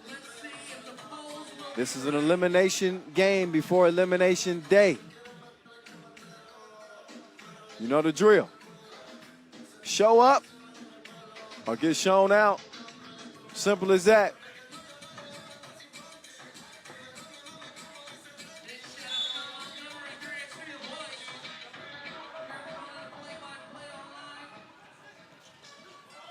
And we off and running. Let's get it. Winner plays tomorrow. Loser watches. King West misses the hook. Here's Dime. Over to Royer. Royer passes up the screen. Instead, yeah. He got tied up. But usually it's Royer who's on the short end of the stick when it comes to the size. The guys try to take him to the post, but now he's got Gilles. So a rare opportunity for him to have somebody smaller to where he can post up as Gilles speeds to the rim.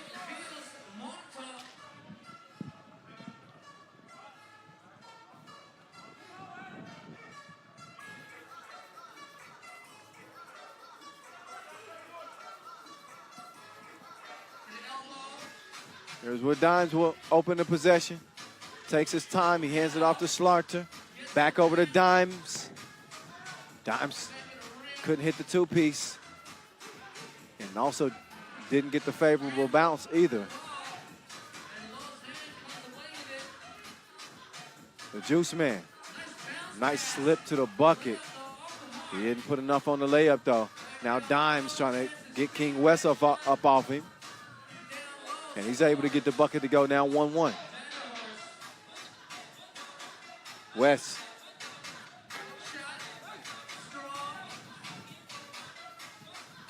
Here's DeMayo. I told you he's feeling bouncy. Just got to do it before the whistle. I see you, though. I see you.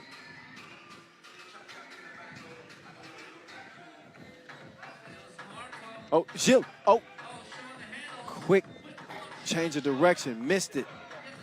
Now, I'll tell you, Gilles got one speed, and it's fast. All the time.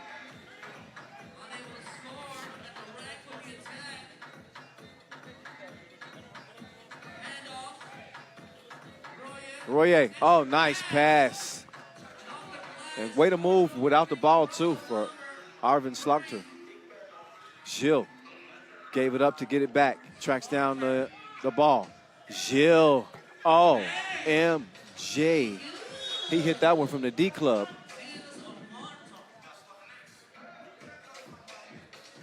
Or is it Club D in Lausanne? I can't remember. I know it was from far away. 3-2. Oh, Gilles down.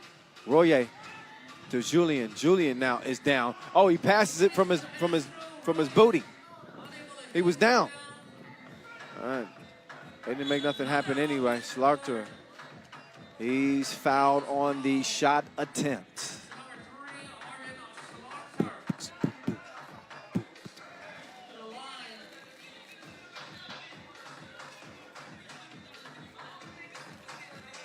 And again, Arvin Slaughter, I think, is a really good addition to this Amsterdam team.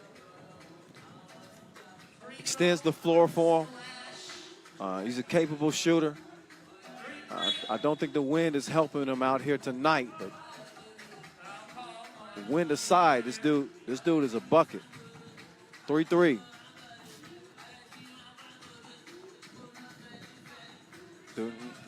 King West. Oh, the lemon. But he gets his shot refunded.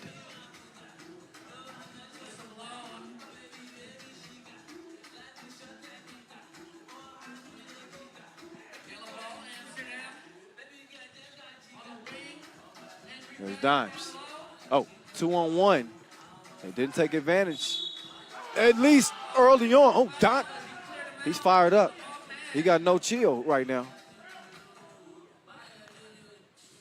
Oh. He thought he had an and one. Oh, precision pass. Gilles thrilled. And then Julian Jaring is left open. He missed it. Dimes. They get it down low. There's Ju.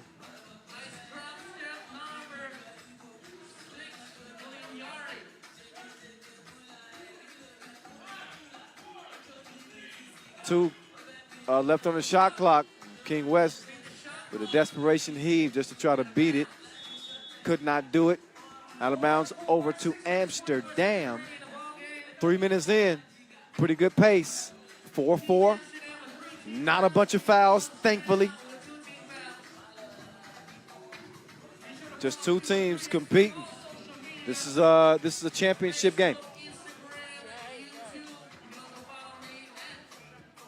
This is a championship game in the pool phase. You got to play this one like the last one.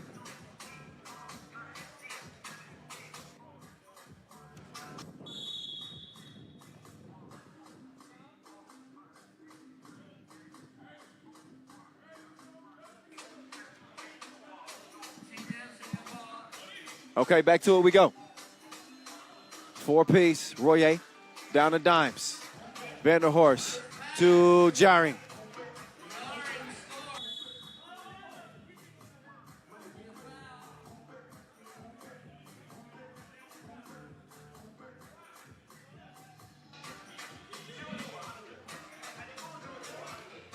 Amsterdam out by 1. There's Gilles.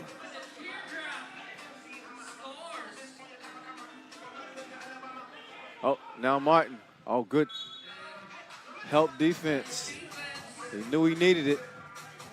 And Gilles even gave King West a little push defensively there. He'll take a rest.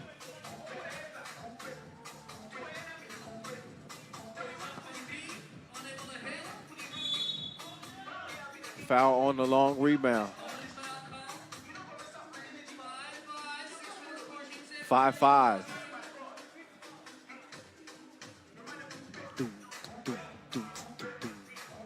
King West. Oh, nice drive. That's what you want from your new addition.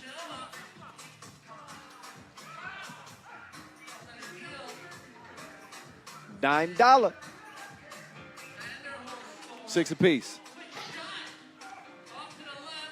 Good hustle for the rebound. Arvin over the Dimes. Yeah, they're playing keep away with it. That's some great passing there. Leads to an easy score, 7-6.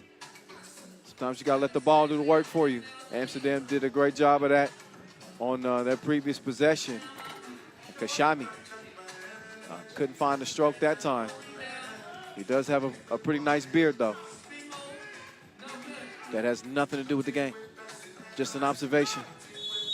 They better keep an eye on Dimes. Sneaks behind the defense, and he's able to get the layup to go.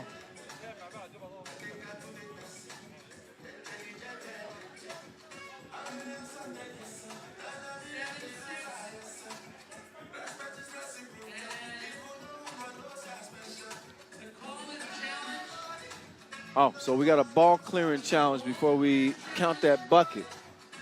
So you get a look at probably get a couple of looks at it. Yeah, that's right. Ref Vlad getting a closer look at it. And remember, to clear, for it to be a legitimate clear. Oh, they did not. That's why that bucket. Yeah, I don't think they cleared that. Got a little bit too anxious on the possession. Challenge is lost, so it's the right call. You got to get not only 1 foot beyond that two-point arc, but you got to lift the second to continue that possession. Smart play by Dimes. West had a step on him. He's able to swipe it from behind.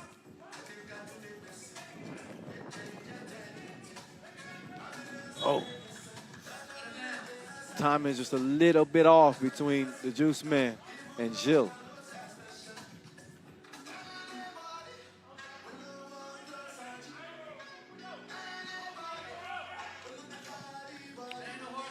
Here's Dimes working on the Juice Man. Get out of my way. Yep. Martin changing gears. Over to West. Fade away. No. Oh, now Gilles in trouble. Yep. He gets the deck. Dimes takes advantage. King West now. He drives. He kicks. Lemon runs into a brick wall. Tough shot. Dimes with the cookie in hand. He's a dangerous man. Oh, Gilles. A pest. Jarring. That was a miss. Foul afterwards.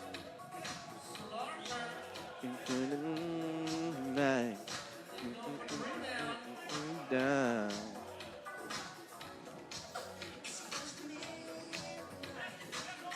Under 5 minutes to play now. Gilles pulls the trigger, fires a blank. Slaughter, he got a good look from that left wing. Shot didn't look good though. 9-6, Amsterdam in front. Oh my God! Jarring with the disrespectful block.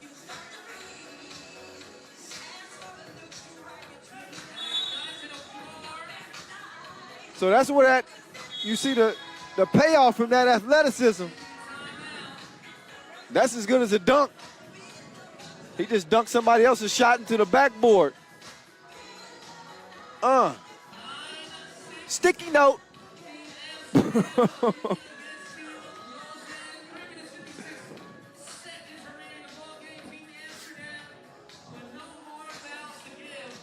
So a 3-point advantage for Amsterdam in the play-in game for day 2. We're getting a little bit of it all. Couple of moves. Several great defensive plays. Dimes is balling. Gilles got some pep in his step for Lausanne. Let's see King West show up here. West misses the shot.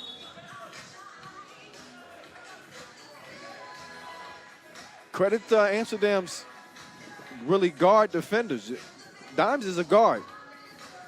Julian Jarring is really a guard, but they got enough size to at least keep King West at bay. I think that's making a difference for him in this game. And Dimes, he was upset because he felt like he should have finished and maybe had an and one.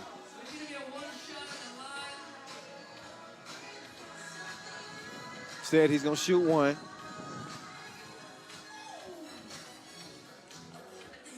This is where Amsterdam wants to build that lead as much as they can, because defensively they got 6 fouls.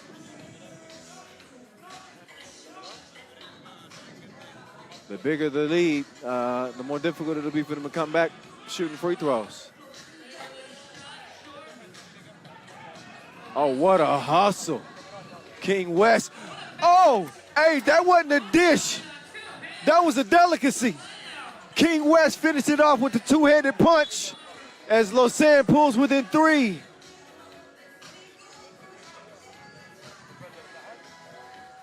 Gilles, I see you. That no look is worth a second look.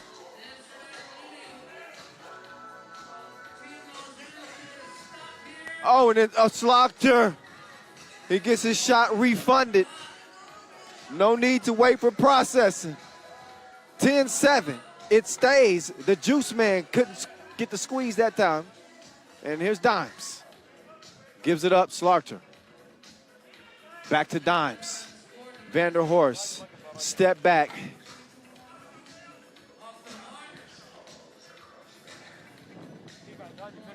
Slaughter now. He ain't capping. He's splashing. 12-7. Oh, and a bad pass there. Lemon. Royer. Oh, he stepped on the baseline. Yeah, he stepped on the baseline. Lost his bearing there. But Amsterdam, not a cushy lead, I wouldn't say, but 5 points here with 2:26 to play. You know, this is a game they really, you got no business losing this one. We'll see. That foul situation, again, could play into the final outcome of this game. Amsterdam with no fouls to give. They've done a hell of a job defensively, limiting Lausanne to just 7 points here through about 7.5 minutes of action. Here we go, Lemon over to Gilles.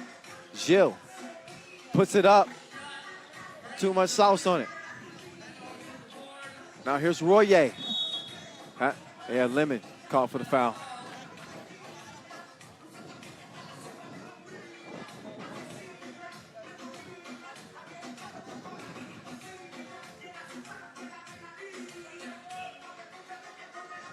Vanderhorst patiently waits for Jaring to set up shop.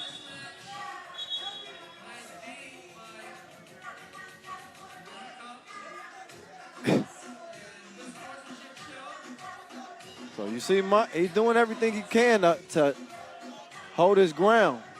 And don't let the size fool you. He's strong. Oh, great. Hey, Lemon prevented that made layup. That was a great one-man defensive stand. That should have been an easy score for Amsterdam. But thanks to that extra effort for Lemon, he's able to get the possession for Lausanne. Now they need some offense here. Here's West. He had his back to the bucket for 5 seconds. Cannot do it. That is a violation.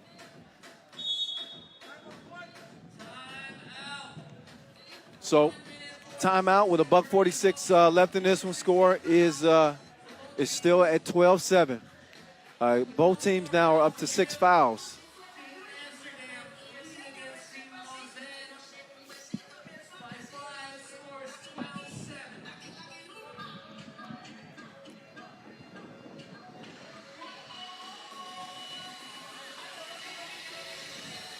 All right, here we go. Slarter will open the possession. Gets it over to Royer. Royer gives it back. Royer now with the cookie in hand. Lemon defending. Slarter sets the screen. Royer's pass deflected, but Slarter hustles to get it back to Royer, and he's able to score it. Amsterdam's advantage is 6 now. Make that 4. The Juice Man putting one between their eyes. 13-9. Slarter. Oh, pass stolen. Lemon puts another one up. Same spot, different result. Still a 2-possession game. Slarter, up fake, pocket pass. Oh, strong finish. Dimes, he geeked up, it should be. 5-point lead now. Lemon, shot swatted. Royer, down to Slarter. Slarter, oh yeah. He got Lemon in a bad position. Slarter campaigning for unsportsmanlike foul, but I don't think he's gonna get it.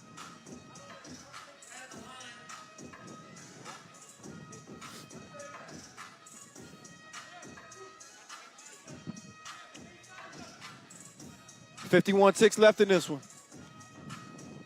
Lausanne's 7th foul will put Slarter on the line for 2. He misses 1. He gets a vote of confidence from Dimes. Dimes is like, look, man, we're in good shape here. We got a 5-point lead, but hey, let's not take this for granted. We still need these. Okay, they get 1. Gilles. Oh, he did him dirty. He did him dirty like a porta potty. Did he throw it behind his back? Maybe not. I didn't see that right. Julio. He was betrayed. Hung on the front rim, missed it. Slarter. They got a 5-point advantage. No need to rush anything. Use as much shot clock as they can. Dimes, you could tell. That gas tank is running low.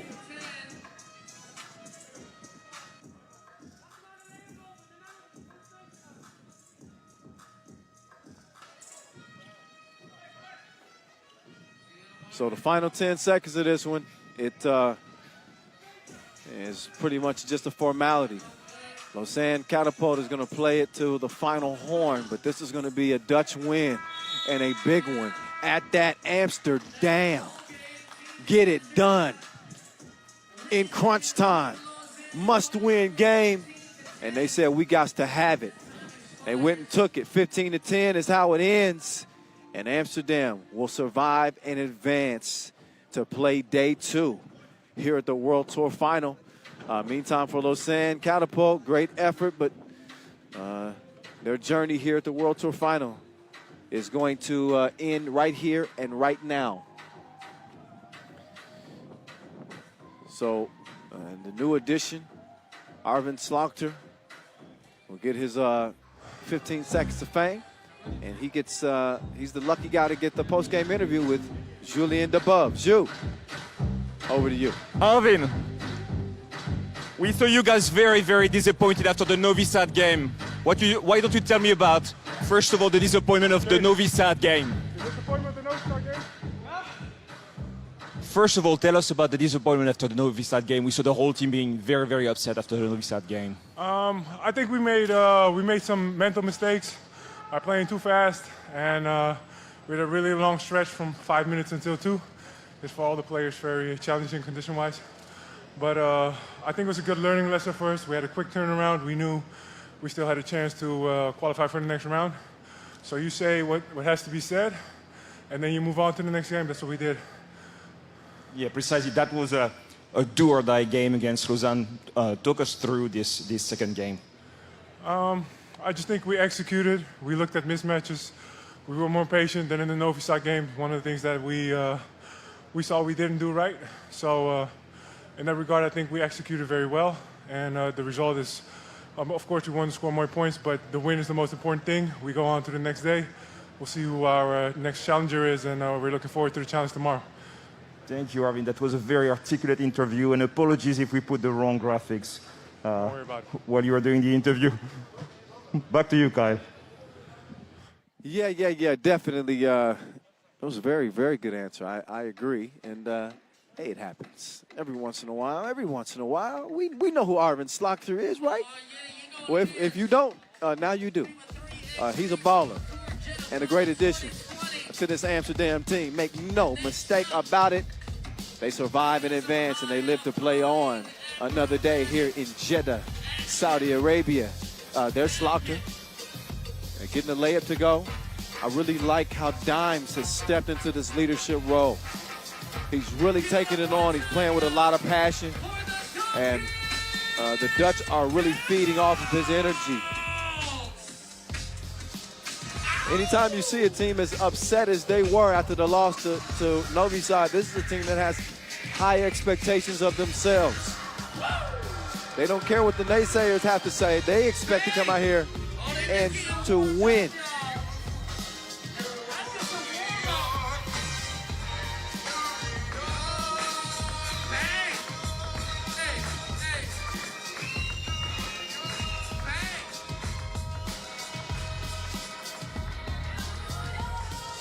Here we go. We had some tasties in this one, didn't we? Man, there's one for you, Gilles, with the over the shoulder.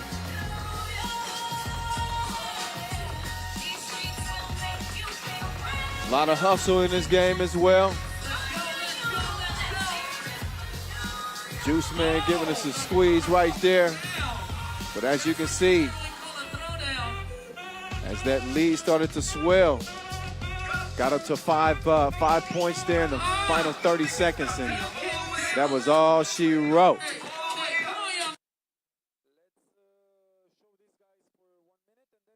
Nothing can stop me. I'm all the way up. What you want, show it what you need. My niggas run the game, we ain't never leave. Counting up this money, we ain't never sleep. You got V12, I got 12 V's. Got bottles, got weed, got my. I'm all.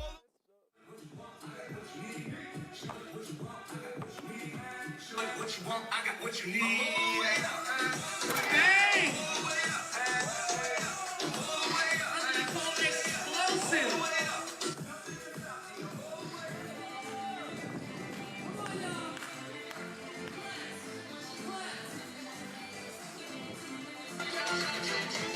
All right, you see the Dunkin' Devils out here. I'm about to show you some guys who don't need the trampolines to get nasty above the rim. The dunk final from the 2019 World Cup in Amsterdam. Check this out and enjoy.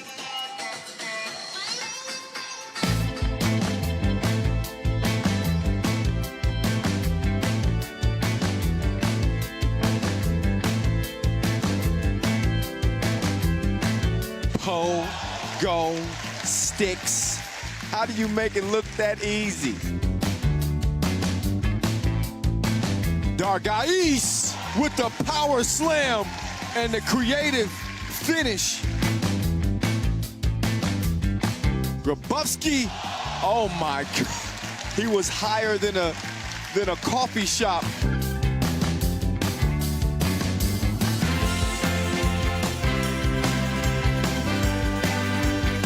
And he goes over 3 poles for the two-handed bang. And Money in the Bank is more hyped than Grabowski. Miller, that man is ill with it. The coordination to finish that dunk is unbelievable. Oh, I see you. Grabowski, he's got the rim and a headlock again. Say uncle, say uncle. He uses the crease in his elbow just to show us how much higher he can jump than anybody else. Miller, another spinning finish, spinning in the air like a propeller. He's got a volunteer and a chair and a ball. What's he gonna do with it? Only that! He was so high he need a flight attendant. You don't believe me? Look for yourself.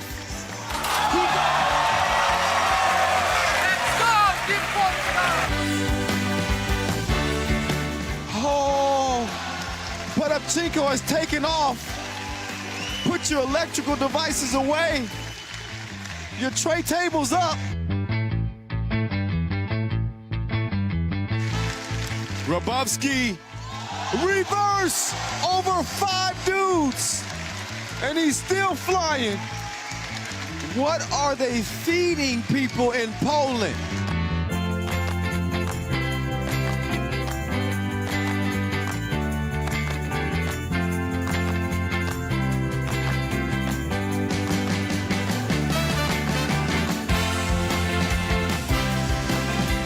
Grabowski will have to settle for silver this time around. But there was nobody's catalog quite like that man's right there. Ukraine's most powerful dunker, Vadim Miller, Potabchenko, gold.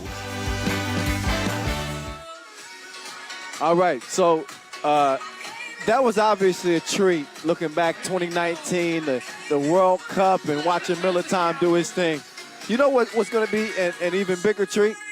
We get Grabo and Miller again tomorrow. Yeah, tomorrow, 9 p.m. local.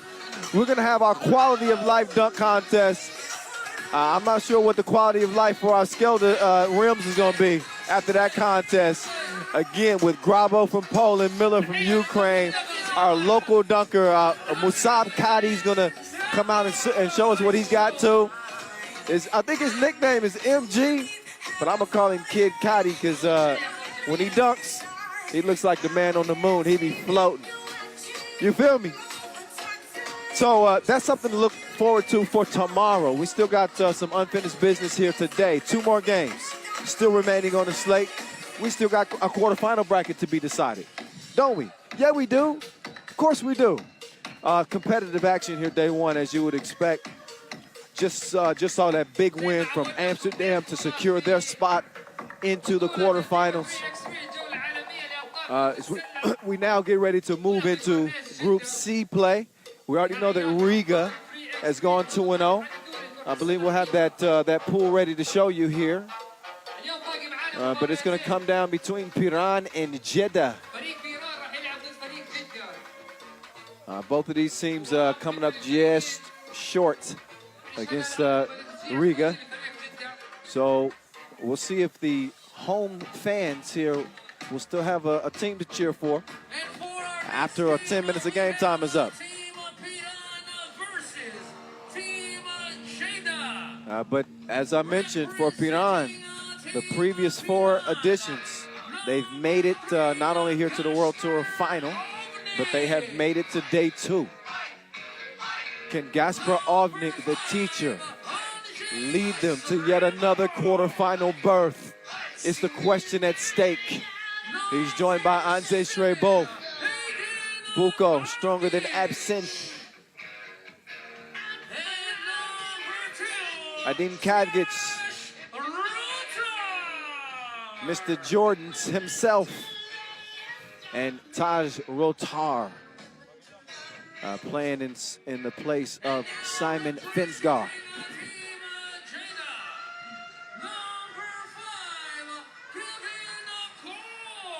And Jeddah now hits the court now.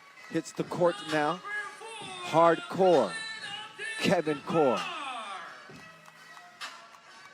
DJ Khalid Abdel Gabbar. Nemanja Draskovic. And the killer, Nebojša Kilian. All right.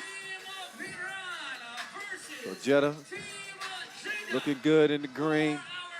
They look focused, man. They look focused, man.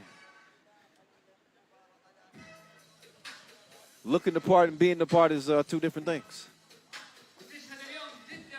We're going to see who about that action, boss. Yeah. Yeah, we got the city on fire right now. It's litty here in Jeddah. Shout out to just Jeddah, Saudi Arabia. This is a city that might be slept on. Really. Great people here, very welcoming. Great food, great culture. It's the 2nd largest city. Population is about 3.4 million. Major commercial city, commercial center in the country, I should say.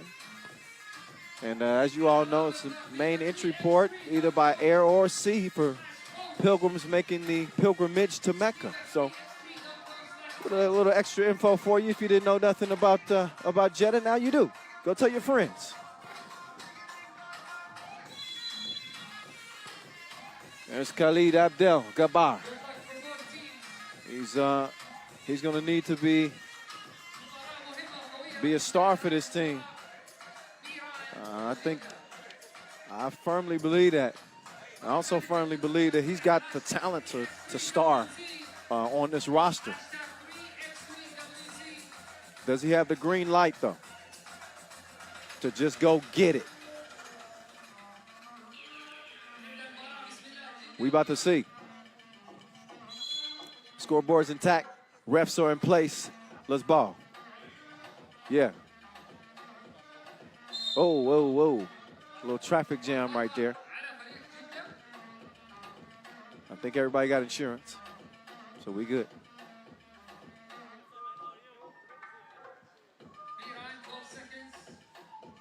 Shrebo trying to get position down there. That's not going to be an easy assignment. He and Hardcore going at it. There's Kilian holding his own defensively. Now Shrebo guarding Drasko. Drasko pull up. Didn't put enough protein on that shot. Hardcore. Oh, he scooped it over to Drasko, but Shrebo told him to go and get up out of here.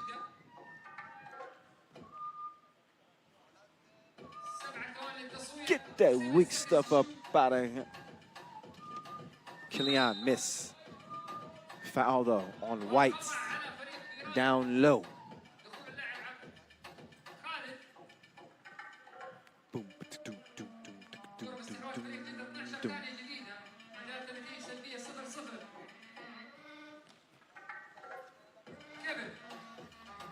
Oh, Hardcore. Trying to show some finesse, but he didn't put enough English on the layup attempt. So Rotar to Kavga. Down to Gappy. Kavga, tough shot. Late in the shot clock. Possession over to Jeddah. Khalid Abdel-Jabbar gets it down to Core. Core bumping, banging, shooting, scoring. Taking the teacher to school.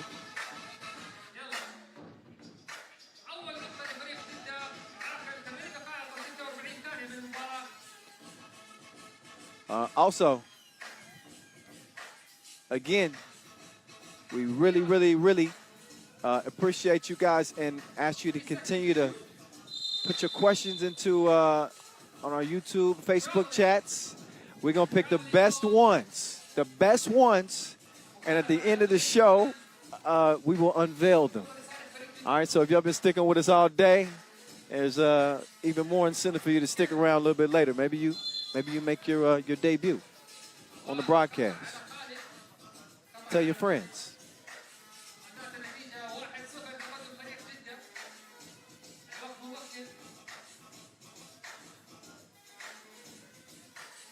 Bum bum ba bum ba bum ba bum bum ba bum. Oh, nice. Nice body control from Trey Bolt.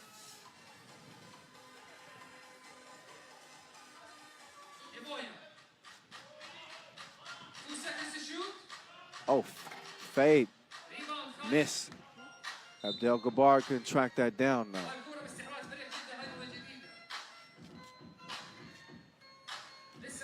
We're also going to find out if practice pays off too. Jeddah's been getting plenty of it here. They got some run in the past couple of weeks against Riga.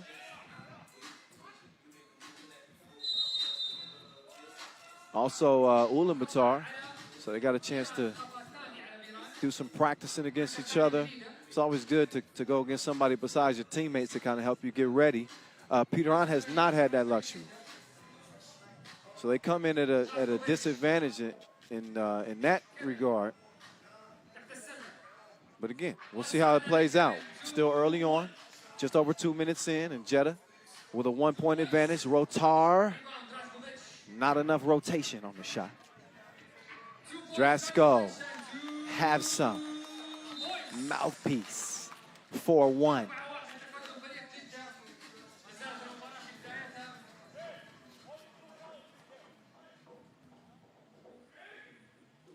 Kavga, he's trying to clear some space. Core, see, that's on me. That's on me.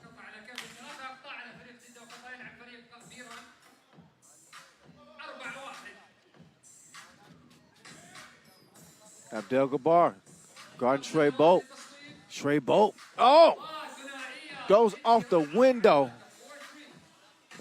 4-3.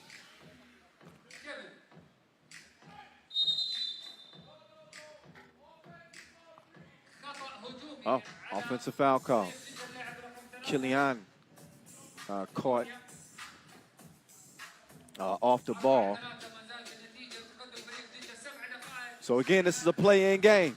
In case y'all didn't know, in case you're just joining us, Taj Rotar held up on the drive.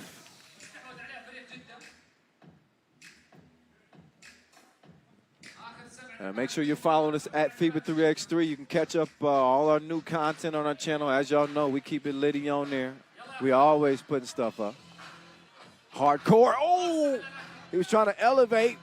Couldn't get the two-handed dunk, and Abdel-Jabbar couldn't get the score either. Trey Bolt. I think he may have took an elbow there. He definitely let us hear it. Oh, okay. Okay, hey, listen. I didn't take the shot, so maybe it hurt worse than what it looked. We definitely heard about it, though. We definitely heard about it.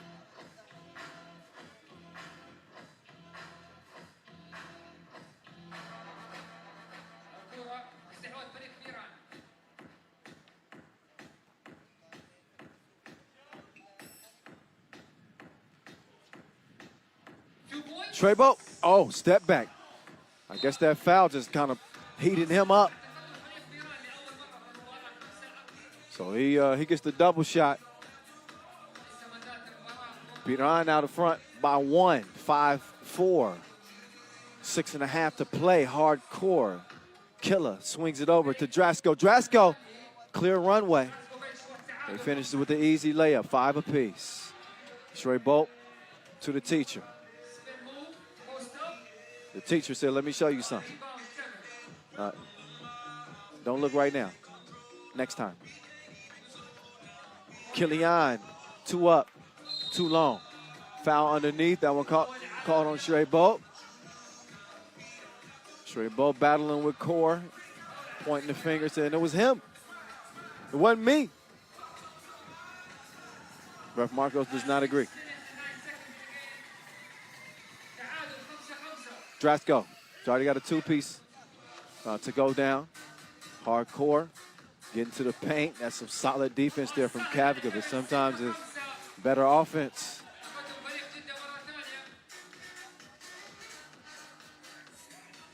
Kavika fakes the handoff. Missed the crib. They come out empty. There's DJ Khalid.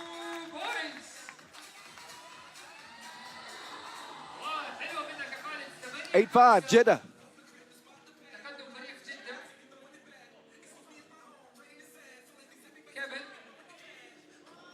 There's, okay, DJ Khalid.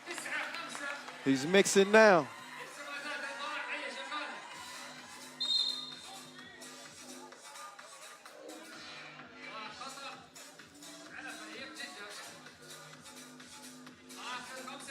Take another look. That foul there. Shrey Bolt on the drive. Jeddah. 4-point lead. They do have 5 fouls. Gappy. Cash. 9-7.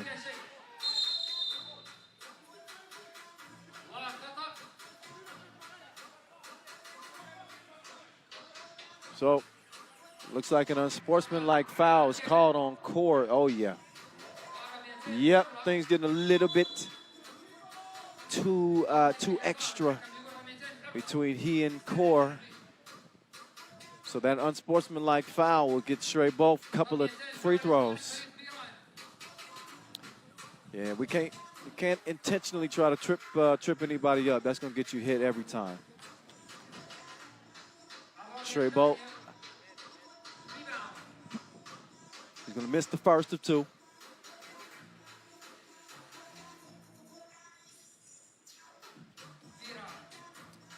Second one's good though. What isn't good is Jeddah's foul situation. They're in the penalty. Oh, uh-oh. He's starting to heat up now. Oh, nice. That was an old school up fake. My daddy still used that one on me.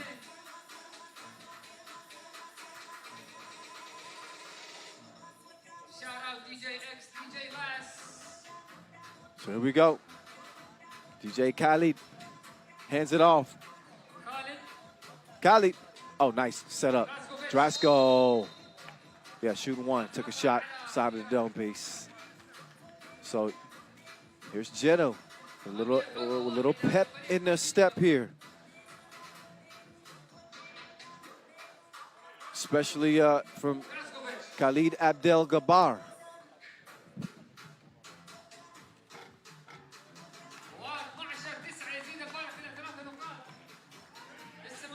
Here's hardcore. Now Drasko. He gets it down the court, gets it back. That's a good passing right here. That's a good shot, and that's an excellent result. Well-coached team. On Rotar. He almost hit him with the jelly, but couldn't do it. There's Drasko. Thought about getting it to Khalid, but shot it instead, missed it. Back over to Khalid, working against the teacher. Khalid could knock that one down, but he has been finding his stroke in this game. He's a big reason why Jeddah leads this thing 13-9. You got to feed the hot hand. A break on the floor. Under 4 minutes to play in this one. Piran looking at a 4-point deficit. Jeddah, though, is in some foul trouble.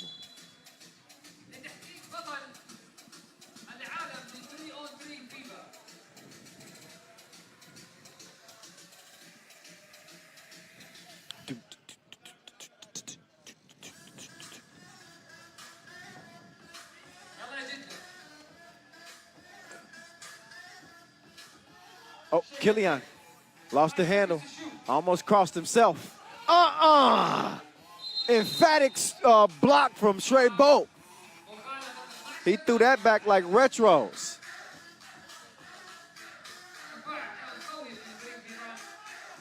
The denial. Trey Bolt now. Waiting for Kavga to come free. It's like taking candy from a baby. Easy. 3-point game.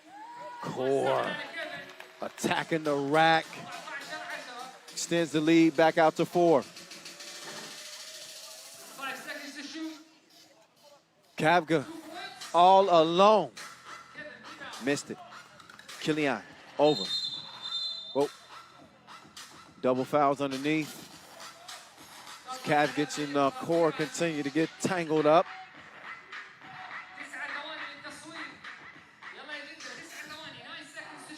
So Jeddah will get, both teams get a foul added. No free throws, despite being in the penalty. But Jeddah, the closer they move to 10 fouls, things change. I think Rotar is down.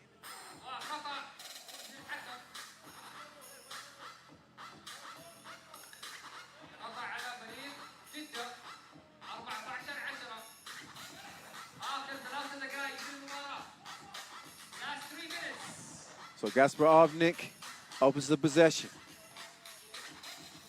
Sets a screen for Trey Bolt. Trey Bolt couldn't get the rebound. DJ Khaled. Killer. Pass almost stolen. He puts it up late in the shot clock. Nearly hit it. Abdel Gabar couldn't track it down. Trey Bolt, they still got to clear it. Haven't cleared it yet.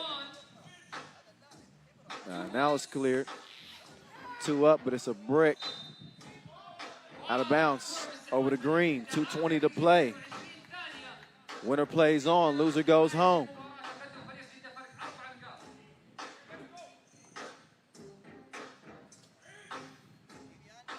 Drasko. Starts right, goes left. Offensive foul called. I think Core was moving on the screen.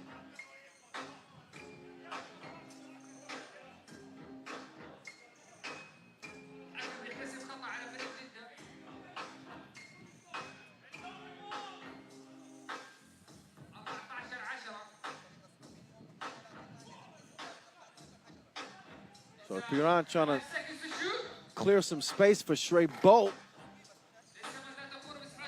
Rattles out. Hardcore. Drasko froze Kavga with the up fake. Oh. Ski skirt. Broke him out something proper. 15-10 game.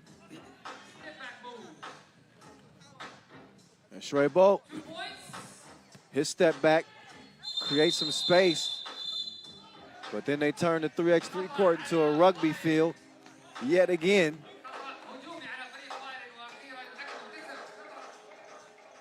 Ain't nothing 3x3 about that.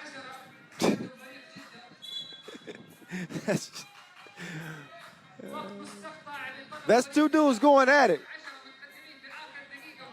But clearly, they got a little something going on.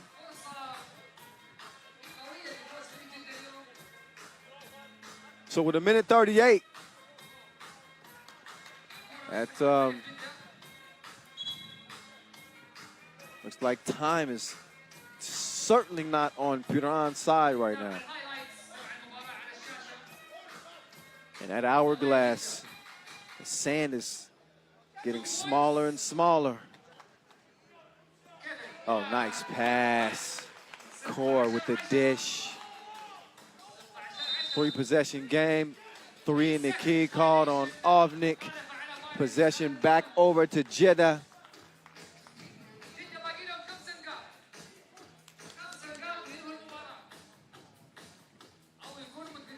It's our final game in Pool C. Core, oh, he missed the Cribby. Oh, Abdel Gabar. I got your back, cuz. 17-10 as Jeddah has opened this thing up now. Coach Alice Kuntz is sitting comfortable.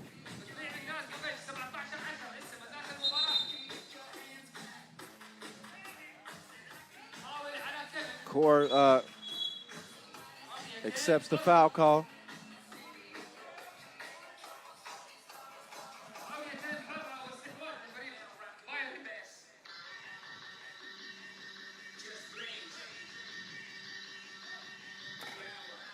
The 11 fouls on Jeddah.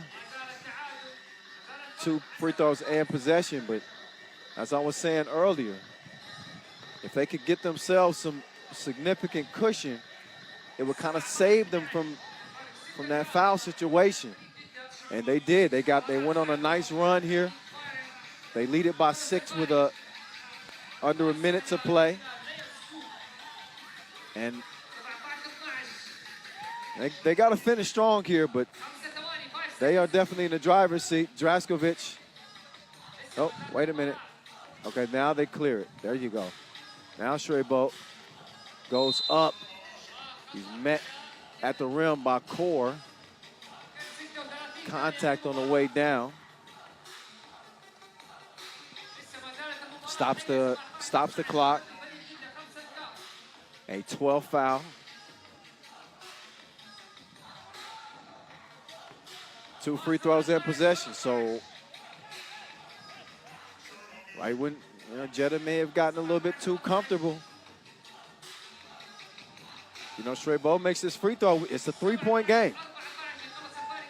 So here we go. Here we go. So Jeddah call a timeout. They say, all right, let's regroup. This is when you got to get everybody's head in the game. Realize what's at stake here. Piran not in near the foul trouble that Jeddah is in. But one more defensive foul on them, and Jeddah will be shooting 2 free throws. First to 21 wins, but I don't know if this was gonna go the limit. I mean, I don't think anybody's gonna score 21. Rather, this is probably gonna go the duration of the 10 minutes. Obnick coming around. He wants a clear shot. He doesn't get a good look. Kavga. Instead, he gets to the rack. Says, take that with you, Kevin Core. 2-point game. 17-15 is where it stands. Killer could knock it down. Big rebound, though, from Core. So Piran, no need to foul. They just want to play solid defense here. There's Gappy. He wanted to travel. Killian, a bump on the 2-point attempt.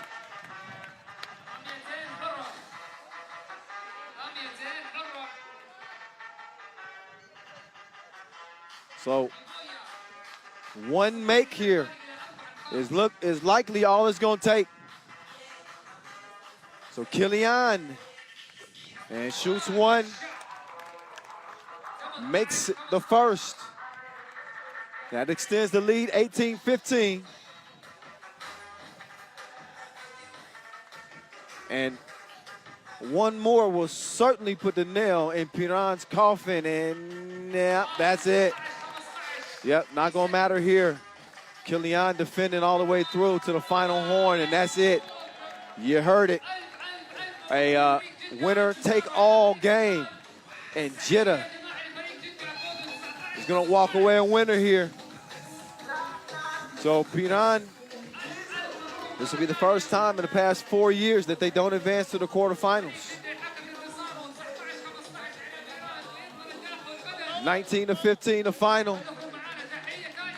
And the local Jeddah fans will have a reason to keep cheering for the local squad.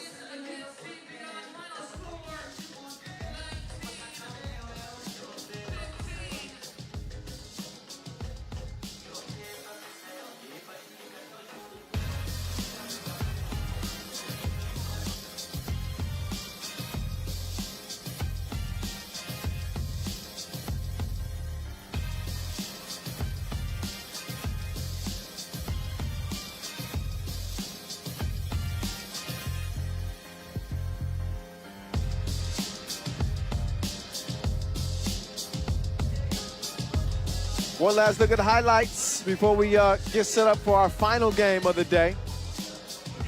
It'll be a Lithuanian clash.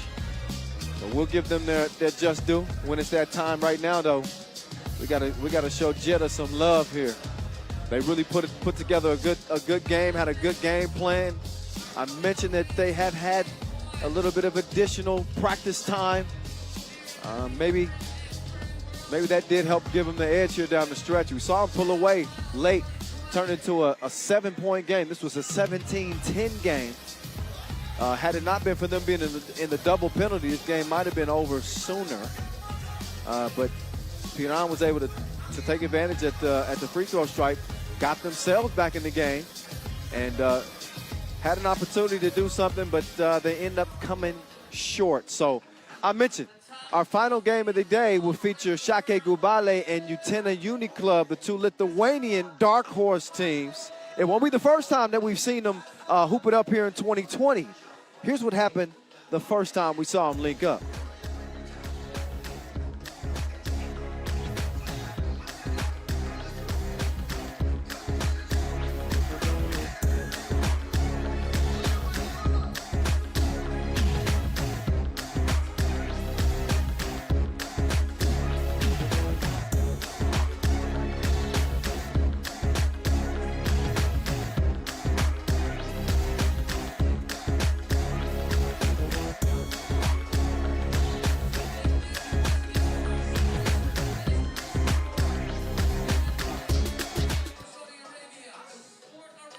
All right, so yeah, that's how it went down at the Debrecen Masters.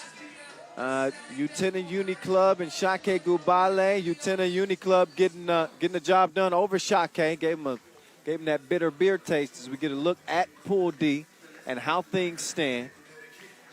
If Shake is able to get a win here, we would then have a three-way tie. And then we'd have to bring out the calculator and determine who's going to be advancing out of the group by way of total points scored. But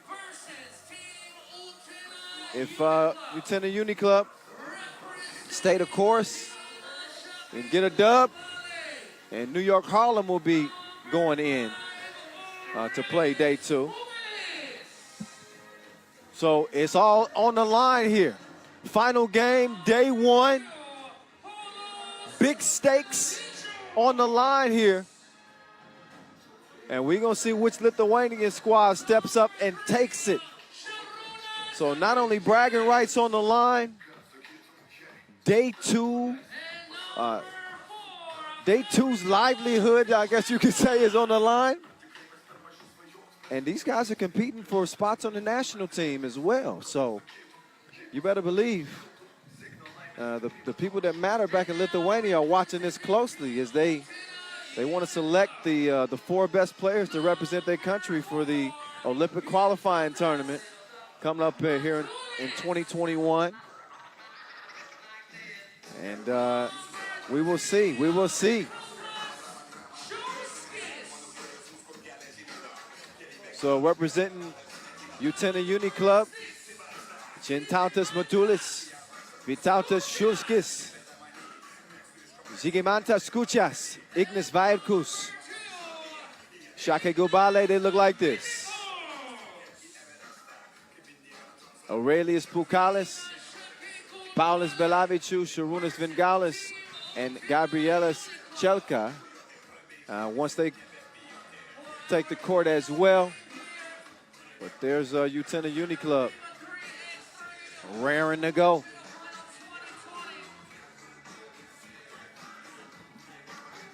Got a great chance to prove themselves as, not only a dangerous newcomer, but they could potentially stake their claim to step into the elites of 3x3. We've seen the landscape change. It's as wide open as it's been.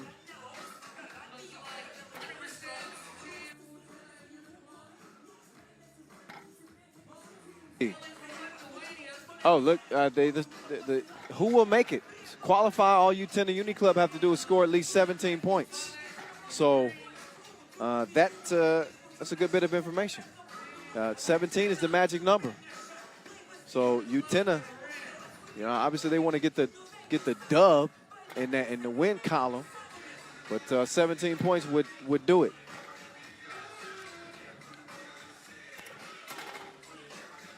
They shoot it well. Oh my goodness. You'll have no idea. The wind is just killing me right now.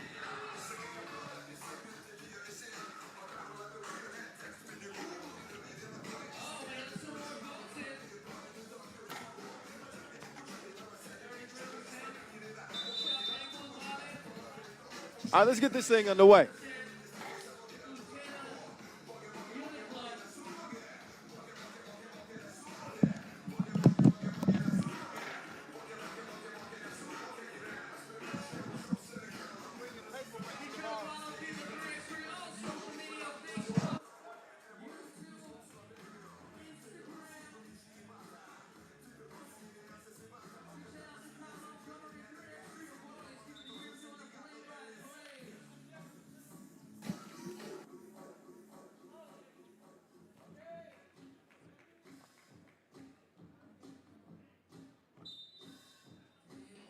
All right, here we go. Here we go.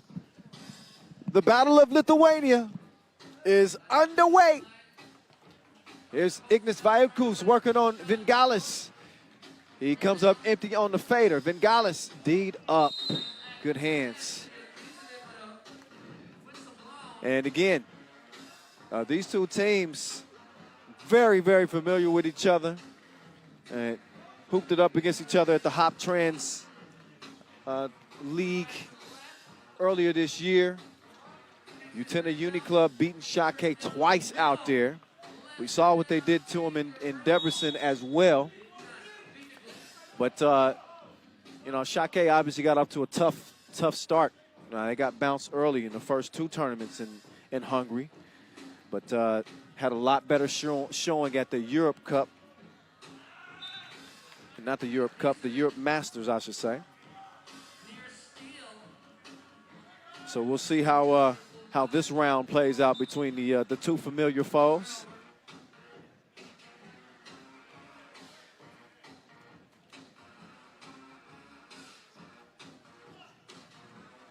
Again, the magic number for Utena Uni Club is 17. And they could be ruining their compatriots' day yet again. Oh, man. Oh. Pukalis. Oh, so maybe it's not so friendly after all. Pukalis and Skučas getting a real friendly. Let's just say Pukalis, he just tossed him aside like a piece of paper.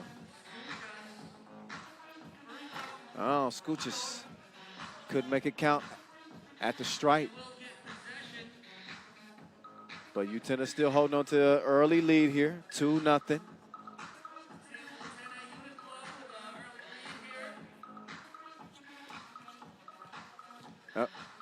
Oh, Vaitkus, good move, but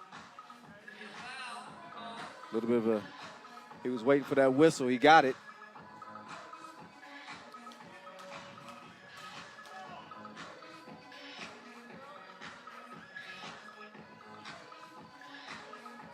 Here's Vaitkus, already among the league leaders in player value. He's definitely one of those do-it-all type guys. I mean, he has an imprint all over the court. He's efficient, a good shooter, shoots at a high percentage. As Belavichus is too strong on his 2 attempts. Vaitkus, the Skučas. Skučas also climbing the player value chart this year.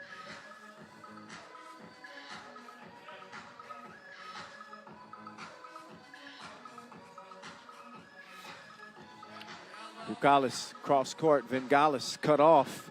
He pulls up, oh, in the face. 3-2.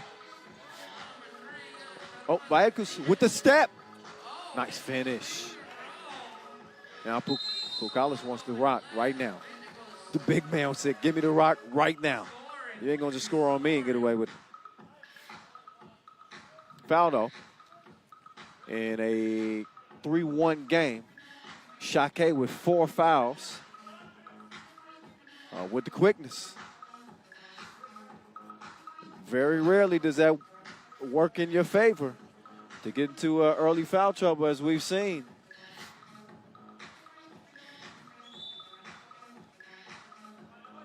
Something that I've noticed, there ain't no love lost between these two.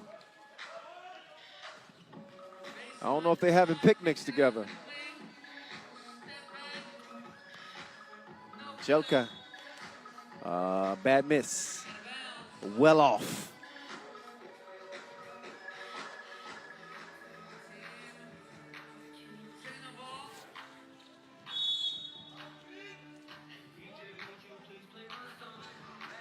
So foul on Shake.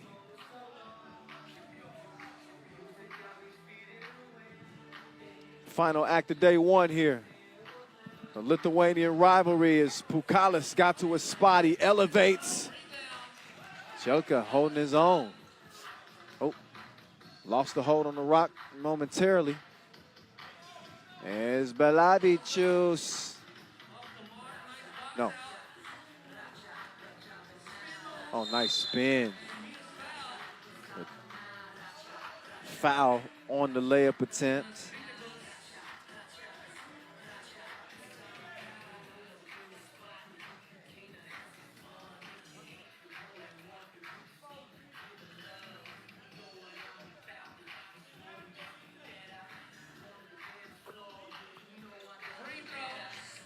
So the free throw.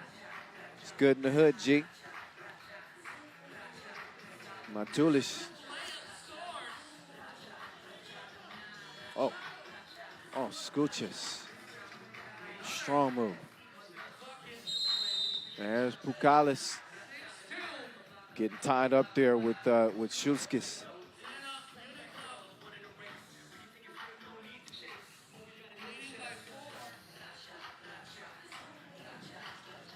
We call Scooches the Lithuanian Rodman because he's an irritant, and he takes pride in it. He gets under dude's skin, man. He finds a way to do it, and he also give you a bucket too. Pukalis trying to go to work here. Use the big body drop step. That's grown man business right there. You better believe it's 7-4. Vaitkus got the step. Bye-bye. Finishes high off the glass. Now Pukalis. There's no frills to what he do. He's just going to back you down and give you a bucket. It's either that or you fouling. We saw the latter that time. It was before the shot attempt. But Shake with 6 fouls, actually. Six fouls on Shake. So Utena with a 4-point advantage. They've been the stronger team out of the gates here. They've had some of their thunder kind of stolen a little bit from Utena. Again, it was last year that Shake crashed the party. Utena's kind of doing the same, and they're doing it at the expense of Shake. Or they have.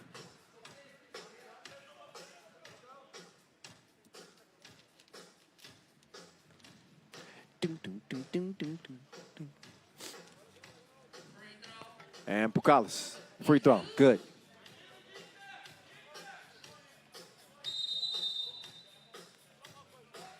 Oh, offensive foul call. Look back. You be the judge. Good call. Boom, boom.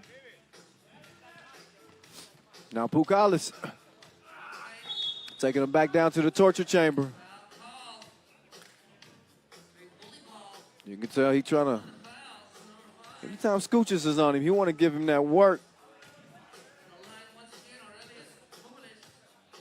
Pukalis forcing the issue down there. And I think the more aggressive he is, the better. They can potentially cut into this deficit at the free throw stripe. And there you go. The 8-4 game is turned into an 8-6 game. Pull up, miss. Belavichus skies for the rebound. He's going to clear it himself. He's got Bengalis running the baseline. They clear it out for the big man. He wants to do something strange to Scuchas. And he does just that. Bodied him up and hit him with the baby hook. Long ball. And too long. I am the one. The kid is not my son.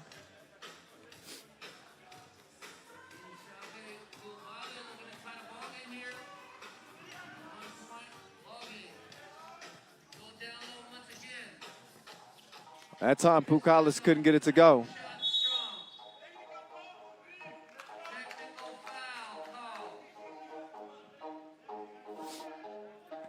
So, and a technical foul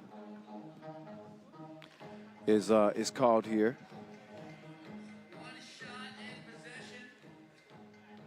So Vaidkus will do the honors, and he knocks it down. Possession over to Utena as well. Remember, their magic number 17 to get in.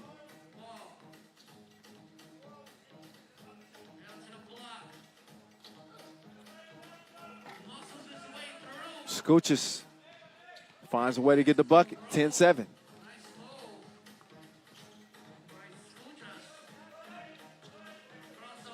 Up fake. Belavichus. Bengalis late in the shot clock. Just missed it. Oh, he lost the handle on it. I thought he was just trying to be fancy.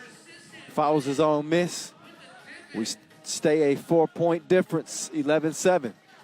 At the midway point now, Vin Gaulish had that. 11-8.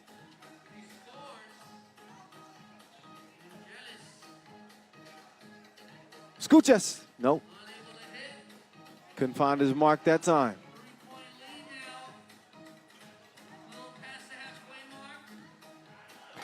Long ball, too strong.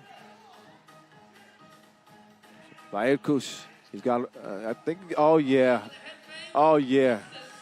Yeah, he did some things to Bengalis right there. Froze him with the hezzy.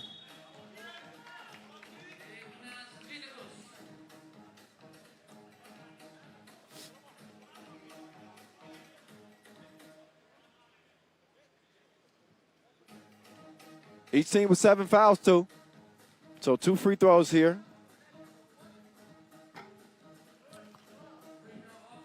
First of 2 is too long.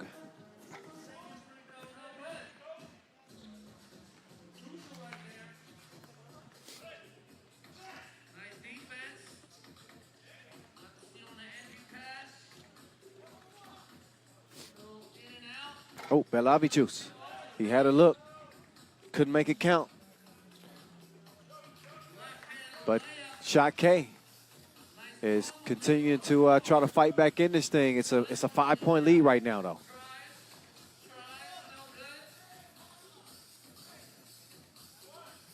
Oh, Belavichus fell asleep. Oh, it leads to a 2-piece.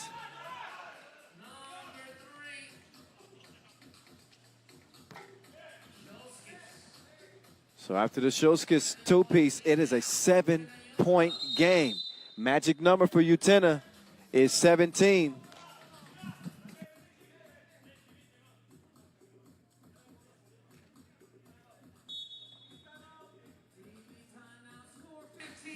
So TV timeout. Again, New York Harlem looking on closely. They want a Utena Uni Club win. As after losing to them earlier, 21-16, 17 is the magic number for Utena Uni Club. That's all it would take.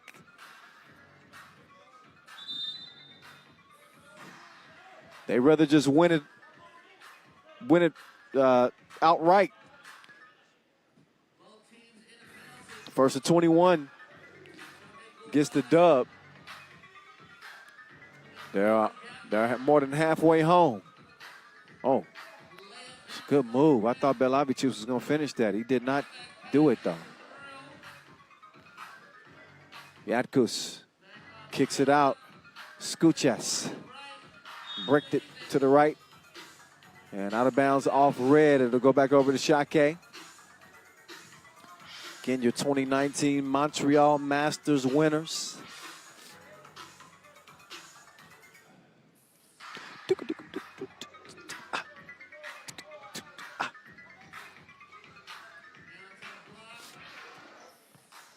There's Pucalis. Down to the block, and he couldn't get the hook to go.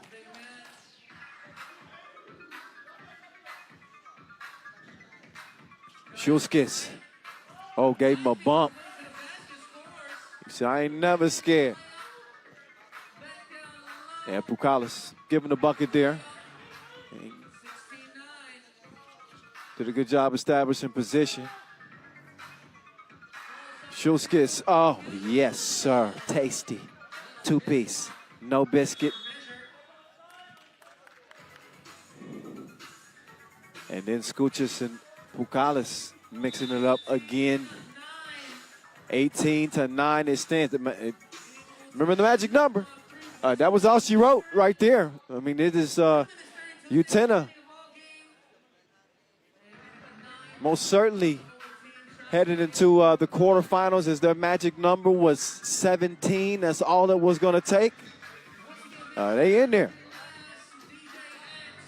3 more points will secure New York Harlem spot as well.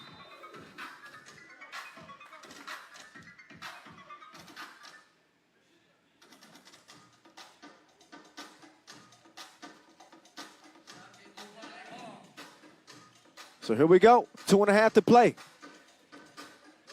Belavichus fires a blank that time.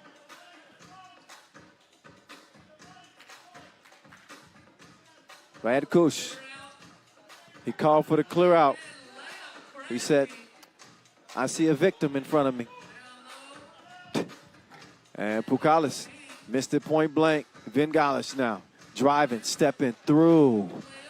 And he will lay it in. But this game looks to be a done dilly. 19-10 as Utena Uni Club is putting it on these boys. Oh, Shulskis misses the crib. Pucalis all day long. And he makes it count. Double dip. But a 7-point game still. This thing. Okay, off red. Viatakush couldn't maintain the dribble. Dribbled it off of his foot.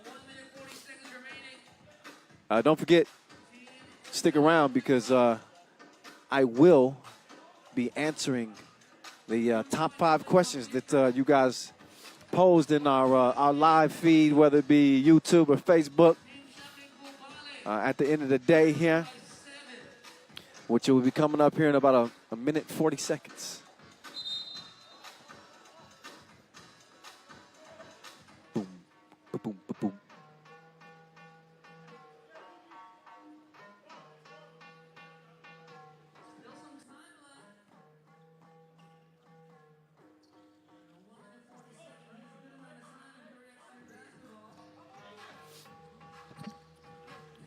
Pucalis, nice finish.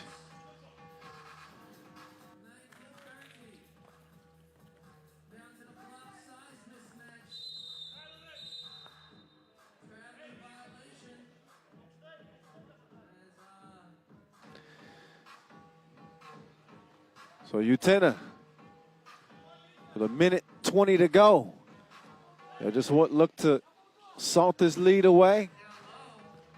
Obviously, they don't want to commit any fouls they don't have to. 5-point game. Cannot let your foot completely off the gas. Nice behind the back, but I think better defense from Belavichus. Gangster slap.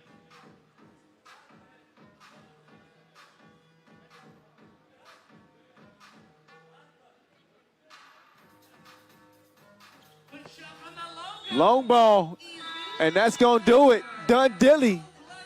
Ignas Vaitkus let's get him up out of here is what he says. They do show some good sportsmanship at the end of the game. Just watching these two teams, I can see they ain't buddy-buddy.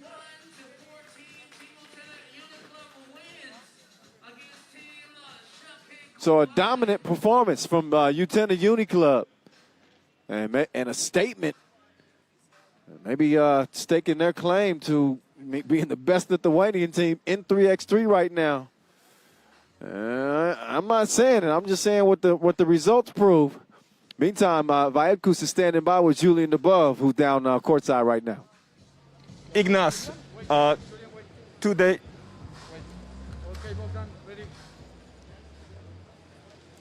Ignas, 2 games today and 2 wins. I guess it was a good day. Yeah, of course it's a good day. Yeah, first game is always like a lot of nervous, a lot of just coming from your country, long trip and everything. So we managed to win the first. So the second was, I think, easier for us physically, and then and I can say our game is improving every game. Yeah, for sure. This team, Shakye, they've been representing Lithuania, the Lithuanian national team, last year. Now, you know that Lithuania will play at the Olympic qualifying tournament in May with a chance to play at the Olympics this summer.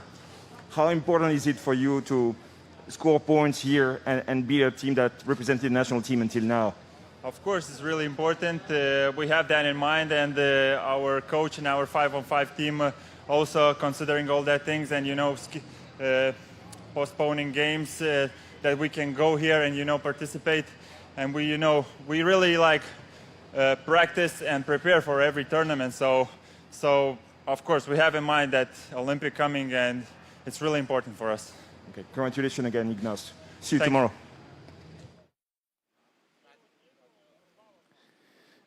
All right. So, yeah, I mean, look, you can see where some of that bad blood is. These guys are competitors. They obviously want to represent their country at the end of the day. This is a common goal for them both.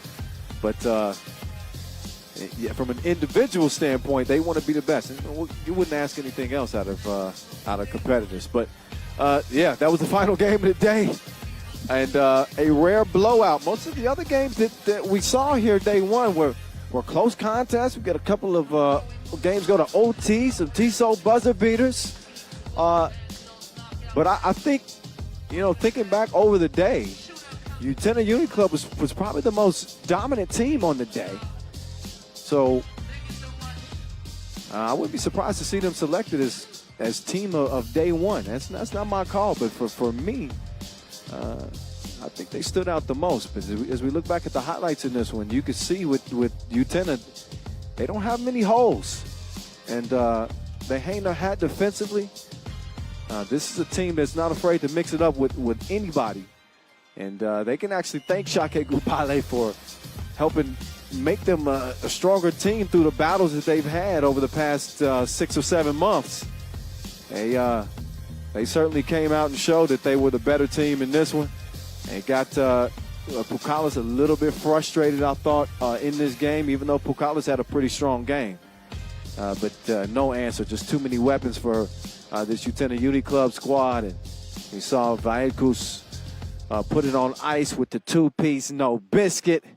And just like that, almost as quick as it started, it's over with. Day one is over with, but here's the good news. Day two is going to get even better. I'll give you guys a preview of what's going to be coming up day two here in a bit. But let's look back on how day one played out. Lehman, strong effort today. We saw them start with that win over Ulaanbaatar and just were able to edge Ub. They're one of 3 2-0 teams. We saw Riga take care of business in their group as well. They're also undefeated. Novi Sad, couple of ugly wins for them. They'd admit it too. But they are undefeated. So look back through the group play. Your number 1 seed. I know what the history says. Number 1 seeds have not fared that great at the World Tour Final, but Lehman off to a 2-0 start. Novi Sad leading their group. We saw Amsterdam come out of there as the number 2 squad, beating Lausanne in in a play-in game, their final matchup. Riga unscathed. Jeddah going to be the number 2 team coming out of that group, still representing here the local faves. And then finally, last but not least, the group of death, New York Harlem, barely survives. They'll be playing day 2 thanks to, I guess, their new friends, Utena Uni Club. So that's how day 1 ended up playing out. Here are the quarterfinals. Something for you to look forward to tomorrow as we'll get started here. 5:50 local time. Lehman against Jeddah. Utena against Amsterdam. Novi Sad against New York Harlem as they meet up yet again. And there should be a tasty one between Riga and Oob. So, look, if you don't like these quarterfinal matchups, something wrong with you. As promised, too, I did tell you guys that I was going to pick my 5 favorite questions. That's coming up in just a second. But, again, a look at the brackets for tomorrow. Again, we'll be starting at 5:50 local time. Now I can show you those questions. I picked 5. Philip Lukic, he asked me who's been the MVP so far. That's my first question from the chat. This is from Philip Lukic. MVP so far, I think I'm going to have to go with Ignas Vairkus. I really think Utena Uni Club was probably the most impressive team on the day of the unbeatens. We saw Riga kind of struggle a little bit. Novi Sad certainly struggled. Lehman, I think they ended up winning their second game by 1 point. So I got to give it to Ignas Vairkus. My next question comes from Bricko. He says, was there any doubt in your mind Damo would hit the Tissot buzzer beater in OT? You know what? I had a feeling. Damo just plays big in big moments, man. I knew when they got a second opportunity at a shot, Damo was probably going to hit it. So, yeah, you called that one. Subas, he said, what is the favorite sneaker you've ever owned? Man, I got to go with the Retro J's, the 4s, Toro Bravos. My favorite all-time shoe. I would never hoop in those. Those are just, you just want to go out and stunt and go to the club with those. Next question comes from Pick 604. He said, you mentioned you could hear the players talking with no fans in the stands. What's the most interesting interaction you overheard today? I don't even think can I answer that one? I don't think I can answer. It's not always meant for children's ears what you hear when you got grown men playing on the court. So we'll pass that one. And the last question is from Makai. He says, who was your favorite virtual fan on the giant screen today?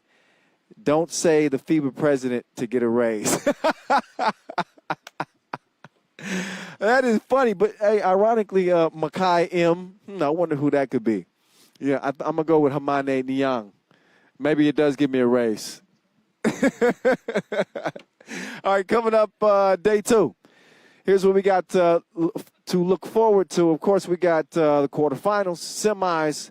We're going to have a crazy dunk contest, and we'll be crowning a champion here in 2020. And what a year it has been. But we're going to hand out that $60,000 bag coming up tomorrow. So, again, we'll be starting at 5:50 local time. What a day for day 1. We appreciate you guys for watching. We will see you tomorrow. Keep the questions coming. I enjoyed them, especially Makai M's. But for now, I'm Kyle Montgomery, the voice, saying peace out from day 1. We'll see you same place tomorrow for the World Tour Final here in Jeddah.